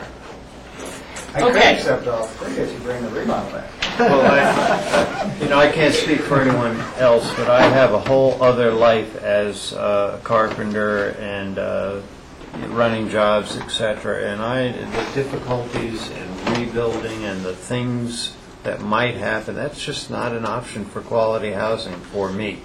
So that's why I landed, just as a friendly explanation. It's not ideal. Okay. Thank So, you. all in favor of the motion to continue, say aye. Aye. Okay, it is now 4:23. Take just a short 4-minute break, and then we are going to move on to the Nakagawa Special Review for building materials and landscape storage. Thank you.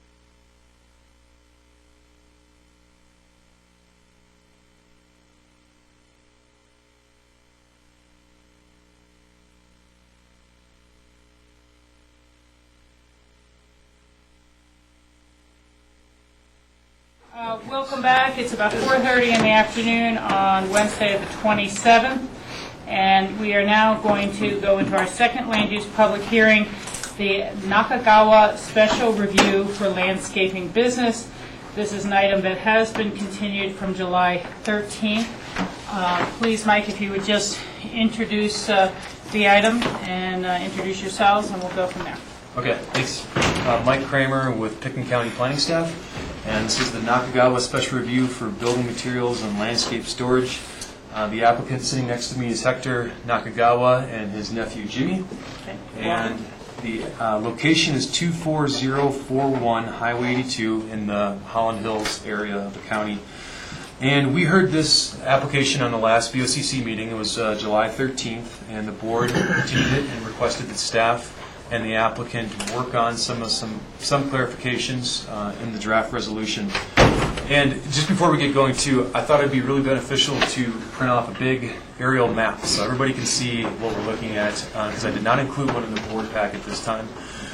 And the subject lot is owned by Hector here. Mr. Nakagawa is outlined in red. This is formerly owned by Telio Cerise, who owned both this lot and then this lot too. And Hector bought this one. And this is Highway 82 right here, obviously. We have the old Snowmass Trail right above it to the north, and then the booths, Stan and Nancy, live right here, so we can get an idea of how close they are to the application, the request here for storage. This area around or between the house and the garage is where they would like to have approval to store equipment, and then in back of the garage over here, and then on the right-hand side of the garage too.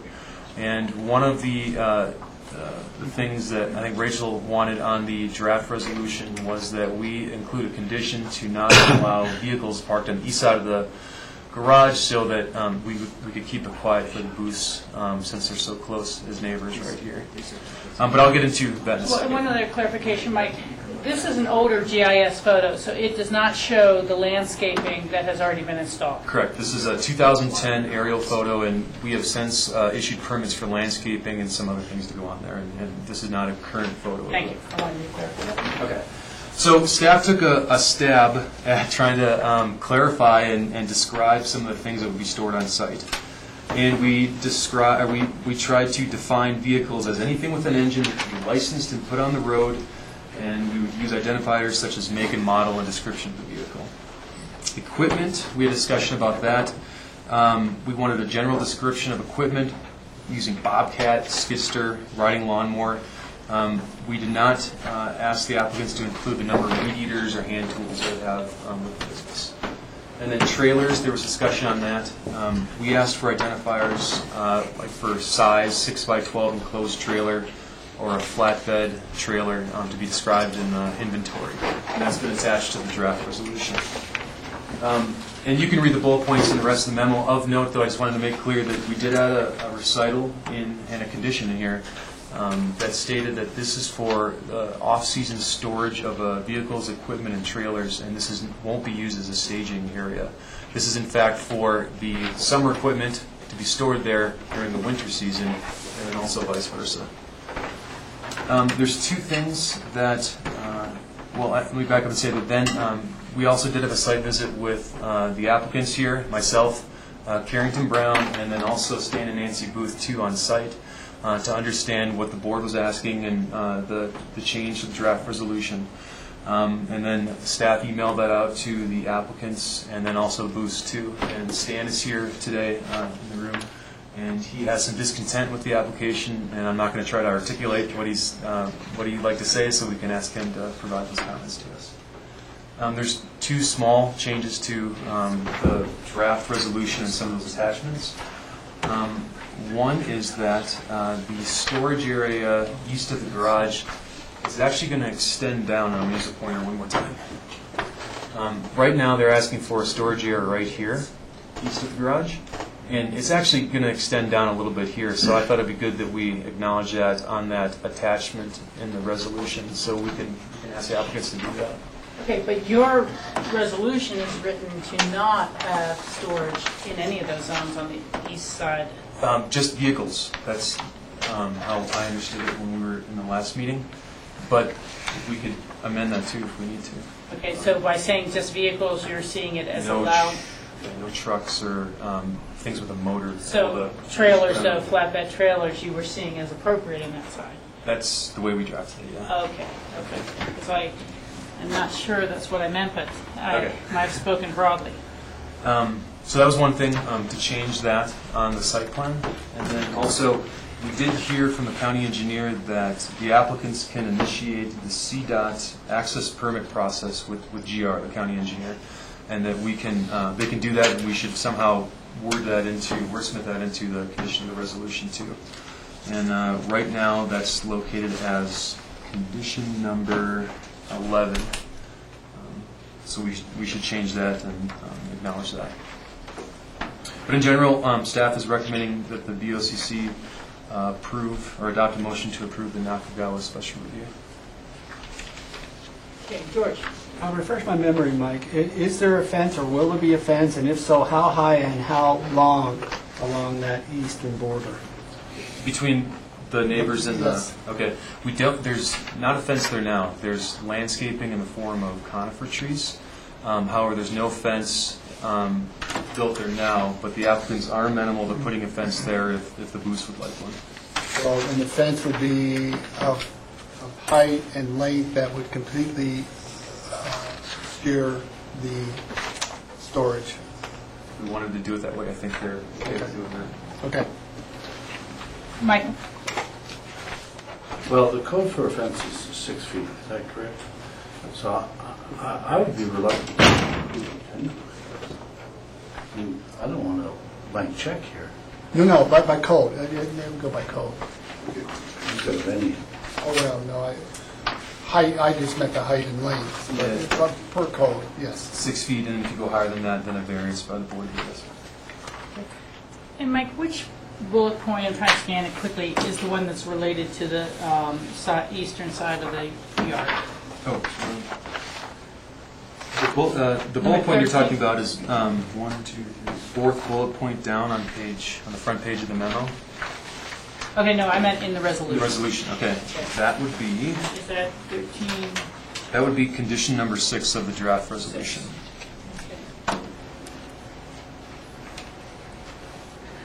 Okay, we'll have some discussion on that. And then other board questions, I have a few of my own, but I don't want to go first necessarily.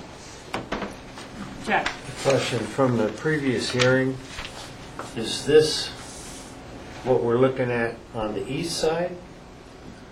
I'm trying to orient or is it behind, I guess that, or is it the north side? I don't know what I'm looking at. This is Highway 82. Yeah, so. East would be by the booths, is that not Yeah. correct? Correct, East yeah. would be in here.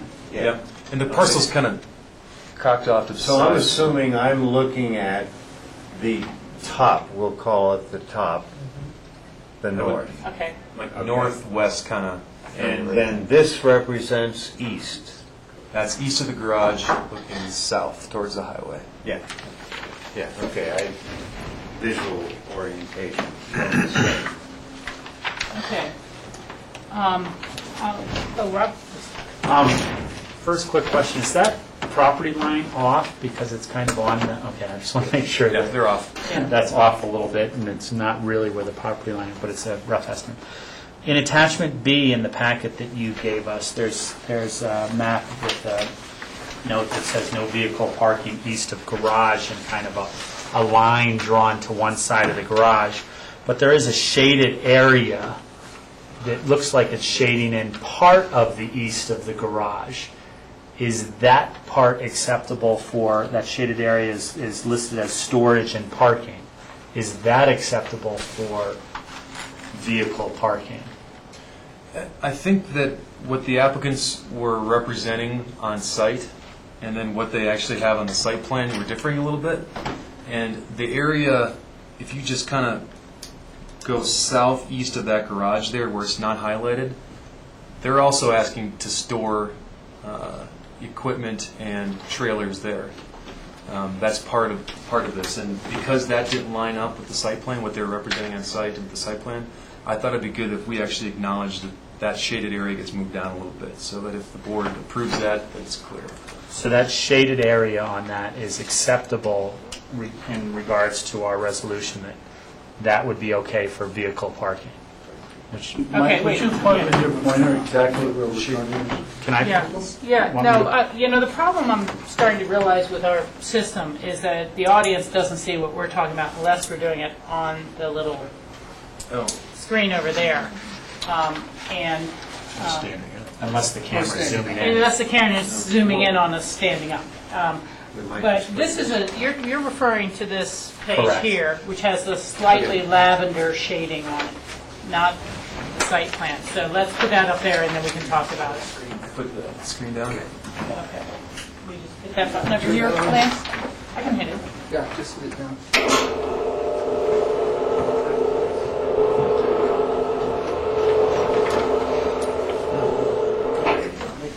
Okay. Okay.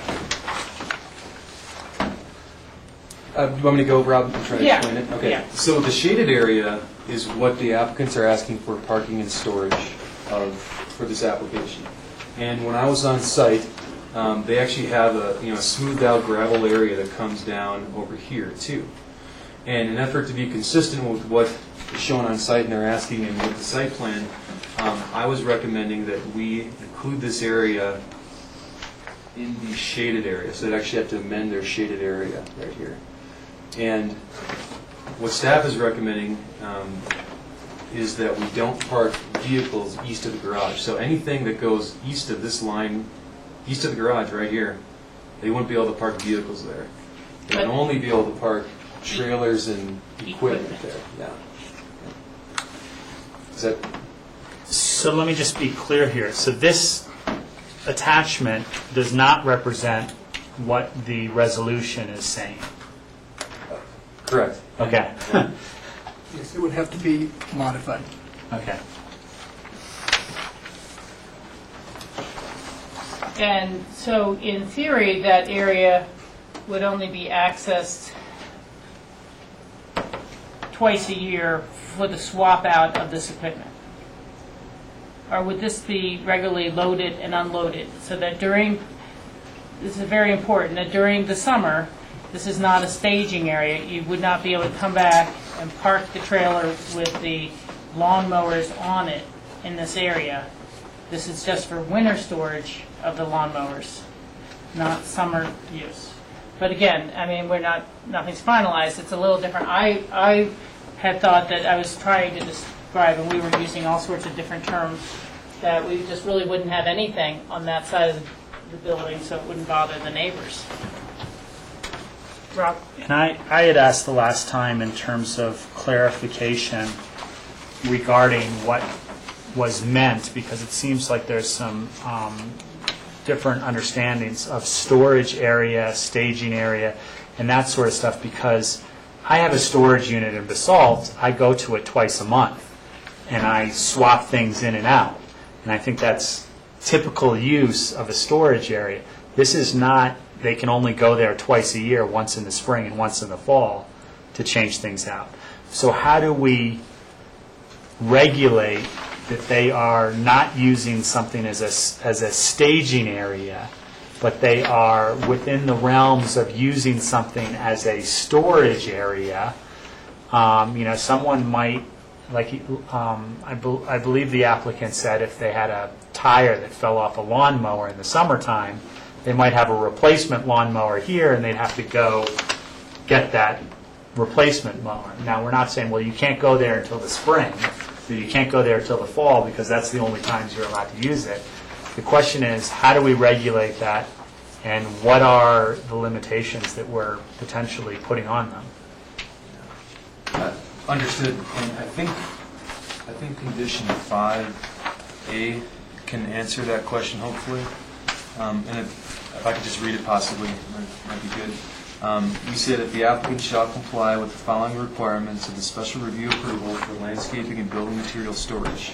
And then subsection A, this use shall not include retail sales, shall only be permitted to have a maximum of 4 commercial vehicles related to the Nakagawa business on site at any time, and shall be permitted a maximum of 5 Nakagawa commercial visits per day.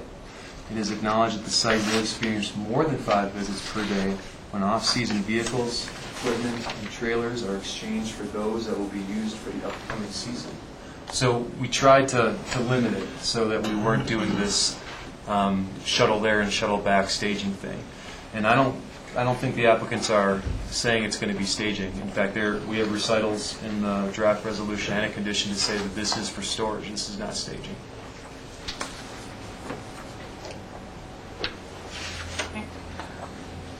Other board comments or questions? You know, I have to say that when you start to look at the pictures of the vehicles and the trailers, it starts to take on a much different magnitude. Because the house is being used for affordable housing, it seems everyone who's living there has a personal vehicle. 5, which I'm counting there now. 4 vehicles, 1 motorcycle.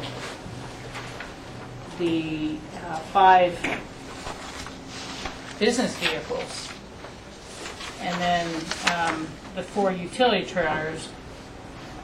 I guess I'm having a hard time separating that some will not be there at all in the winter, and some will be there, not be there at all in the summer, because there is that maximum limit, but it's vehicles versus trailers starts to be significant,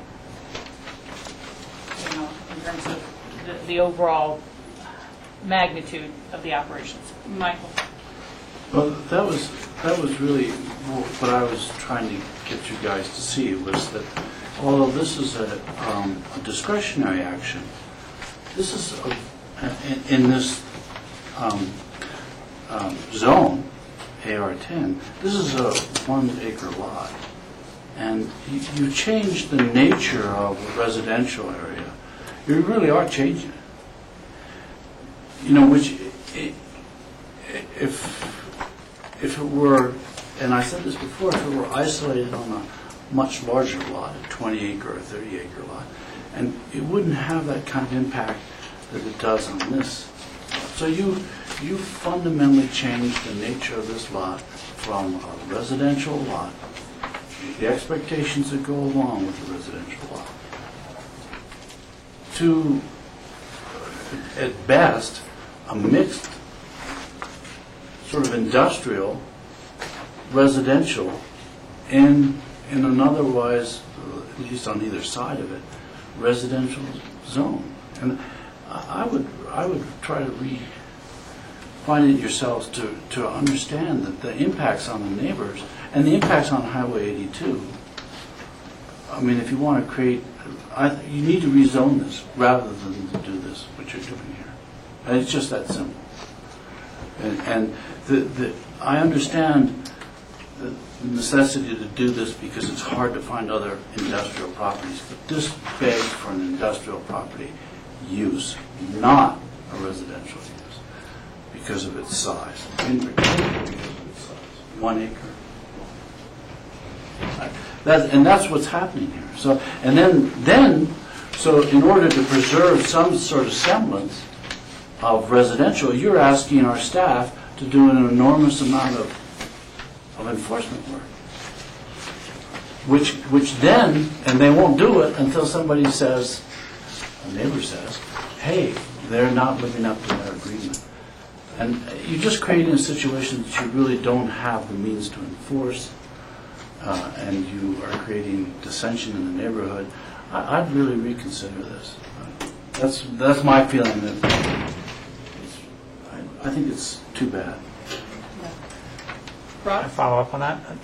I believe Lance gave some information regarding the allowable uses for mixed commercial use in AR10. This is zoned for partial retail use, is it not? With allowing some of these types of activities. Well, the term zoned, it's allowed by special review. Okay. So it's not an automatic. It's a special review that takes into account the impacts on the neighborhood and the discretion of the Board of County Commissioners. Now that we've looked at this and clarified this, I'd kind of like to go back to the other nice drawing you had put up, just so everyone knows. May I ask a couple questions? Okay, wait, real quick Jack on has that? some questions on this one. Okay, go ahead. Mike, what would these represent? Trees. Is that what they are? It's very hard to read, even without my glasses. Colorado spruce, it says on that. So it's vegetation, and obviously all of this is vegetation? Correct. Is that what we see here? The bottom of this page, the spruce? That's the trees they put in. And I'd like to know what the back setback is here and this setback, side yard. 'Cause I'm thinking, I'm agreeing with Rachel about less is way better and maybe nothing here, and I haven't decided, but this is where the impacts come. Once a year I can see moving trailers and vehicles in. I'm just concerned about having something stored there all the time, so we'll have to work through that. But Mike, do you know what setbacks are? I don't know them off the top of my head. I have to do air code on Lance and see. Well, to me, that it's a matter of trying to figure out where, if this use is going to exist legally, we've got to put the vehicles and the equipment in the least obtrusive places. And so I'll just make that generic comment for the moment. Because apparently your note on this says no vehicle, here's where the property, the living quarters are, and you don't allow any parking in here. I mean, obviously, now I know there are trees. So the 6 vehicles that are part of the household, where are they going to park? When I was on site, the personal vehicles were parked in this area right here. Oh, okay. So that's not a storage part, it's general home park, residential parking. Good. And what is in the garage or the storage areas that's marked here, Mike? Is that fertilizer, seed, ice, snowmelt? When I was in there, there was quite a neat 1969 Toyota Corona, which has been listed on the inventory. But we can ask the applicants what their intent is to put in there too. Because there are 6 vehicles. Well, one's a motorcycle, but 5 personal vehicles. No, 6 personal. And there are 5 business vehicles, and we had looked at only 4, so we'll have to get that question answered also. And I could answer that one right now to get it out there. What they're representing in attachment C of the resolution is that they would store, and they recognize the 4 Nakagawa commercial vehicles. They are representing to us what will be stored there in the summer, and then also what would be stored there in the winter. And that's on the bottom of attachment C of the resolution. Yeah, okay, good.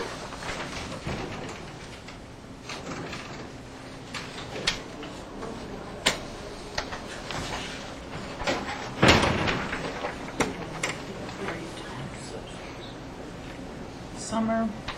So there's not 5 vehicles, for example. There's equipment, but not vehicles.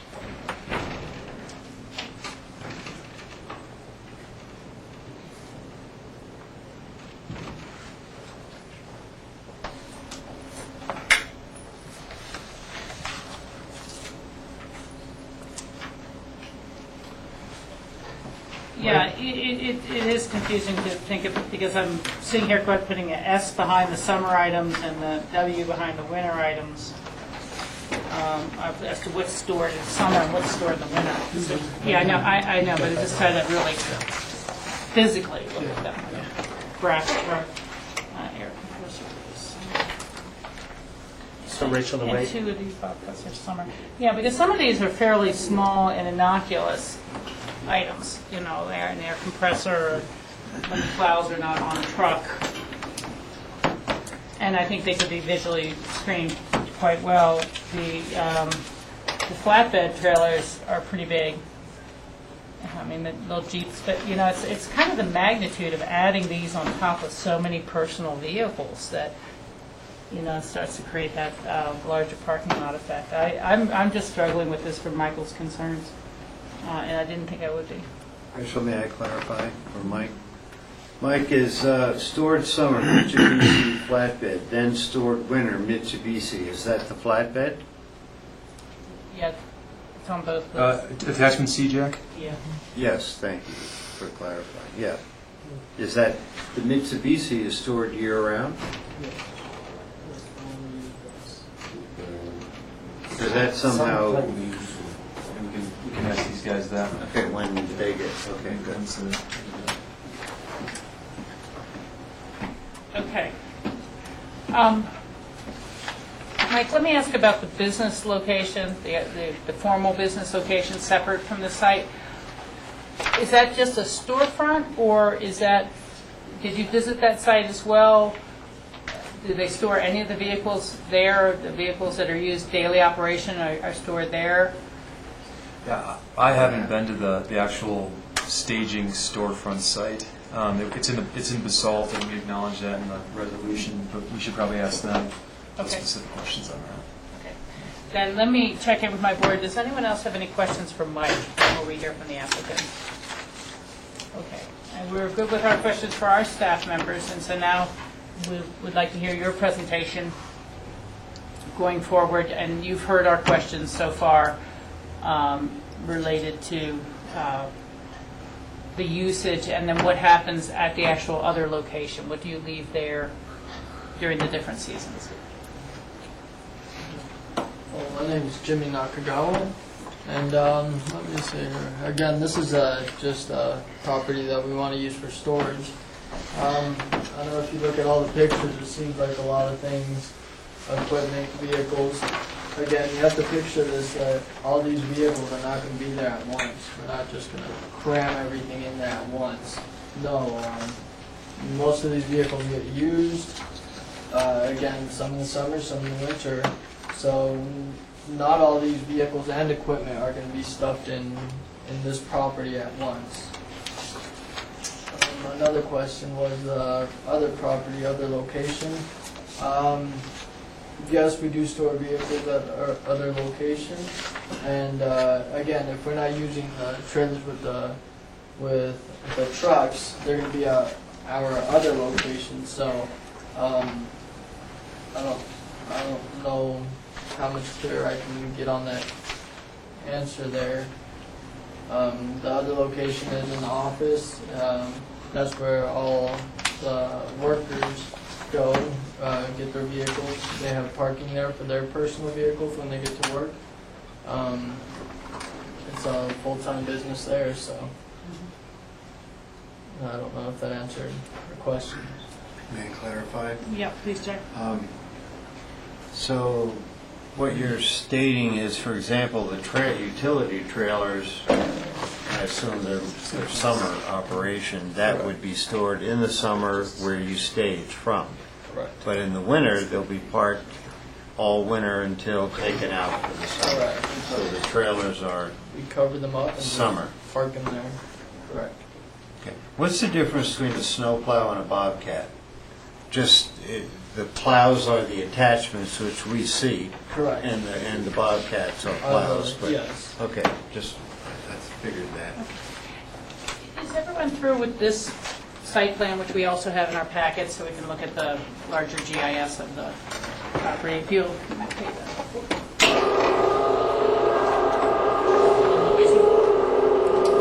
Thanks.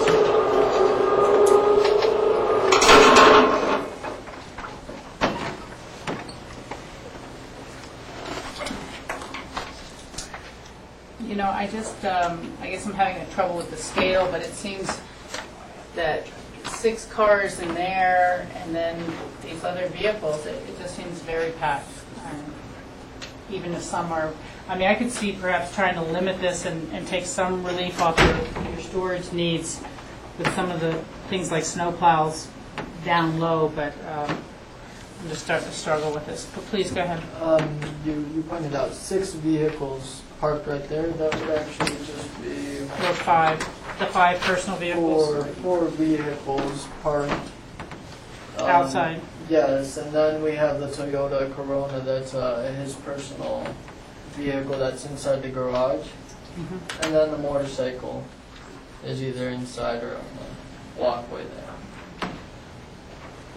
So it's 4 personal 4 vehicles vehicles and outside. a motorcycle and 1 personal vehicle in the garage. Inside, which doesn't even have a motor, so I mean it's in the garage.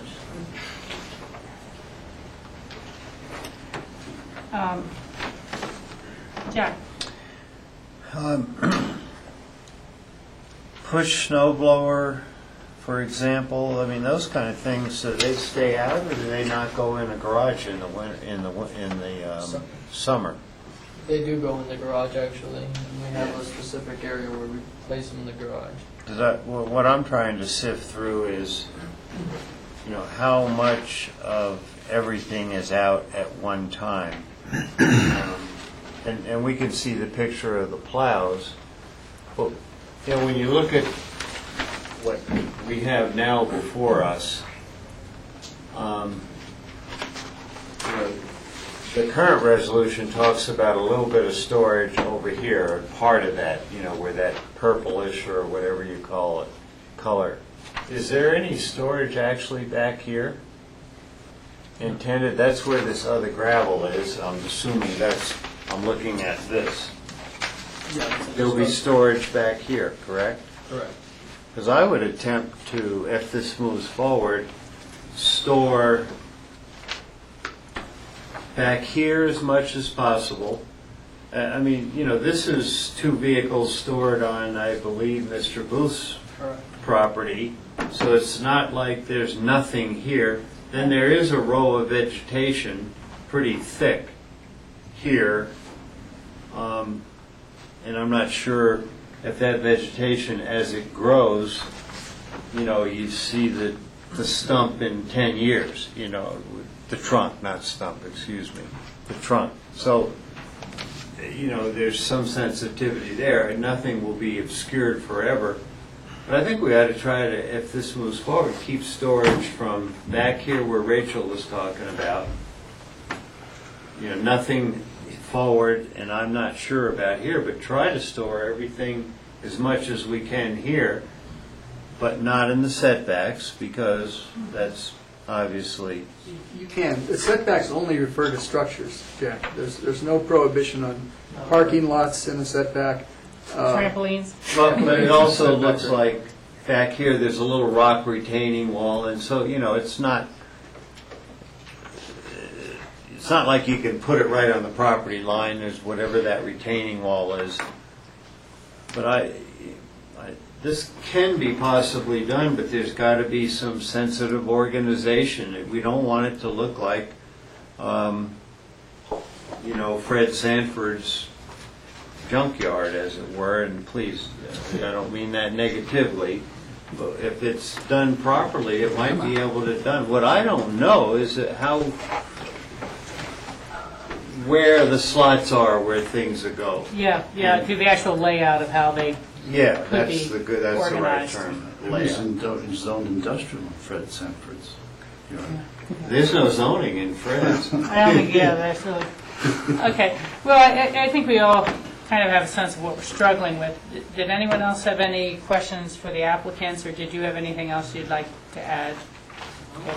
This is a public hearing, and I see someone back there who's been sitting there for about 5 hours very patiently. Feels like it. I will open the public comment. Just identify yourself for the record and let me know what you're thinking. My name's Stan Booth. I own the property that they're speaking of to the east there. Mike, can I use you got a pointer? Yep. Can I use it a second, please? Just don't hit my eyes. #1 rule on that one. Okay. That there is the property line, that white fence. See that white line through there? That's the property line.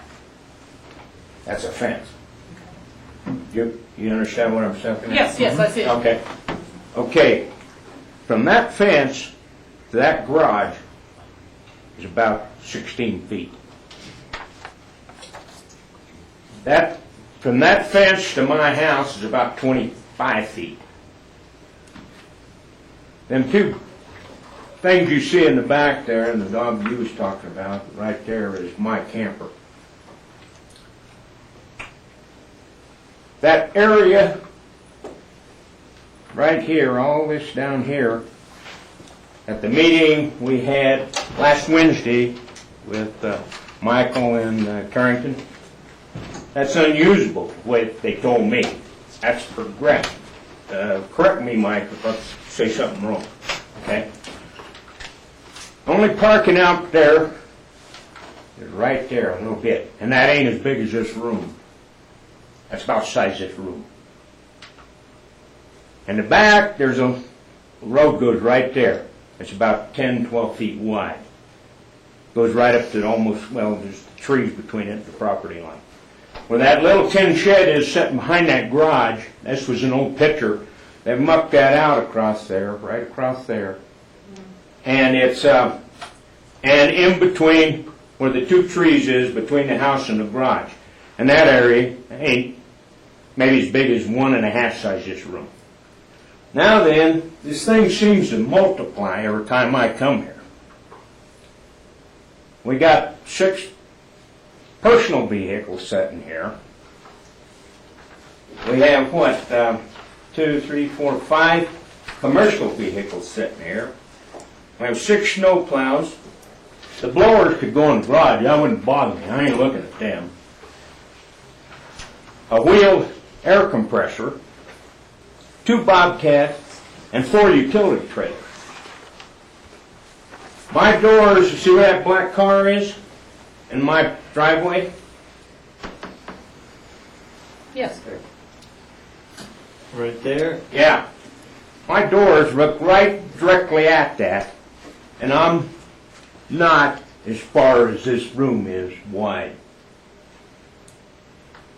So I'm a little bit disturbed about what's going to go on here and how big a commercial mess this. And besides that, over on this side here, which that was always inside storage and has been since it's been put there. Right across when Paul Adams built that stuff. That's all that's ever been there. Now then, it's storage for Bobcats and trailers and cars and boats. So I got a little problem with all this. And me living in the center of it. If I said something wrong, say so. Nope, you were accurate. And when was this area? 70s. In the 70s? Yeah, that, I looked to try to get the history on that, because originally Mr. Booth had written us a letter indicating that there were activities taking place at that inside storage that were outside type activities, so we're monitoring that. But it was an existing legal non-conforming use built in the 70s. Okay. And was that there before you moved into the neighborhood, Mr. Booth? No, I was the first one there. You're the first one there. And so then the county gave approval to this activity?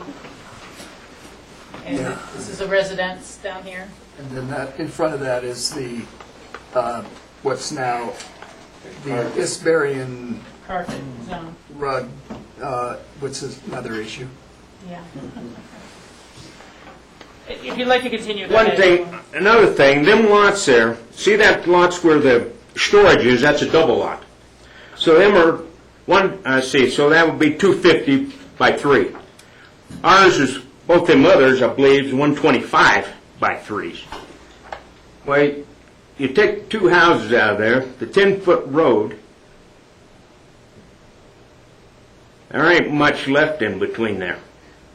And you can't use none of the front, so basically, in that back part where, what's your name, sir? Jack. Jack. Well, you was looking at that picture, where looking behind that building, where that rock wall is. You can't go up there, no, you can't dig that out no further going uphill, for 2 reasons. There's an irrigation ditch that goes through there, it's deeded, that goes to them 2 other pieces of property downwind from you. Besides that, the 6-inch high-pressure gas main to Aspen comes right across there. It's right on my property in the back of the house. So, putting stuff up the hill is kind of, you're going to build a platform to shed it on? I don't quite deal with what that is, but there's some issues here that got me, like you said, are we going to have a Fred Stanford place here that I'm looking at continually on both sides? I'll rest my case. Thank you very much. Rachel, may I ask the applicant a question? Let me see if there's any other public comment Oh, yeah, please. first. Is anyone else here who'd like to comment on this item? Okay, I will close the public hearing. Jack, please ask a question. What is the approximate width from the back of what we'll call the garage, I think I'm looking at, to the rock wall? 10 feet.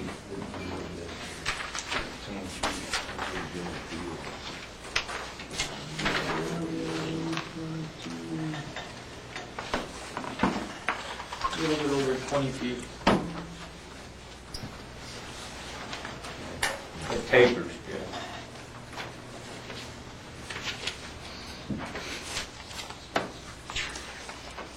Okay. Any other board questions or comments?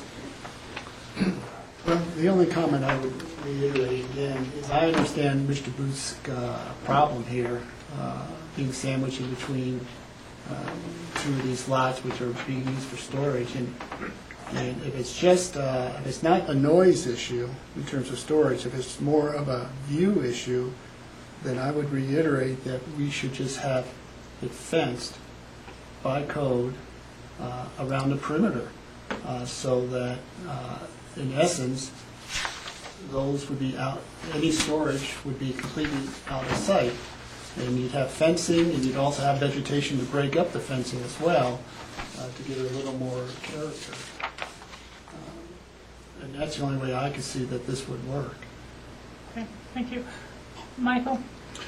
Well, that maybe takes care of the visual aspect of it, but it doesn't really, I mean, if you look at that picture, you can see by the trees around Mr. Booth's house that's a sign of somebody living there for a long time and establishing a residence. If you look at the other places, there's almost no vegetation. There's a few on the Nakagawa lot, but not very many. The issue really is zoning. And so the issue I think for Mr. Booth, or in any case like this, is that you essentially reduced his property to an industrial use property by this special. And that's not fair to Mr. Booth. It just isn't. And there are appropriate places to put Mr. Nakagawa's operation, but I would suggest to you that you're devaluing, instead of raising the value, you're devaluing this area. And if that's what you want to do, you should rezone it. You shouldn't allow this to happen by special approval. And really have to put yourself in the shoes of Mr. Booth or someone that was going to have a property right next to you. This is not a large property. Right next to you, change its use. Well, I can see both sides on this, and it's a real challenge. I guess part of what's coming through to me is that it may be best to try to limit and define exactly where any sort of storage can go. Request the screening, as George has described, and then I would literally see you guys as maybe needing to do better management of how you use that space. So it's limited space. It's not going to necessarily work for all of your required needs. And, this is just a personal observation, but the idea that the garage is used to store a car that's not running is kind of wasted space. Maybe that's where one of the larger flatbeds should be going in. I mean, and I don't know if it's too long for that or something like that. But, you know, and I'm just kind of scribbling on my sheet, but I can really kind of see, again, taking the line of the garage all the way out to the end and saying there shall be no storage here, there shall be a perimeter fence, it won't be right up to the property line, allowing the use behind that and between the houses to be used, and the garage itself, of course, and managing it better. I mean, you know, we struggle with that problem with affordable housing all the time, where, you know, not everyone in the unit can have a personal car, you know, and working with your employees about how many personal cars can really be on the site at one time. And just, you know, rather than having the inventory and the staff burden of saying, this is what's here and this is what's not here, to kind of more closely define the envelope in which anything can go. And then, again, have the appropriate screening. But that's just kind of where the discussion is leading me. I respect what we've already heard from individuals. Jack or Rob, do you want to kind of weigh in on that concept or all the concepts? I'm kind of along the lines with you, Rachel. I felt I would be very much in support of this if we could eliminate the area that is east-south, but is being called east of the garage, in a straight line of that east-south wall going up. And I would say not only to vehicle parking, but to trailer parking too. It seems to me like if you could put the trailers in the back of the garage or around the corner between the houses, looking at your summer stored list and your winter stored list, your winter is when you really have more, because it's the trailers that are about the size of a vehicle. You have 3 cars and 4 trailers. So even though the trailers aren't considered vehicles, they take up the space. And quite frankly, the vehicles in my mind are worse to look at than the trailers are worse to look at than the vehicles. A pickup truck or one of these Jeeps that you're calling a vehicle, to me, is like a parked car as opposed to stored lawn equipment and that sort of stuff. But I would be very comfortable moving forward with this if we could eliminate the east side for both vehicle storage and trailer storage. And as you said, Rachel, limiting it more on space. And then I agree with George, you know, the wall on that east side property line to eliminate some of the view into that. A fence, that's what I mean, yeah. There is on this attached B, there is a line there that says wall, right where I would have a wall. I think that's Mr. Booth's wall. So Mr. Booth does have a wall on that side. About 3 foot high. A 3 foot high wall. So 2.5, 3 feet, something like that. So on the applicant's side of the property line, maybe do that 6 foot wall along that stretch. Okay. I think we may be starting to get something. Rob, in that zone, again, and I think everyone can kind of see what we're talking about, is extending the garage wall back as a no trailer, no vehicle zone. Would that seem appropriate for snowplows in the summer, which are below that sort of 6 foot height? And if there's a fence, I would say no storage whatsoever. You'd say no storage whatsoever. May I clarify what that means? Does that mean, Rob? Can I point here? Right there?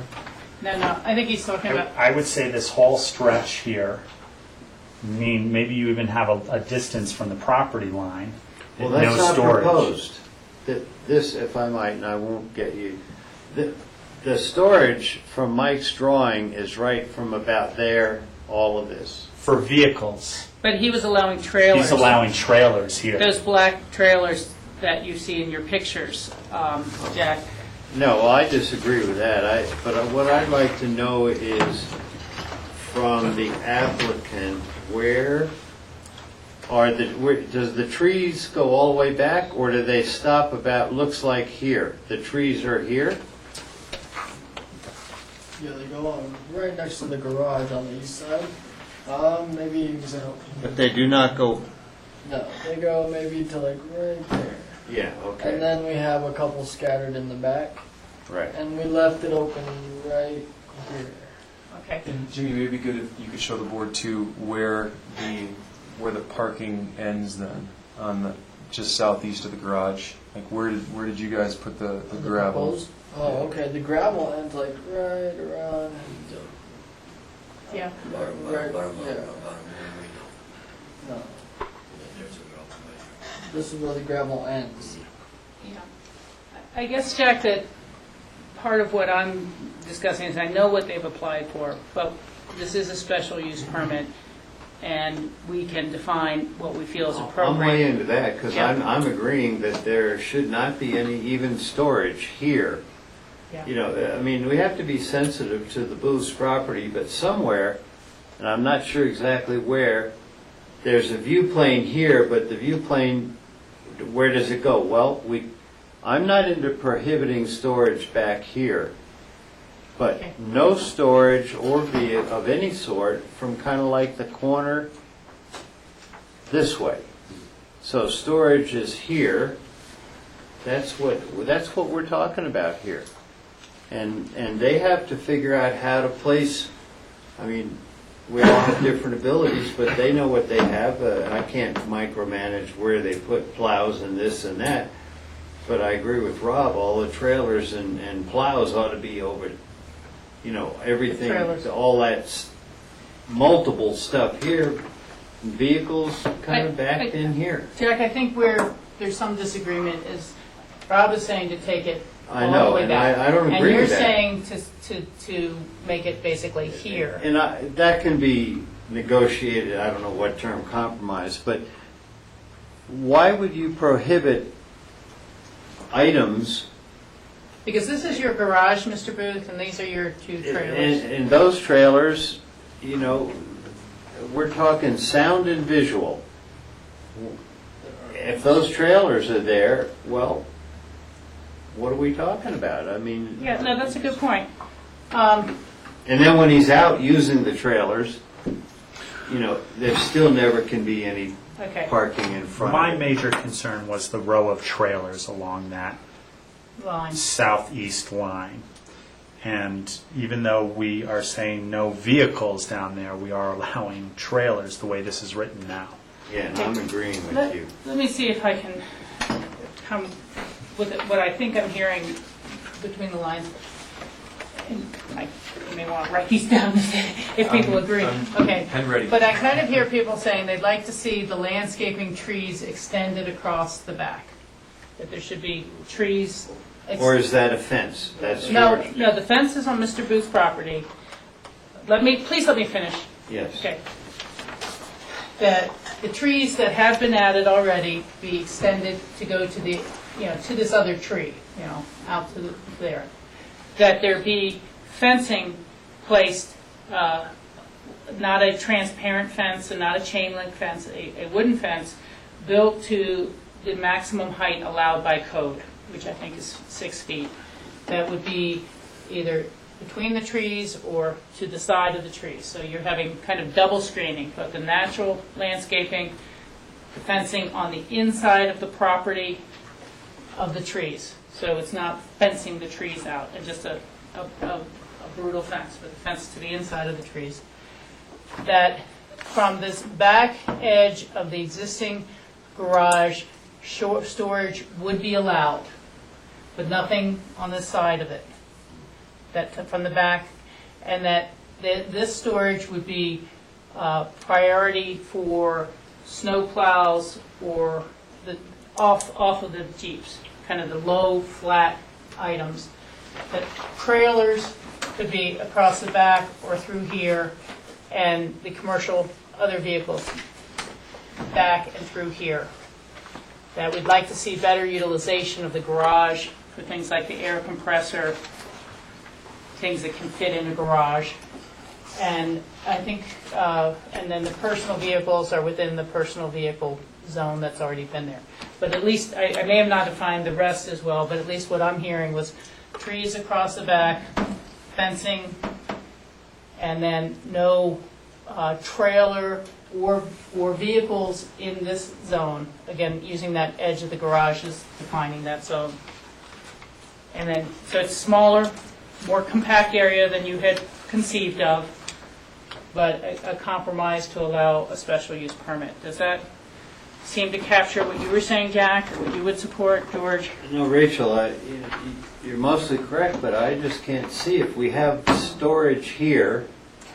Why not allow trailers there? To me, trailers and all that multiple stuff goes stuck in this corner. Then you just back vehicles in here, and then I can see allowing, if I can just get the right button, allowing vehicles here. The cutoff is, I don't know if it's here or if it's here.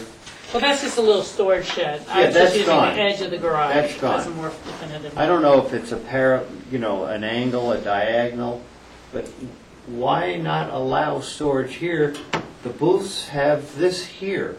Okay. Well, again, I was using this as at least one of the two lines, the bed, Well, it's the either garage. that and then you went this so way. what we're in dispute of is what should happen in that little square. Exactly. It's at the corner of the property. And you're saying that it does not matter to you if it's vehicles, if it's the flatbed.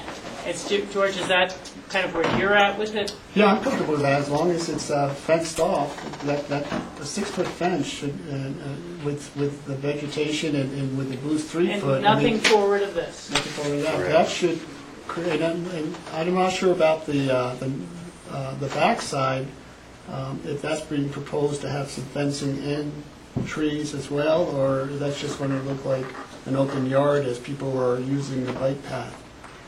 Is fencing possible there and landscape? I know you had, in your previous pack, that showed us some random tree patterns that were already established across the backyard. Oh, correct. But see if I put that back up there. Nice to see landscaping, there are trees along there, I think. Yeah, because this is an older photo that doesn't show the landscaping they've put in. And this shows the landscaping here. Okay. Yep.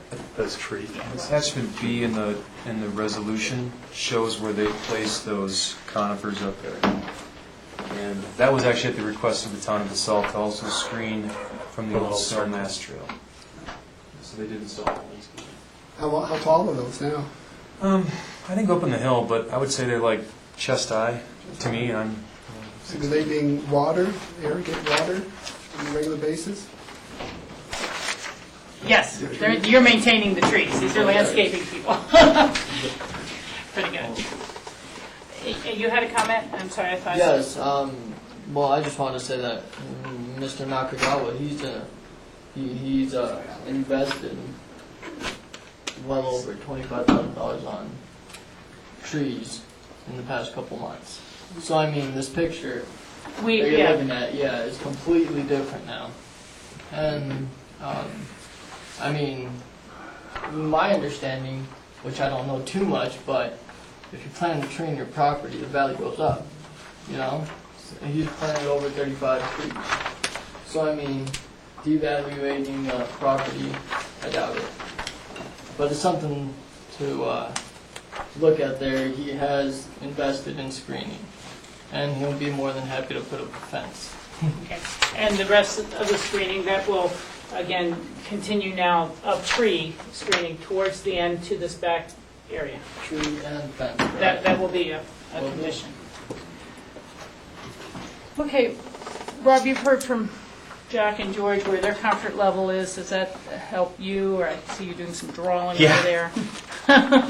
They plotted out my map. The important thing to me is no trailers in that front. Well, no. Oh, up here. Anyway. If you draw the line here, no trailers in the front of the house. Yeah, no storage at all. No storage at all. No storage at all. Because here it just said no vehicles, Okay, but right, no right. storage at all in the front of the house. If you draw a line here, build a fence across there, I'm happy with them using this storage the way they'd like. Okay. I want to be clear as well, though. I think the fence needs to extend down past the parking zone for the private vehicles, because there are so many private vehicles, and it's going to be very hard to tell, as you said, what's the Jeep, what's the private vehicle. The fencing would come down past where you're parking the residential vehicles for the home, at least for me. I think that, it doesn't have to go to the property line, but it would have to go, past the, I'd say 10 feet past the parking zone.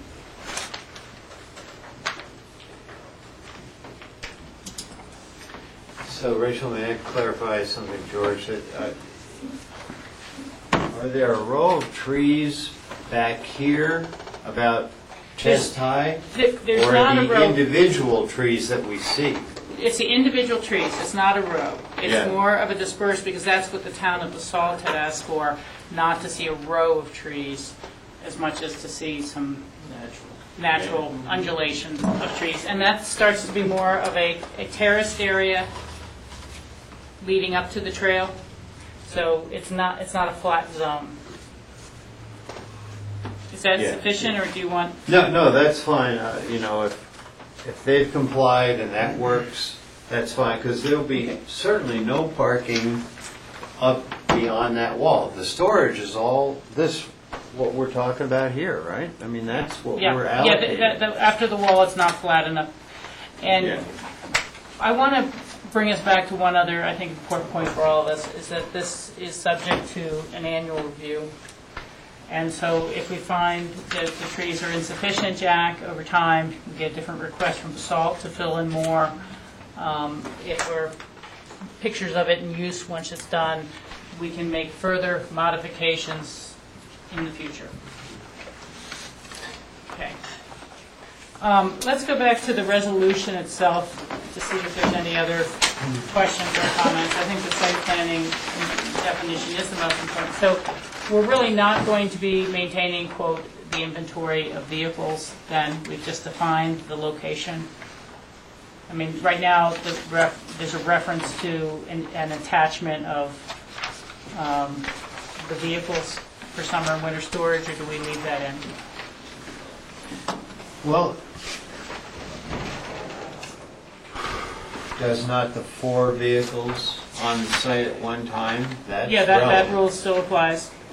Limited to 6 personal vehicles on site. Our list shows 5 personal vehicles and 1 motorcycle, so that's almost an expansion. Operations on the site. I'm looking at 5C and D, page 2 of 4 on the resolution. The only thing, it just seems, and I know it's a language thing, but by saying operations, it makes it sound like there's something going on there all day long. Storage. Movement. Yeah, storage operations on the site.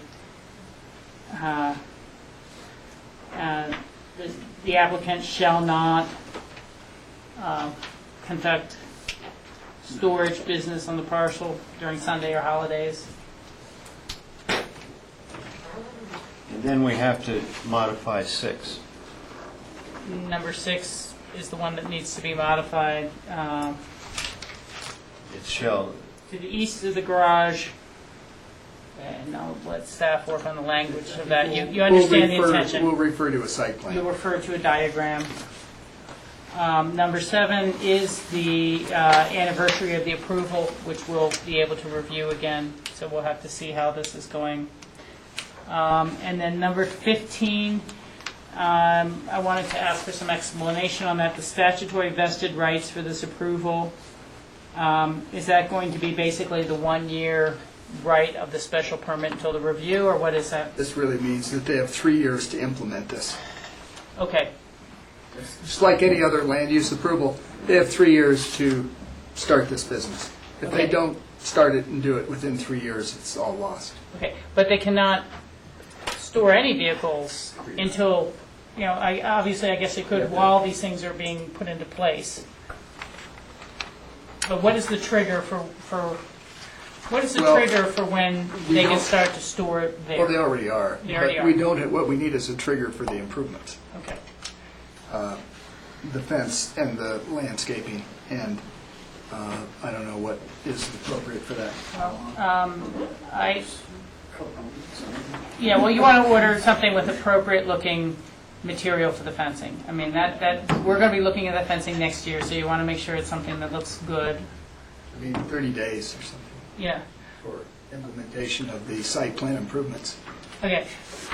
I think 30 days, and then, I don't know if there needs to be an acknowledgement, but that they have begun by then. If it takes a little longer than 30 days to have it fully installed, and painted and everything, that's fine, but they will have proceeded. They will have begun with those implementation of the improvements. They will be completed before, I don't know, October 1st. I'm trying to think about a reasonable time frame. So they'll be implemented and begun within 30 days, completed by October 1st. Does that seem reasonable to the board? Okay. Were there any other conditions that we felt we needed to modify or review? Mike and then Lance. Okay. And as we're getting into the intricacies of this, I do have an email from the fire district, the Basalt Fire District, and they asked that if landscaping was required or needed on the east property line, that we use lilac type or shrubbery that would need to be watered. They didn't want to see any more conifers on the east side, and that was for fire consideration. So that would be one of the things we probably should add in. If we needed. That contradicts what we just said. Yeah. Well, I have to say I have lilacs at Hunter Creek that are probably 20 feet tall and very thick even in the winter. You'd be amazed how big they can get. It depends on how big they are when they're first started. What is the fire consideration? Just that conifers burn better? I think they're sappy and they can burn more than like a tree that would have to be watered and things like that. So that was a request from them. Lance, you have a comment on that? Yeah, my comment, I will assume that the fire district's representation of not wanting conifers was because they thought there would be storage of vehicles along the east side, and now there will not be, so the fire danger is extremely reduced. So I see nothing wrong with conifers. Okay. If that is people's desire. Seems like it'd be better screening, and that's Yeah. what the point is. Yeah, I think we Not need to stick seasonal. with something that is year-round foliage. Okay, did you have something else? I did have a question, and what I wasn't clear on, I think we're prepared to do everything that needs to be done was, so are we dispensing with the inventory, or are we still concerned about having an inventory? I think that myself, there is some value to having the inventory. Okay, so not to exceed the currently submitted inventory. I just wanted to make sure there's some sort of process so that when someone sells their Honda Civic and gets a Toyota Prius, how do they go about updating the list? That, you know, that the numbers shall not exceed current equipment levels, and that staff shall be notified of a change of vehicles so that we can be accurate. So if you have a different employee, one leaves. But I really, again, very strongly recommend, especially coming back for a one-year review, that you think about how to manage your employees' vehicles to lessen the impact, and to utilize the garage as best you can. I think I would recommend we actually change that so that we do have an annual review the first year, whether, regardless. That would just do. Yeah, yeah. And can we request that staff take some pictures this winter when we see the summer equipment in storage to see how it was done? And then next summer, we get pictures of how the winter equipment has been put into storage. So we get more of that physical layout as opposed to the random pictures of the cars. And they will work with you and notify you. It won't be a surprise visit or anything like that. You know, but that way it'll I think make the second meeting go easier. A clarification, right? Yeah. So personal vehicles that's really a number, because I don't want to micromanage personal vehicles, but the inventory for the commercial aspect, we'll keep that so we understand what's going to be used, stored there. Mm-hmm. Yeah, okay. And, next year you turn out we have one less trailer but one more Bobcat, you can let us know that that's how your business is evolving. we realize these things don't walk in time. Other board comments on this? Well, I think we may be ready for a motion to approve the special review permit for the landscaping business, subject to the conditions discussed at this meeting and recorded by staff. Is that your motion? I'll make it. Yeah, We're getting late in the day here. Yeah. So moved. Okay. Rob has And I'll moved. second that with the condition, with an absolute understanding that we expect the applicant to live by what has been represented. So we don't have to have a problem on the annual review. That's why I'm supporting Or with a this. red tag during the course of Yeah, the year. exactly. I know Carrington will be checking to see if it complies with what they write up, and we'll give that final write-up will come back to us just to see, and as well as being given to the applicant, given to the neighbor, and anyone else who should request. Yeah, and that was a clean second then. You Yeah. know, I just wanted to reinforce. Okay. We have a motion and a second. Discussion from the board. Michael, please. Yeah, I understand all the efforts you guys have made in terms of shielding and everything, but I really think that fundamentally you've changed the nature of this neighborhood to the detriment of the residential character. There are other parts of this neighborhood that don't have much residential character, but that doesn't beg following that lead.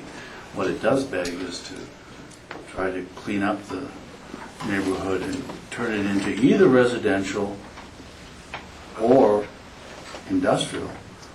Having both is inappropriate, and I think that you've done a disservice to the neighbor. In spite of all your efforts, I think you've just changed the nature, and so when somebody comes to purchase a property around here, they're going to go, what is this neighborhood? Is it residential? Is it industrial? Why would I want to live here? You just made a mistake, and I'm sorry for that. That's all I can say. Thank you. George? Yeah, and I understand what you're saying, Michael, and I'm hoping that actually, going through this review, that we've actually helped the neighbors in the sense that we've got fencing, we've got landscaping that will actually be a benefit to the booths versus what it is right now. Okay. Well, thank you. We've discussed this thoroughly. Appreciate everyone's time. We can't make everyone happy in this room. I think you've been cut back on your request, and certainly we put some new financial conditions that you're going to need to comply with. We will be looking at it again in a year, and we will listen very carefully then as well and try to find that balance. So all those in favor signify by saying aye. Aye. Opposed? Aye. Thank you. Thank you very much. Thank you very much. Okay. Do we need a 2-minute break, or we go right into the next one? I just need to stand up. Okay. We'll take a 2-minute break, and if there's... But you can't leave the room. If there's any displays or anything that needs to be set up, please do Go so. outside and let those people know if anybody can leave from the pro cycle group. They can Made those changes. Yes, we did. Well, I should know better. Well, I'm just repeating. Watching TV. Just repeat. That's why we have TV. You're sitting in the park. Hopefully they've enjoyed their day. I know. The police. I'll see you tomorrow morning. You can handle those, so he can- You intercept what? I don't know, I may still be here.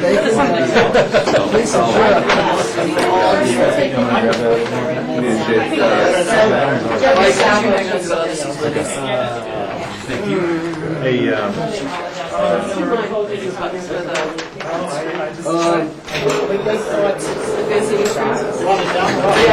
I'm gonna use that again. I'm gonna use the projector again.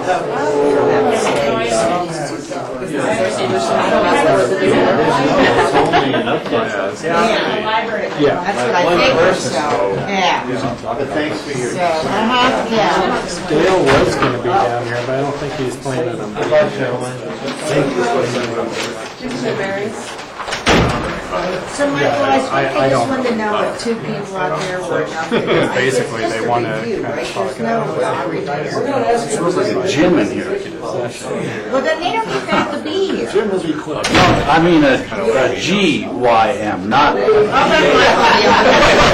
I'm just passing on. It could be a quick, Salvo I'll go up and see if anyone's still up there. I just wanted to warn you that. I know you did.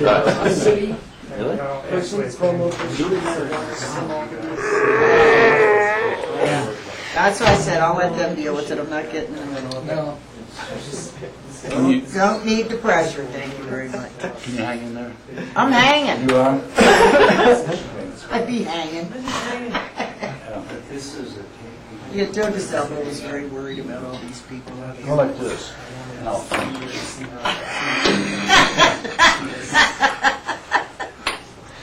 Oh, yeah. Welcome to those joining us. This is the regular meeting of the Pickens County Commissioners for Wednesday, July 27th. It is about 10 to 6 in the evening. We are now going on to a land use action, the GSS Properties Limited Liability Corp. Takings Determination. Suzanne Wolf will lead us on this.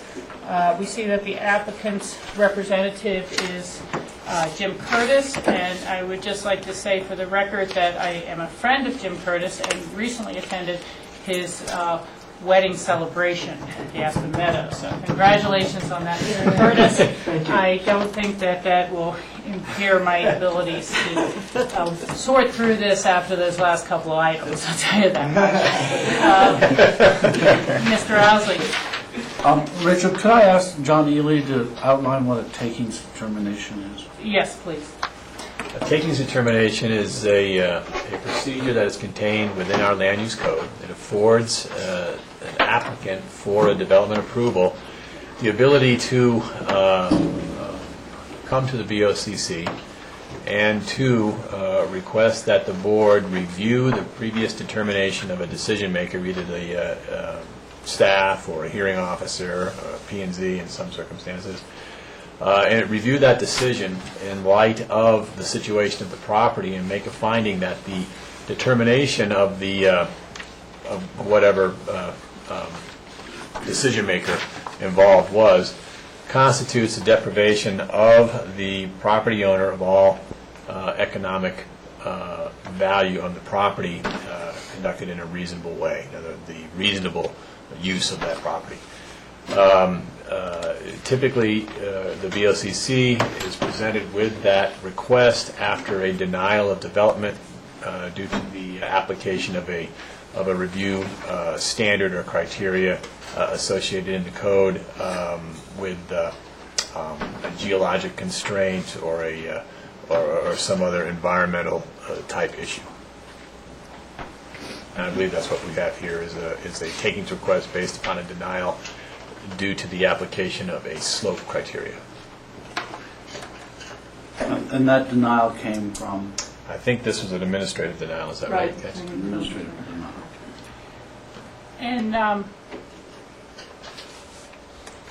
in the alternative, our board could overturn staff's denial of the driveway permit. It's not so much of an overturn of the previous decision like an appeal. Okay. What you would be determining is that the denial does constitute a taking in that any reasonable use of the property has been eliminated. And at that point, the board could could conduct itself or direct the staff to remediate that taking, which is to allow the development to occur at some level with the appropriate mitigation. Okay, and so I just want to explore that a little further before we get into the particulars of this application for the board. The code that we all refer to as the new code, but it was really done in... Not so new anymore. Not so new anymore. Created something, TDR for... Constrained lot. Constrained lot. I knew it wasn't non-conforming. It's constrained lot TDR. And to award those TDRs is a way to restore beneficial use, meaningful use to a lot that may have a denied building permit, building right. Right. Okay. But prior to that code, as you said, the board would remediate and either had in a takings determination two alternatives, and one would be to buy the property outright because you've taken away all the use, or to say, although this is critical wildlife habitat, we're going to allow a smaller home on one side of the property, and it's not in conformance with our code, but it's the only way we could remediate a takings situation. And so we still have that opportunity. A constrained lot TDR is not the only way to remediate a takings. Oh, absolutely, yes. Just to be clear on the alternatives in the flow chart of this. And then after there's a takings determination is when you go through those various alternatives as to whether it's an allocation of a TDR, numerous TDRs, or remediation in some other form. Right, which would be an allowance of development. Okay. Thank you. I just wanted to kind of go through the various steps in a generic way first. But that would not be a decision of how that's done at this time. You can entertain it. It's up to the board. The first, though, initial decision is, has there been a taking by the application of code's criteria by the, in this case, the staff. Thank you. So then, Suzanne, I guess you are the one who gets to take this away from here. And did anyone else have any preliminary questions they want to ask in this proceeding? Okay, thank you. First, I'll open this door since we have nothing else in the other room right now, and it's a little warm. Can we turn down one light, please? It just seems Yeah, I feel like there's to a have light in smell of that plastic considerably. burning. Is that the one? Other one. Just the reverse. You get one lighting. I'll work on the air. Yeah, thank you. It's a little plastic here to you. Bill. It does, it's the screen. It's the new screen. It's the new. I sometimes have Hopefully allergies to she'll plastics. Yeah, Let's see what happens. Okay, there you go. So first I'll just orient you on the location of the property. So here's Woody Creek and Woody Creek Road. The community school is up here. So you're heading up Woody Creek Road. The Craig Ranch over on this side of the road, as well as a portion of the Craig property up here. But GSS property, essentially if you look at this meadow, is basically where the activity envelope is located. The property continues up this hillside, but this is the area where the activity envelope for single-family residence is proposed. And if you can see this area all along Woody Creek Road, if you're familiar as you drive up along there, it's a pretty steep cut bank on the side of Woody Creek Road. So basically anywhere to access this property gets into slopes over 45%. If you start from this property line all the way over to, well, basically where you can get at it off of Woody Creek Road here, any of these areas encroach on slopes of over 45%. So the denial by the director was not based on the envelope, the single-family residence envelope, but actually on the access envelope. And what had been proposed, you can see there's a little draw here. The applicant had designed a driveway that would come up here off of Woody Creek Road, loop back, and get you up onto that upper bench. So that was the access that was shown in the application, and the denial was based on that. But I guess just to make the point that any other point where there's access from Woody Creek Road does also encroach on over 45% slopes. So that was the denial. The applicant has had discussions with the adjacent property owners on both sides and was not able to come to any agreement with them to allow access through their properties as an alternative to trying to get there directly off of Woody Creek Road. So they're left with the, trying to find an access off of the road. So I think that's the very short version of the denial.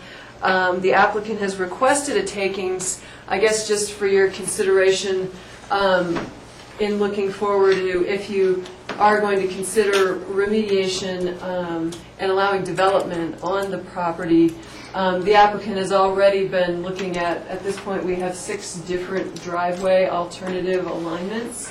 That, again, if the next step is going into potential development and remediation, there's additional information that would, not accesses from here as well as points along Woody Creek Road. So the applicant has been looking at alternatives, but as I said, any alternative at this point does encroach on 45%, over 45% slopes. So there would be a denial based on any of those alternatives. But anyway, that's a piece of what we've been looking at. Let me try to outline this to make sure I have what you were just telling us.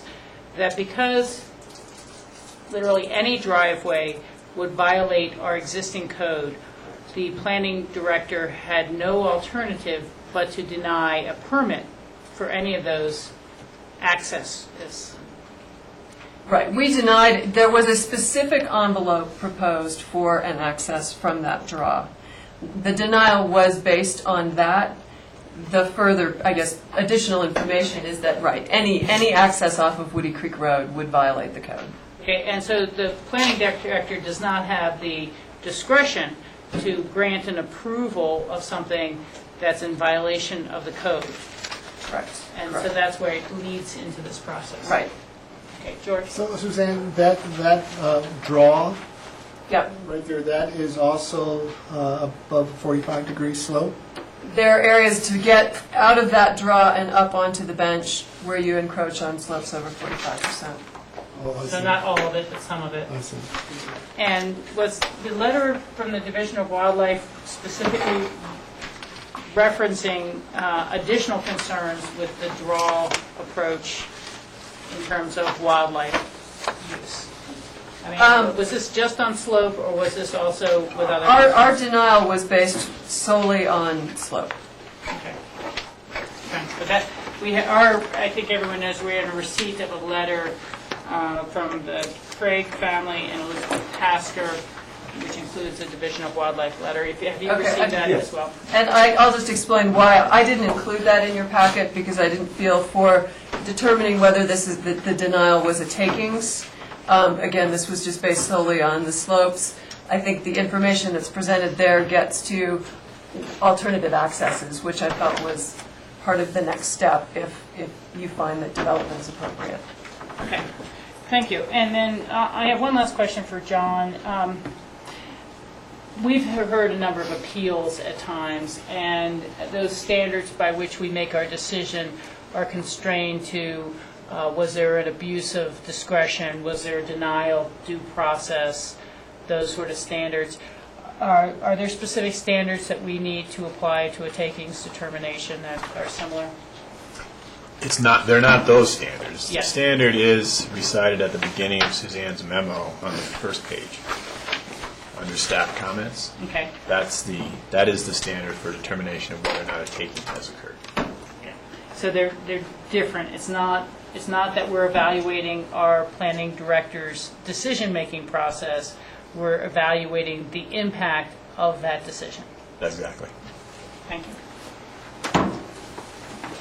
Okay, and so did the board have any questions of Suzanne? Michael? So, John, you're referring to the paragraph italicized, the board shall determine whether the property owner will be denied all reasonable use and economic return on the property? That's correct. That's the paragraph you're referring to? Yes.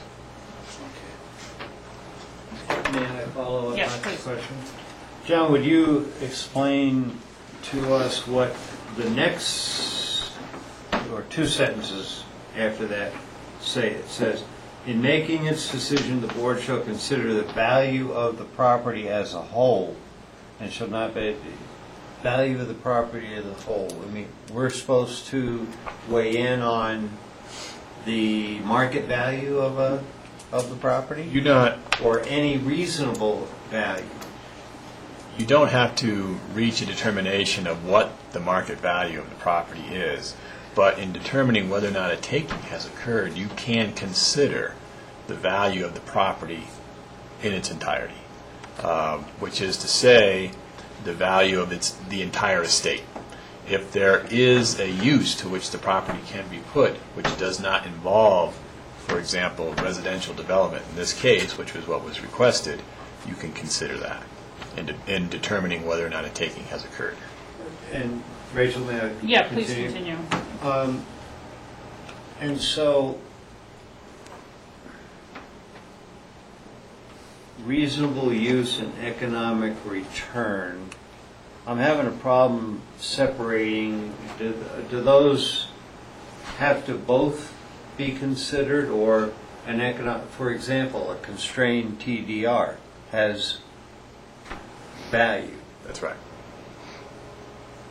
but I don't know if it has use.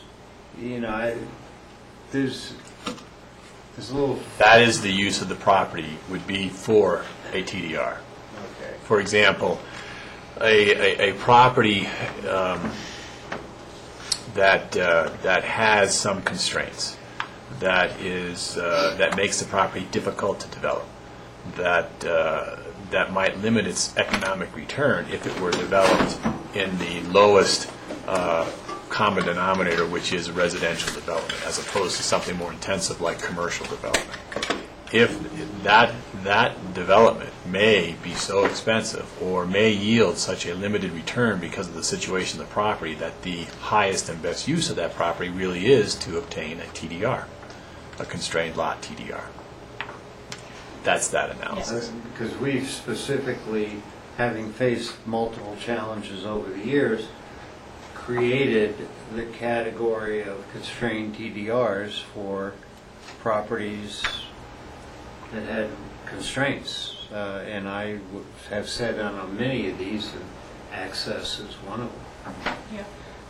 And perhaps a different generic example, not specific to this application. If someone had a 35-acre parcel, half of it was critical wildlife habitat, that is where the owner wanted to build their home, staff denied it. It could come to us for a takings determination, and the board could say, no, there has been no takings because the other half of your property does not have the wildlife constraint. You would just have to site your home over here. That's correct. So there could be a determination that there's not a taking and it's just a different way in which to develop or receive the beneficial use of the property as a whole. That actual scenario did in fact happen with one of the Droste applications. Okay. Do we have further questions for staff? One question, has it ever been discussed the ability to access that property, not via a driveway going up, but a underpass, a tunnel going through and up? No one has looked at that alternative. I mean, it'd be short and you just get right up onto your access. We need Peter Droste here. Yeah, a little heated tunnel. I guess Jim's point is I'm not even sure you could get the tunnel started on the property without impacting the 45% slopes.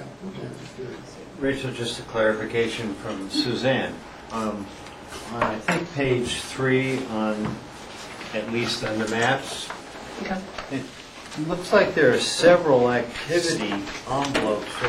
Yeah, which map are you looking at? Number 3? Yes, number 3. Here, I can put that up. I'm trying to understand really what property we're looking at, and I think I see it, but there are 2 activity envelopes? Well, the activity envelope actually extends this whole area, is the activity envelope on the bench. And why did we create such a giant activity envelope? I mean, it seems like multiple acres. Well, again, we haven't approved any activity envelope at this point. That's the activity This is envelope that the proposed. applicant has requested. Okay. But just to clarify, because this does give you a little bit more of a blow-up, you can see down here the driveway, the potential driveway that had been originally designed by the applicant coming up through that draw. So that shows you that access envelope. Right, and then further on, we have the blow-up on the next page. Right. Number 4. Good, thank you. Suzanne, could you outline the property line then on this? Where's that? The dotted lines. That Here, line? Then goes back, up? goes up the hill, comes down Back down. here, here, and then along the road.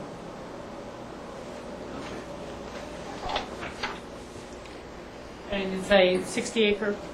60 something acres. 63.39. Plus or minus. Yeah. Okay, so if we have no more questions for staff at this time, we can always go back to Suzanne. Please, Jim, just introduce yourself for the record, and let's hear your side of the story here. Jim Curtis, representing the property owner, GSS Property. I'm going to try to simplify the discussion and be very quick in my comment. As both John and Suzanne has stated, the only decision today is if there has or has not been a takings. Should there be the decision of taking has occurred, the whole mitigation discussion is at a different meeting. So I have no need to talk about driveways or anything like that. That should be later.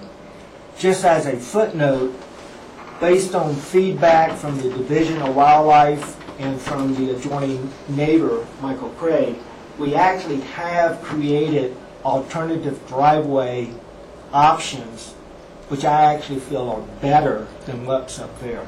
But that's really not part of the discussion tonight, nor does it need to be part of the discussion tonight from the applicant's point of view. So as John made reference, the standard for a taking is, has the property owner been denied all reasonable use and economic return on the property? At this point in time, the property is 62 acres and it's zoned RS20. It has no legal access. It does abut Woody Creek Road, but it has no, well, it legally abuts Woody Creek Road, but it does not have a physical way to get from Woody Creek Road to the upper mesa without crossing steep slopes. To me, the central point relative to a takings determination is property is zoned RS20, which is low density residential.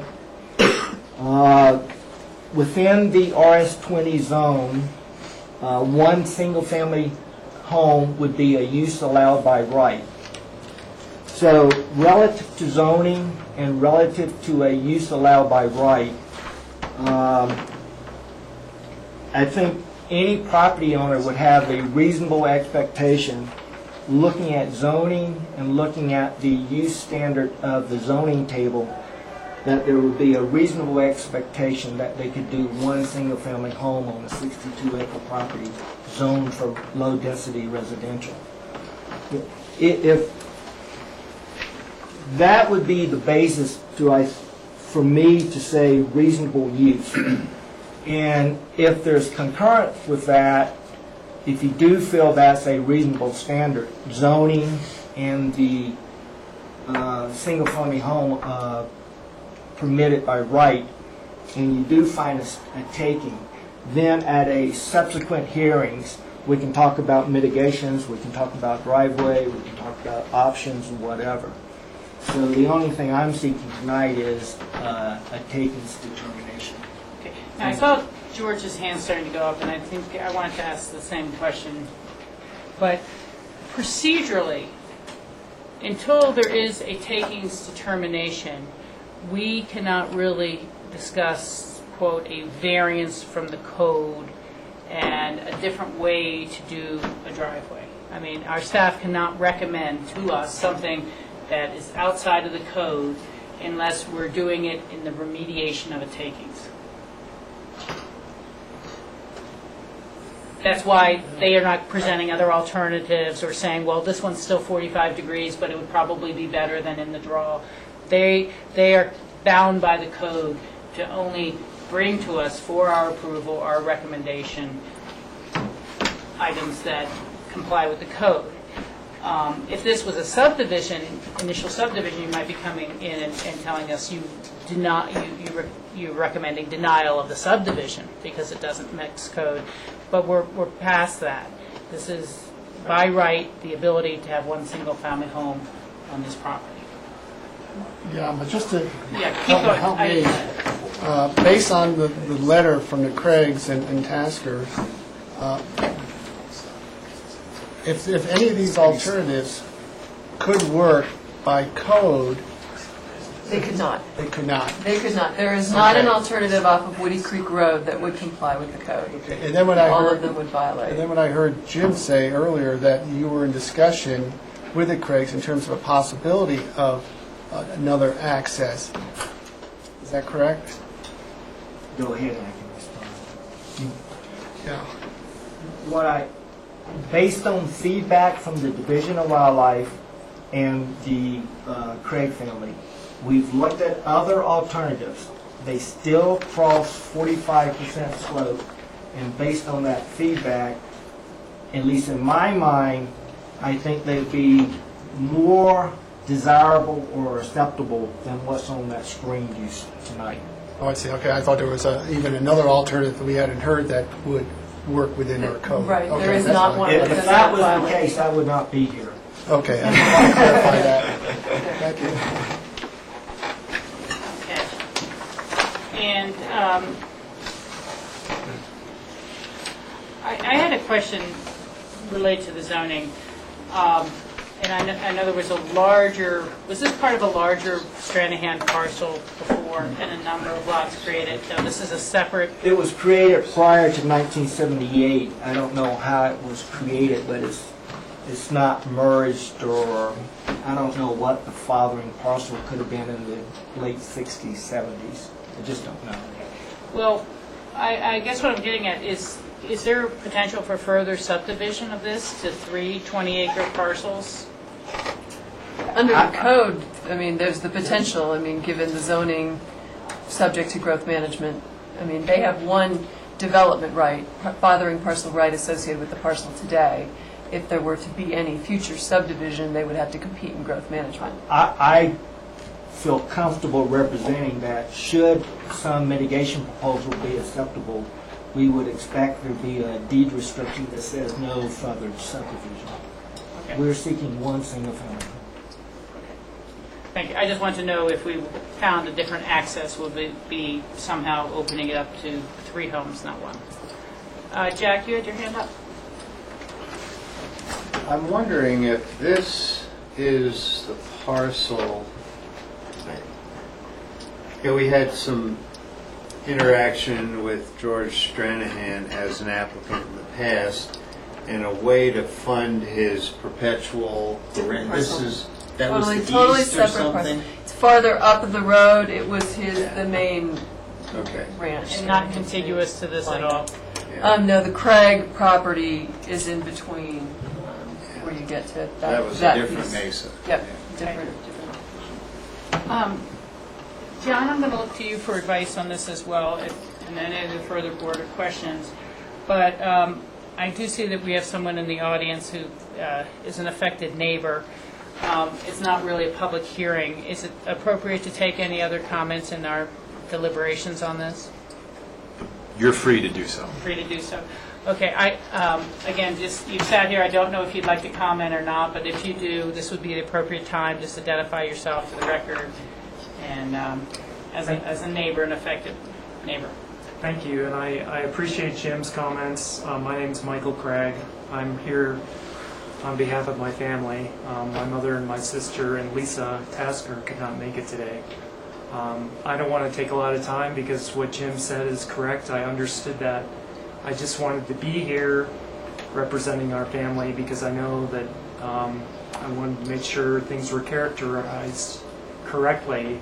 I do understand and that the letters I sent you were basically to preempt this discussion so that you understood that I'm sure the takings is going to happen, and then you're going to be on the trajectory of heading down a road to creating access points. And I just wanted to get our opinions out to you about the access points that we felt were more amenable than the accesses that Jim presented initially, and in his second presentation he submitted 4 more access points, and I just felt that the last access point, the 6th one, was a point that would maybe work for most of the people in Woody Creek. And that's really all I wanted to tell you. I will certainly participate in the future meeting. And so there will be a future hearing to discuss remediation of the takings. Exactly. One way or the other. Well, that's premature to say that. We If haven't there is a determined. takings. Yeah. If there's a takings. I mean, clearly. But, so now I guess we should maybe move to the discussion of value. Is that what you're getting to, Jack, that we need a discussion as to whether... No, I'm not qualified to give a value. To me, it's an issue, have we taken all value or not? Yeah. That's pretty much so, and I'm all ears right now before I go to ask another question, but I'm not ready. Well, I think we all need to start asking our questions, because it's... Well, my question is going to be to go to an executive session so I can understand options that we have legally and that might be hopefully defensible. Okay. And we do have a fairly lengthy memo from you, Jim, not as lengthy as some of the other ones we've seen today, but let me ask, because I think it might inform our executive session, once we have one member who asks, we pretty well always honor that, and I think it's a valuable thing to do. Because you go through items A through M here, where at the L you talk about the sale value of the property with or without the determination. And you're saying that with the access, based on some realtors' numbers, you believe this site, the 60 acres as a building site, will be worth about $4 million. And without the access, if only one TDR was granted, it would be $175,000. And what were you trying to get at with this memo, I guess, is my bigger point. I was responding to the requirements of the land use code relative to taking submittal information. Okay. I was just going through the code Checking off all the things that are there. the code requests. Okay. And so, John, again, a little bit on your guidance. How low can it go before it's not a takings? Can it go down to it's worth $1,200 a year worth of haying value? If you can get the equipment up there, which you don't have access to bring up the haying equipment. 300. Is it? You know, what is... It's a question of circumstance. Reasonable economic return may be continued agricultural use. It does not necessarily mean residential use. And that has to be considered in the totality of the circumstances and the situation of the property. Mr. Curtis? You know, it seems like we're kind of beginning to focus on the economics up and down, but to me, the basis, at least as the property owner, is, and the thrust of my argument would be that the property is zoned RS20, low-density residential, consistent with everything else in the Woody Creek Valley. Per the land use code, a single-family home is a use allowed by right. So if a property owner was to look at zoning and to look at the land use table, one would, I think, reasonably assume a single-family home could be built on that 62 acres, understanding that there would be physical constraints. So if it was zoned agricultural, I would not make that argument, because then you would have or the county would have communicated to a potential property owner, zone agricultural, and you can hay it, and that's what it is. So I kind of, once again, if zoning has any meaning relative to the context of the neighborhood, I think that, to me, is what reasonable expectations would be based off of. Thank you. Thank you. Michael?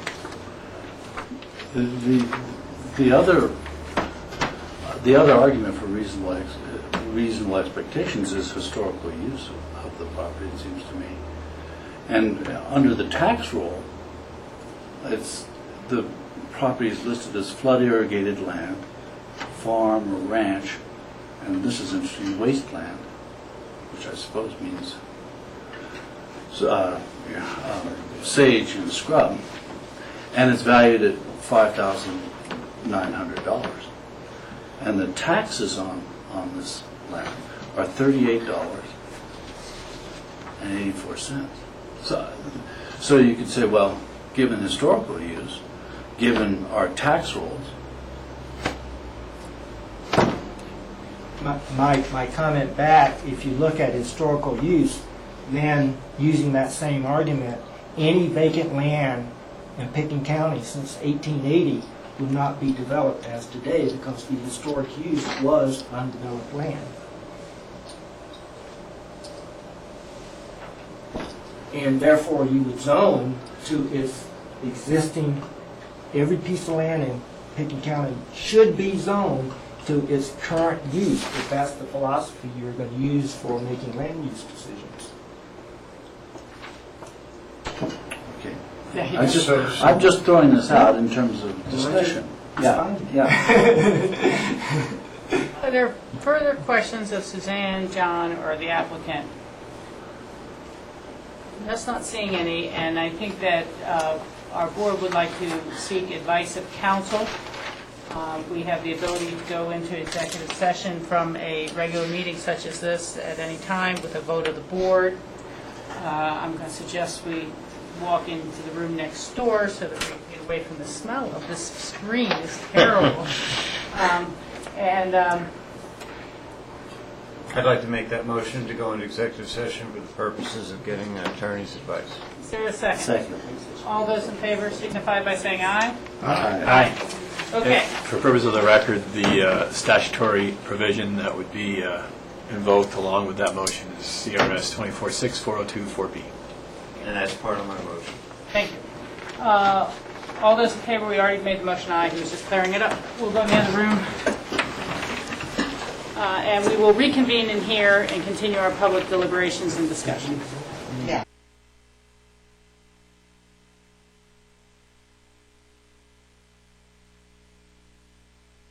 Grassroots, are we back on? Thank you for that. We have conferred with our attorney, asked all of our questions, and I am going to ask, do board members have any further questions or comments? We need a motion to go out of executive. Okay, motion to go out of executive session. Who made the motion? I did. George and Jack seconded. Okay, all in favor? Aye. Okay, we have conferred. We are open to new questions of our staff or our board, if anyone has those. Michael and Jack.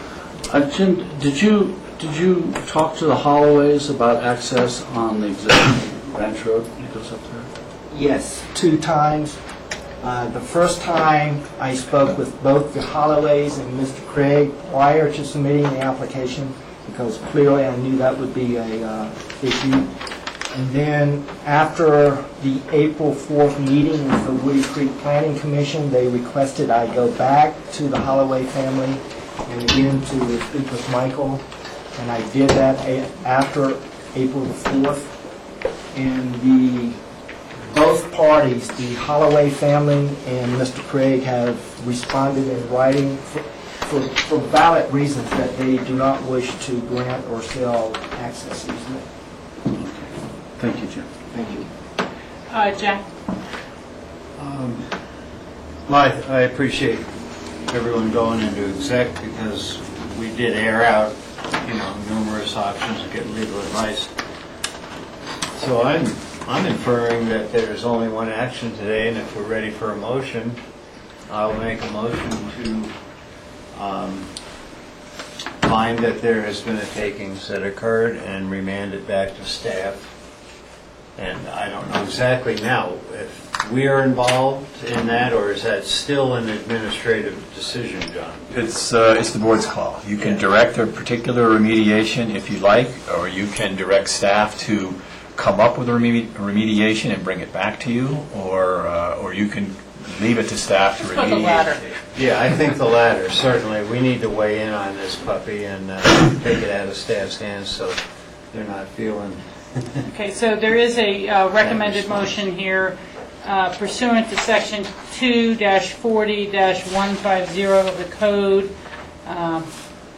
we're making a determination that there has been a taking and remand it to staff to begin to look at potential options for remediation. I'll second it. And to bring it back to us after that. Yes. Yes. Okay. Is there any further board discussion? Well, thanks for your patience in a long day. Thanks for being here as well. And we will work towards a good outcome. I know, I was making a comment. It's been a long day. It's been a long day. All those in favor of the motion?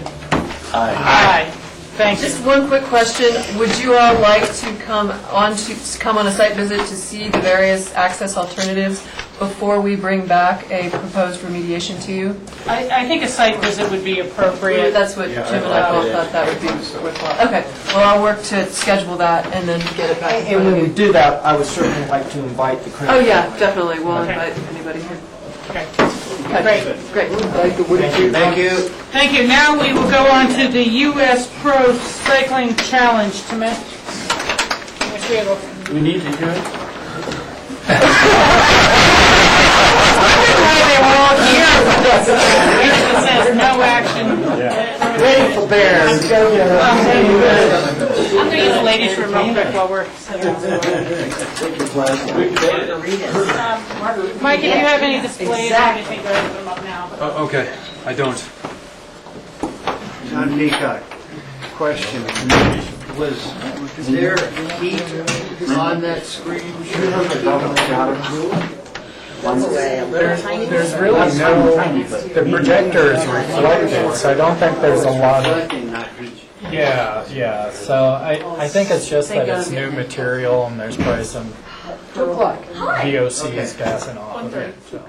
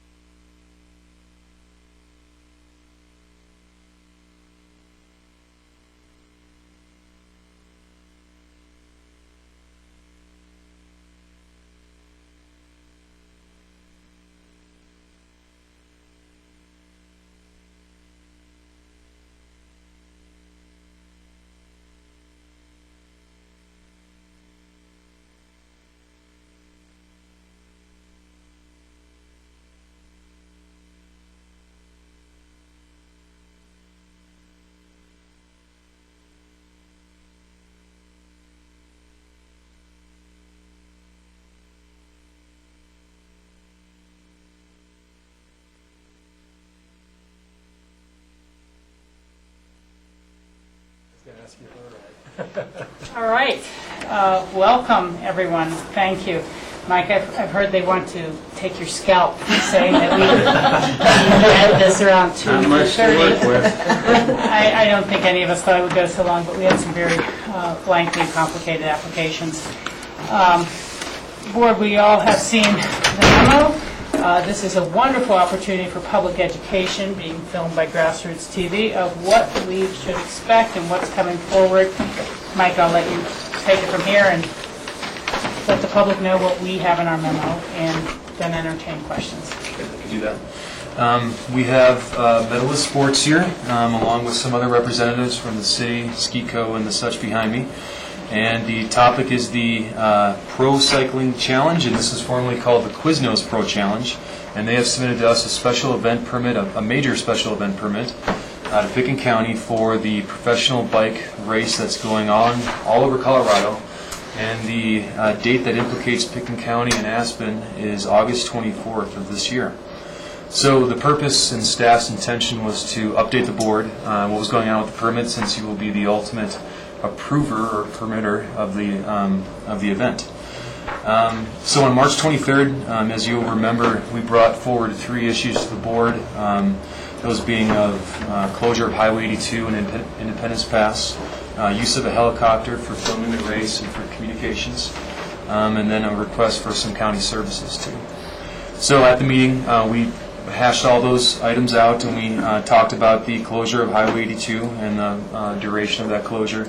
We had some specific findings for the use of the helicopter for the event, and then we also talked about the sheriff evaluating some in-kind services for the event. On April 27th, we held our typical special event committee meeting, and we had a lot of people there, and there was a presentation by the applicants, and we asked questions, we hashed out concerns, we talked about steps moving forward, and yeah, that's how basically our special events committee works. And to date, we've had a lot of things happen since April, and moving forward to less than a month away of the race.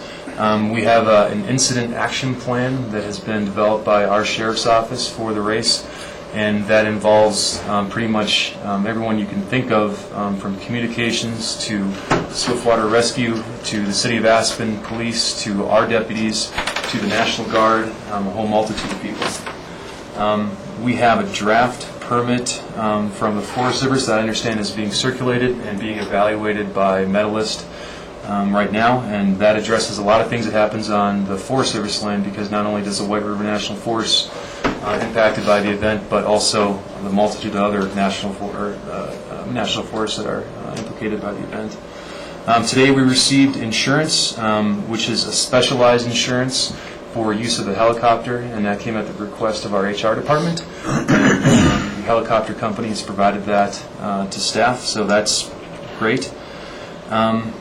We have the city and Medalist have been doing outreach to the community for the event, because this will basically close down Aspen. This is that big of an event where we will not be having people coming in and out as smoothly as we normally do on a typical Wednesday in Aspen.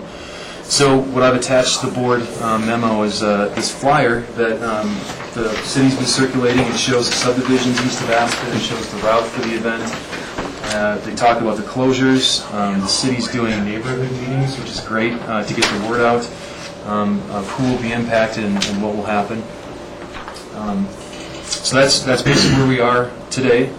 And the idea was just to give an update to the board on what's going on with the event, and it's staff's intention to draft a resolution for the August 10th meeting. And then there you will see the actual resolution that permits the event with conditions. Okay. Nancy, do you or your team want to add on to what Mike has said, or just entertain questions? What's your pleasure? I think we'll just entertain questions if that's okay with, yes, we'll just entertain questions. Okay, super.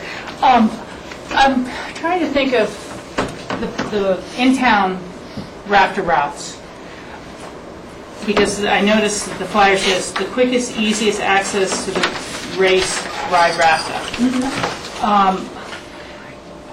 I think we really need to separate out in-town rafta and Highway 82 rafta for how we notify people. But, and I'm thinking of Winter School, 4th of July. What time do those in-town routes stop? I mean, when do we tell people that your last Hunter Creek bus is X time, your last Mountain Valley dial ride is Y time? Correct, and those are the only 2 routes that are being disturbed, so to speak. And we're actually in the middle, or in the process, we'll have by the end of this week very specific neighbor notices to those very specific neighborhoods, talking about the fact that those routes will close down at 10 a.m. and then they will start up again at approximately 6 p.m. Or I'm sorry, those the Hunter Creek will, that's actually about right for Hunter Creek, and then the Mountain Valley one will open a little bit earlier. And we're also adding extra and bigger buses beforehand and afterhand to try and handle what we believe and feel is going to be extra capacity. So you're going to post those in the RAFTA bus And it stops is- as well? Correct, and it will be, so we'll kind of change those stops about a week before. We'll put a flyer on the actual stops. It will be on our website. Will neighbor notice them with door hangers? We're putting that out in our meetings. We do have ads that are going out in the newspaper and on radios. We're going to do some tickers on Grassroots TV, kind of talking about the changes, and then it'll also be on our website. You know, and I'll just go with a few more items, turn up to the rest of the board.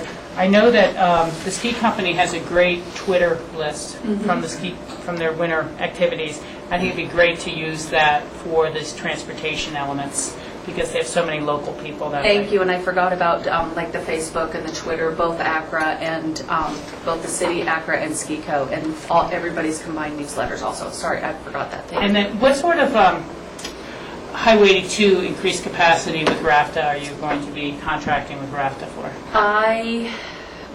I'm going to throw out a number, and I wish Lynn was here because I'm not 100% sure, but I think it's 16 buses. 15 or 16 buses? Yes. Additional buses that we will have use for just down valley, whether it's Castle Maroon, wherever we need to add them. And I was thinking of the community workforce. 100%. People coming in early that morning and Yes. trying to get to their job in time and things like that. That is correct. Okay, well, I'll turn it to other board members for questions. Michael, I see your hand go. Could we get an introduction? I don't sorry. know all these people. Nancy Leslie, City of Athens. Yeah, no, but Yes. but everybody in the group. Adam Loic, Meadows Scopes. And Adam, what's your title aside from? Production manager. And what does that mean? Primarily is going to be dealing more with the finish line proper, tents, the generators, expo footprint, those things associated more with really what's happening within the city limits. Jeff Corbett and Chuck Hodge, who were out here for the last meeting that we had in April, they deal more with the course side of it. They're the technical directors and deal more with the getting from point A to point B, in this case from Gunnison to Aspen. But both Chuck and Jeff had prior commitments, so I'm local to Colorado, so I was able to come over for this to try to help answer any questions. Okay, and the rest? Derek Unshore with Aspen Skiing Company, and I'm co-chair with Nancy on the local organizing committee. Mike Tracy, I'm a sergeant with the Aspen Police Department. Gretchen Bourne, I work for the Aspen Police Department and Community Safety. Alex Burchett, I'm a deputy with Pickens County Sheriff's Office.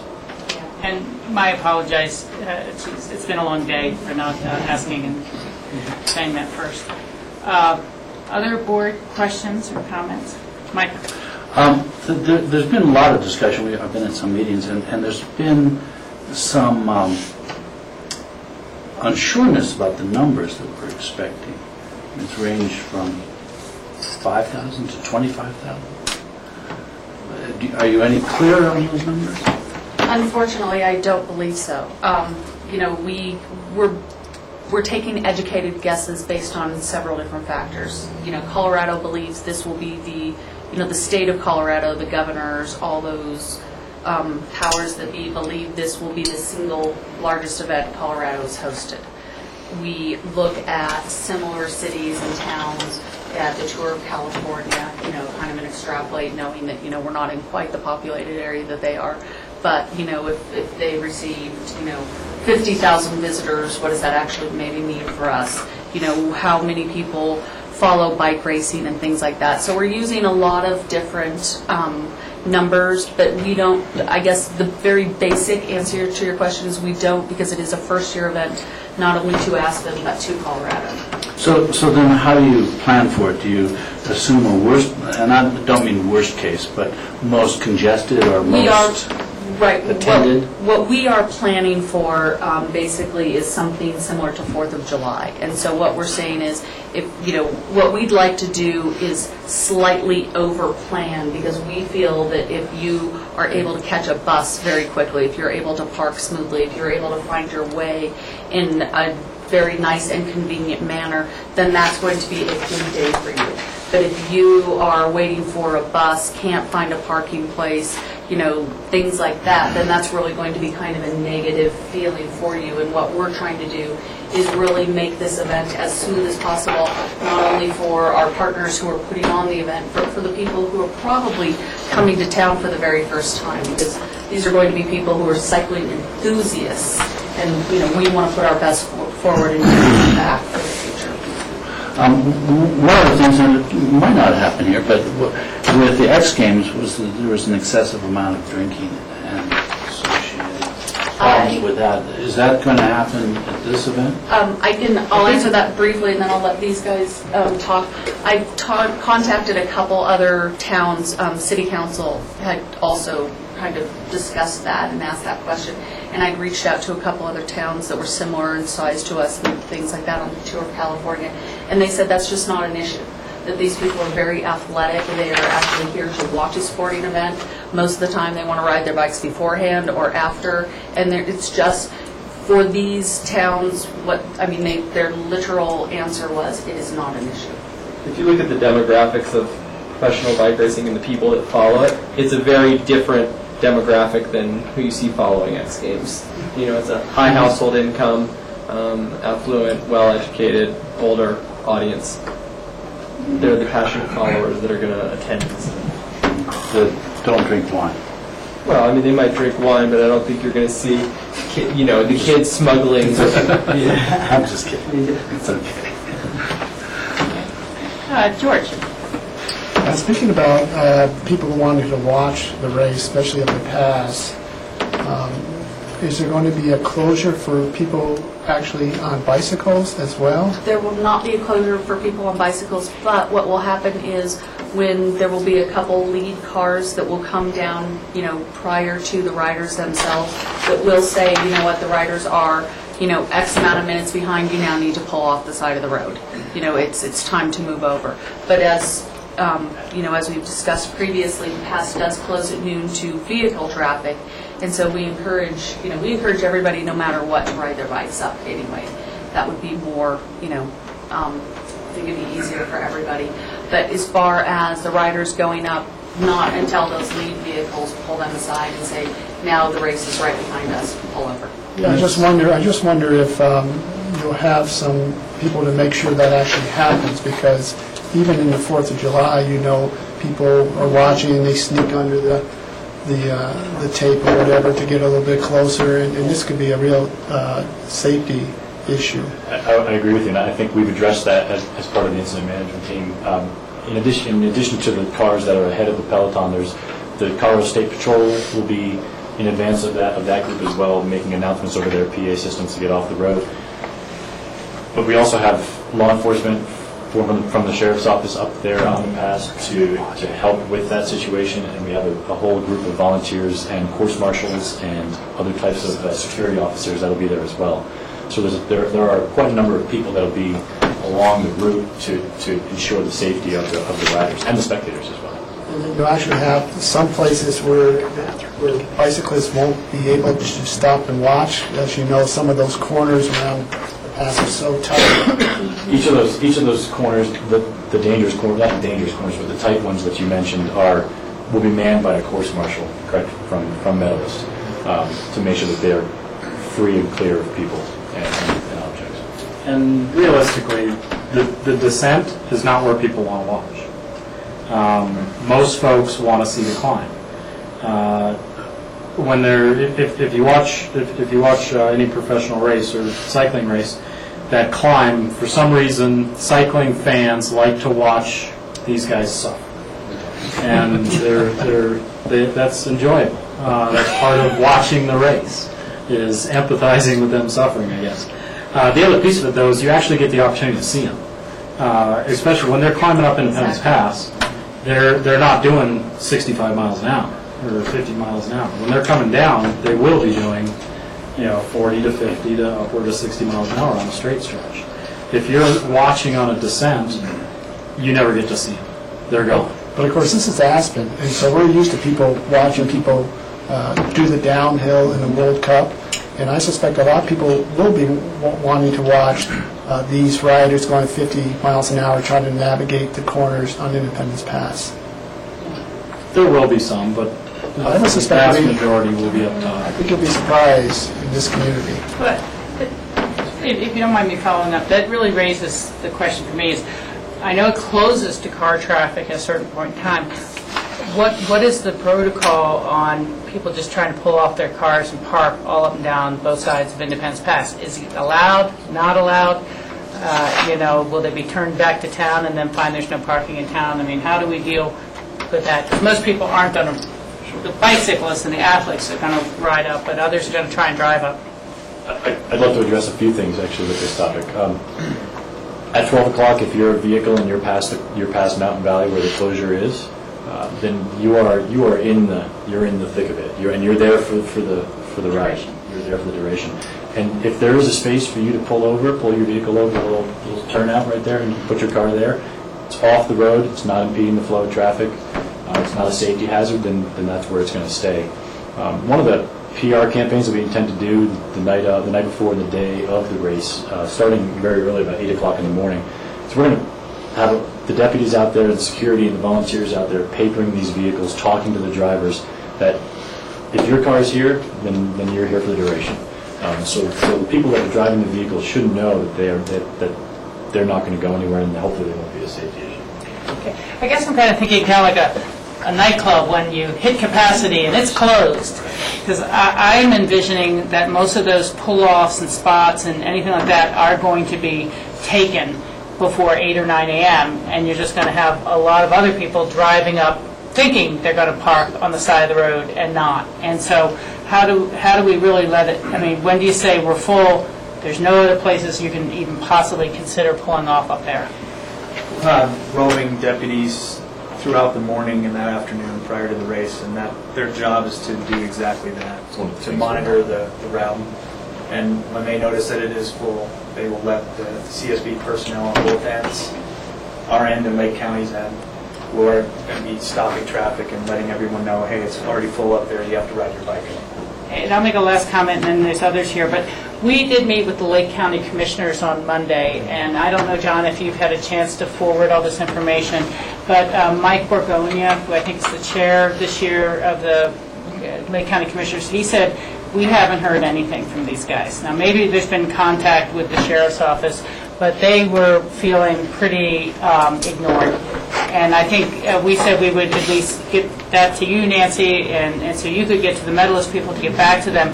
But they said, well, we've made some provisions, like we're going to have an ambulance on one side, but crowd control, flyering, making sure it's a safe race count course for the areas in Lake County. Their commission and their public feels just totally out of the loop for communications right now. And we committed to bring that message back and let you know that. Because if we don't have a successful course on that side, we won't have a successful course on this side. And I think that, and as you probably know, that's just not a very well-resourced county. It's really a very impoverished county. They don't have a county manager. Their individual commissioners take departments to manage. And so really depending on you to make the outreach and make it a successful event on their side of the hills, too. Okay, I think Rob's been waiting patiently, and then we'll go to Jack and then start around again. A few comments, a few questions. First of all, I'd like to say thank you to your whole team and committee. Nancy, I know you've been working really, really hard, and Derek on a lot of this stuff. I've been involved with a good handful of those meetings, and thank you for bringing this to our community because from an economic standpoint, I do think special events is a big part of how we create a quality of life here in Pitkin County that includes being able to employ people and have people have jobs in our tourism economy. And this is a perfect time for it at the end of August when things do start to slow down, and midweek Wednesday, so hopefully we will get some rooms in.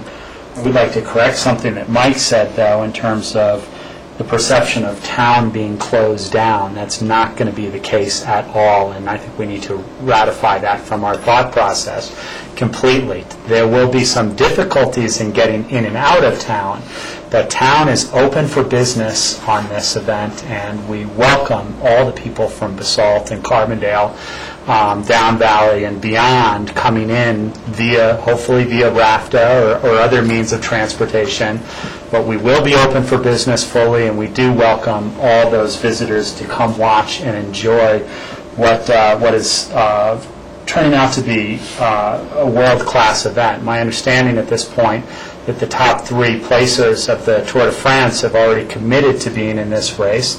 Cadell Evans, Andy and Frank Schleck, the brothers, those are the top 3 podium winners in the Tour de France, and they've all already committed to being here and being part of this race. So this is not a small bike race. This is world class.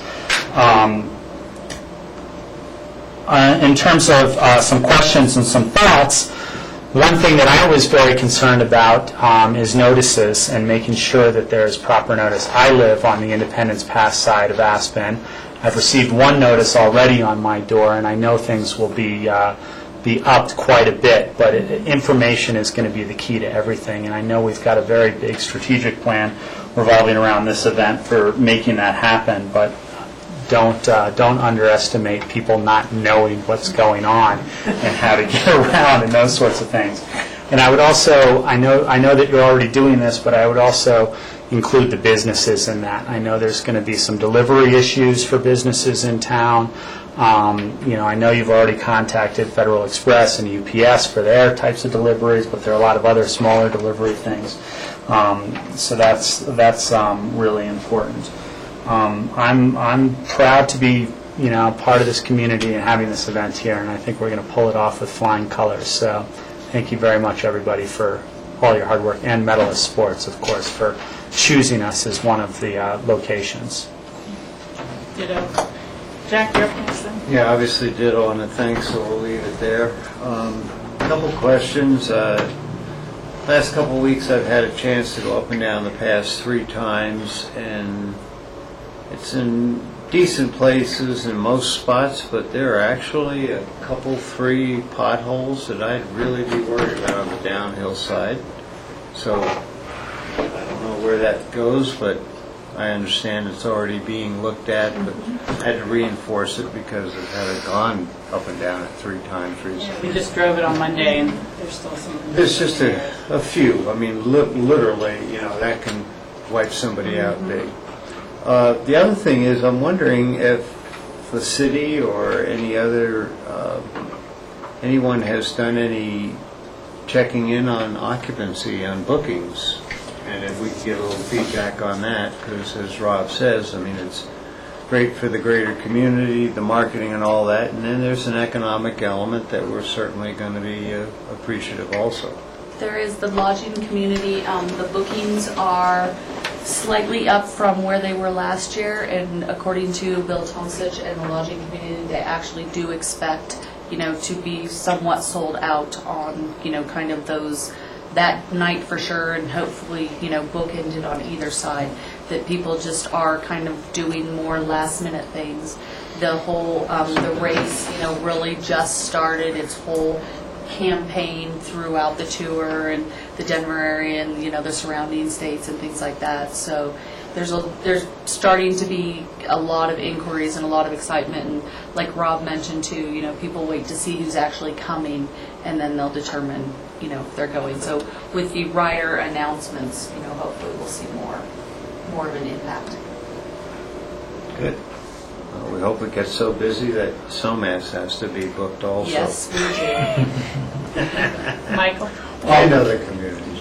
One of the issues that was brought forward to the commissioners was the use of a helicopter on Independence Pass and I guess down into town. What's the update on the helicopter use? Do you want me to? Is that me? Sure.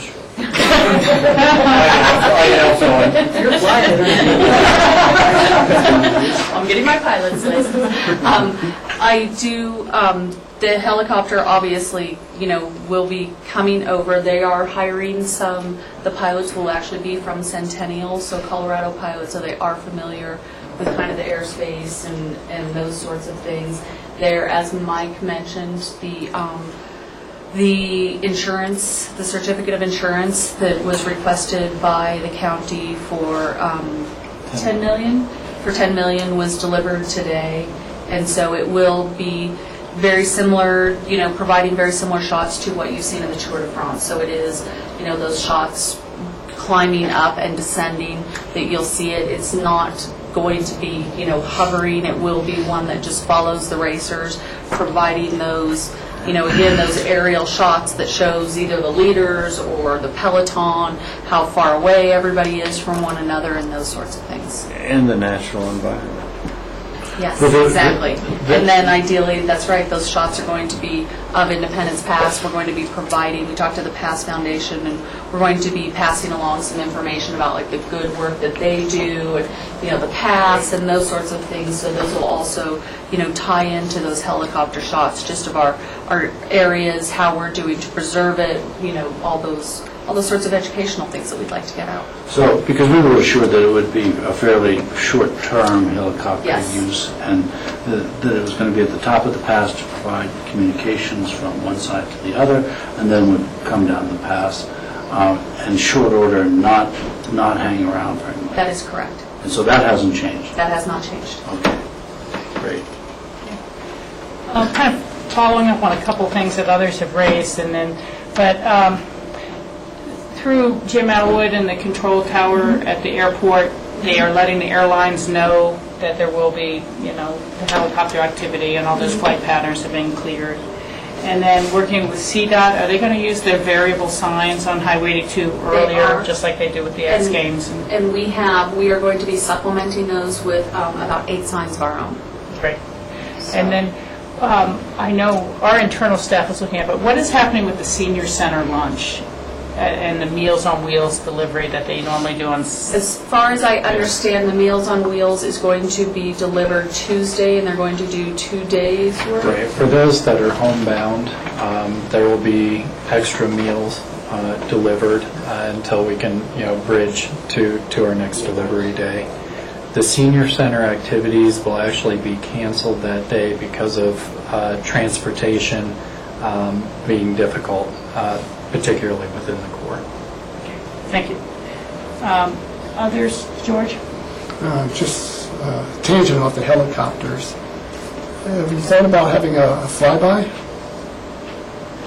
Like, what do you mean, like the Air Force, like the Navy, Right. before the finish? Yeah, That's kinda this cool. town does flybys. The 4th of July, you always get the flybys. Winter school, you get the flybys. Part of a footprint. Some people like the militarism, some people do not like the militarism. I think it jazzes up. Anyway, it's just an idea. Oh, my Colorado Springs. That's what We did a few props. Right.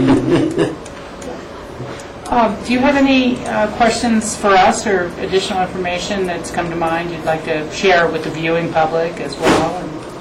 I would actually like to just kind of piggyback on Rob's comments that, we're not closed. It's not, if you walk, if you ride your bike, it's going to be extremely easy to get around. There's going to be so many things to do in town. Businesses are going to be open. It's going to be fun. It's going to be exciting. The energy level is going to be there. Starting at 11, we have the Lifestyle Expo that opens, tents on the streets, music. We're going to have some, bike races, citizen bike races, the women's bike race. So it's going to be a fun place to be. So if you don't have to work, please do come to town, because how often do we really get to see these world-class events up close and personal? We all watch them on TV and we watch the tour, and how great to just experience that energy live. So it's a great day to be in Aspen. The only other thing I'd mention is, this is an unprecedented community effort with everyone coming together to work on it, and we have a huge group, and there's still opportunities for people in the community to get involved, and so we've taken on a ton of volunteers, and we're still recruiting more for some additional positions. So if people are interested in getting involved in the race, the best way is definitely through the website that ACRA has set up to promote the race, which is the Aspen UPCC site. But we'd welcome anyone from the community to get involved, because it's really been a great community effort and bringing a lot of people together. That's great. You may want to work with City Market now that they're finally done with their remodel and have some nice front doors, but I could imagine them putting up a poster, more and the big list are more than a week in advance to let people know, get your groceries before Wednesday the 24th, unless you're going to be on foot.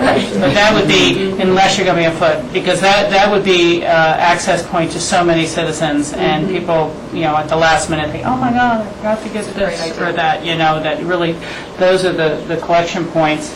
And I would agree with all the comments that have been made in terms of complimentary and getting involved as a volunteer. And, we'll not just hope for the best, we're planning for the best. And so really very much appreciate everyone's work. I know it's been months in the making. And so do we have any other further comments or questions? Anything from you, John? I just note that the permit will be coming in front of you on the 10th, I believe August 10th, for approval.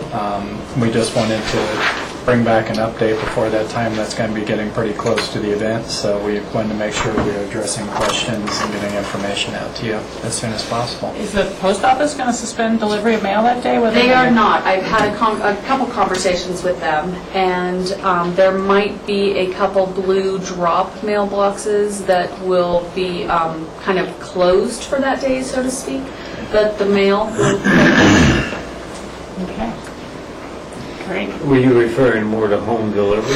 Well, I was thinking the routes where they but they are planned. They know which streets they're going to have closed. We are working with them. Foot. We're going to put their, we're going to spot their cars in certain locations, and they're going to walk from there. And so we're having those conversations.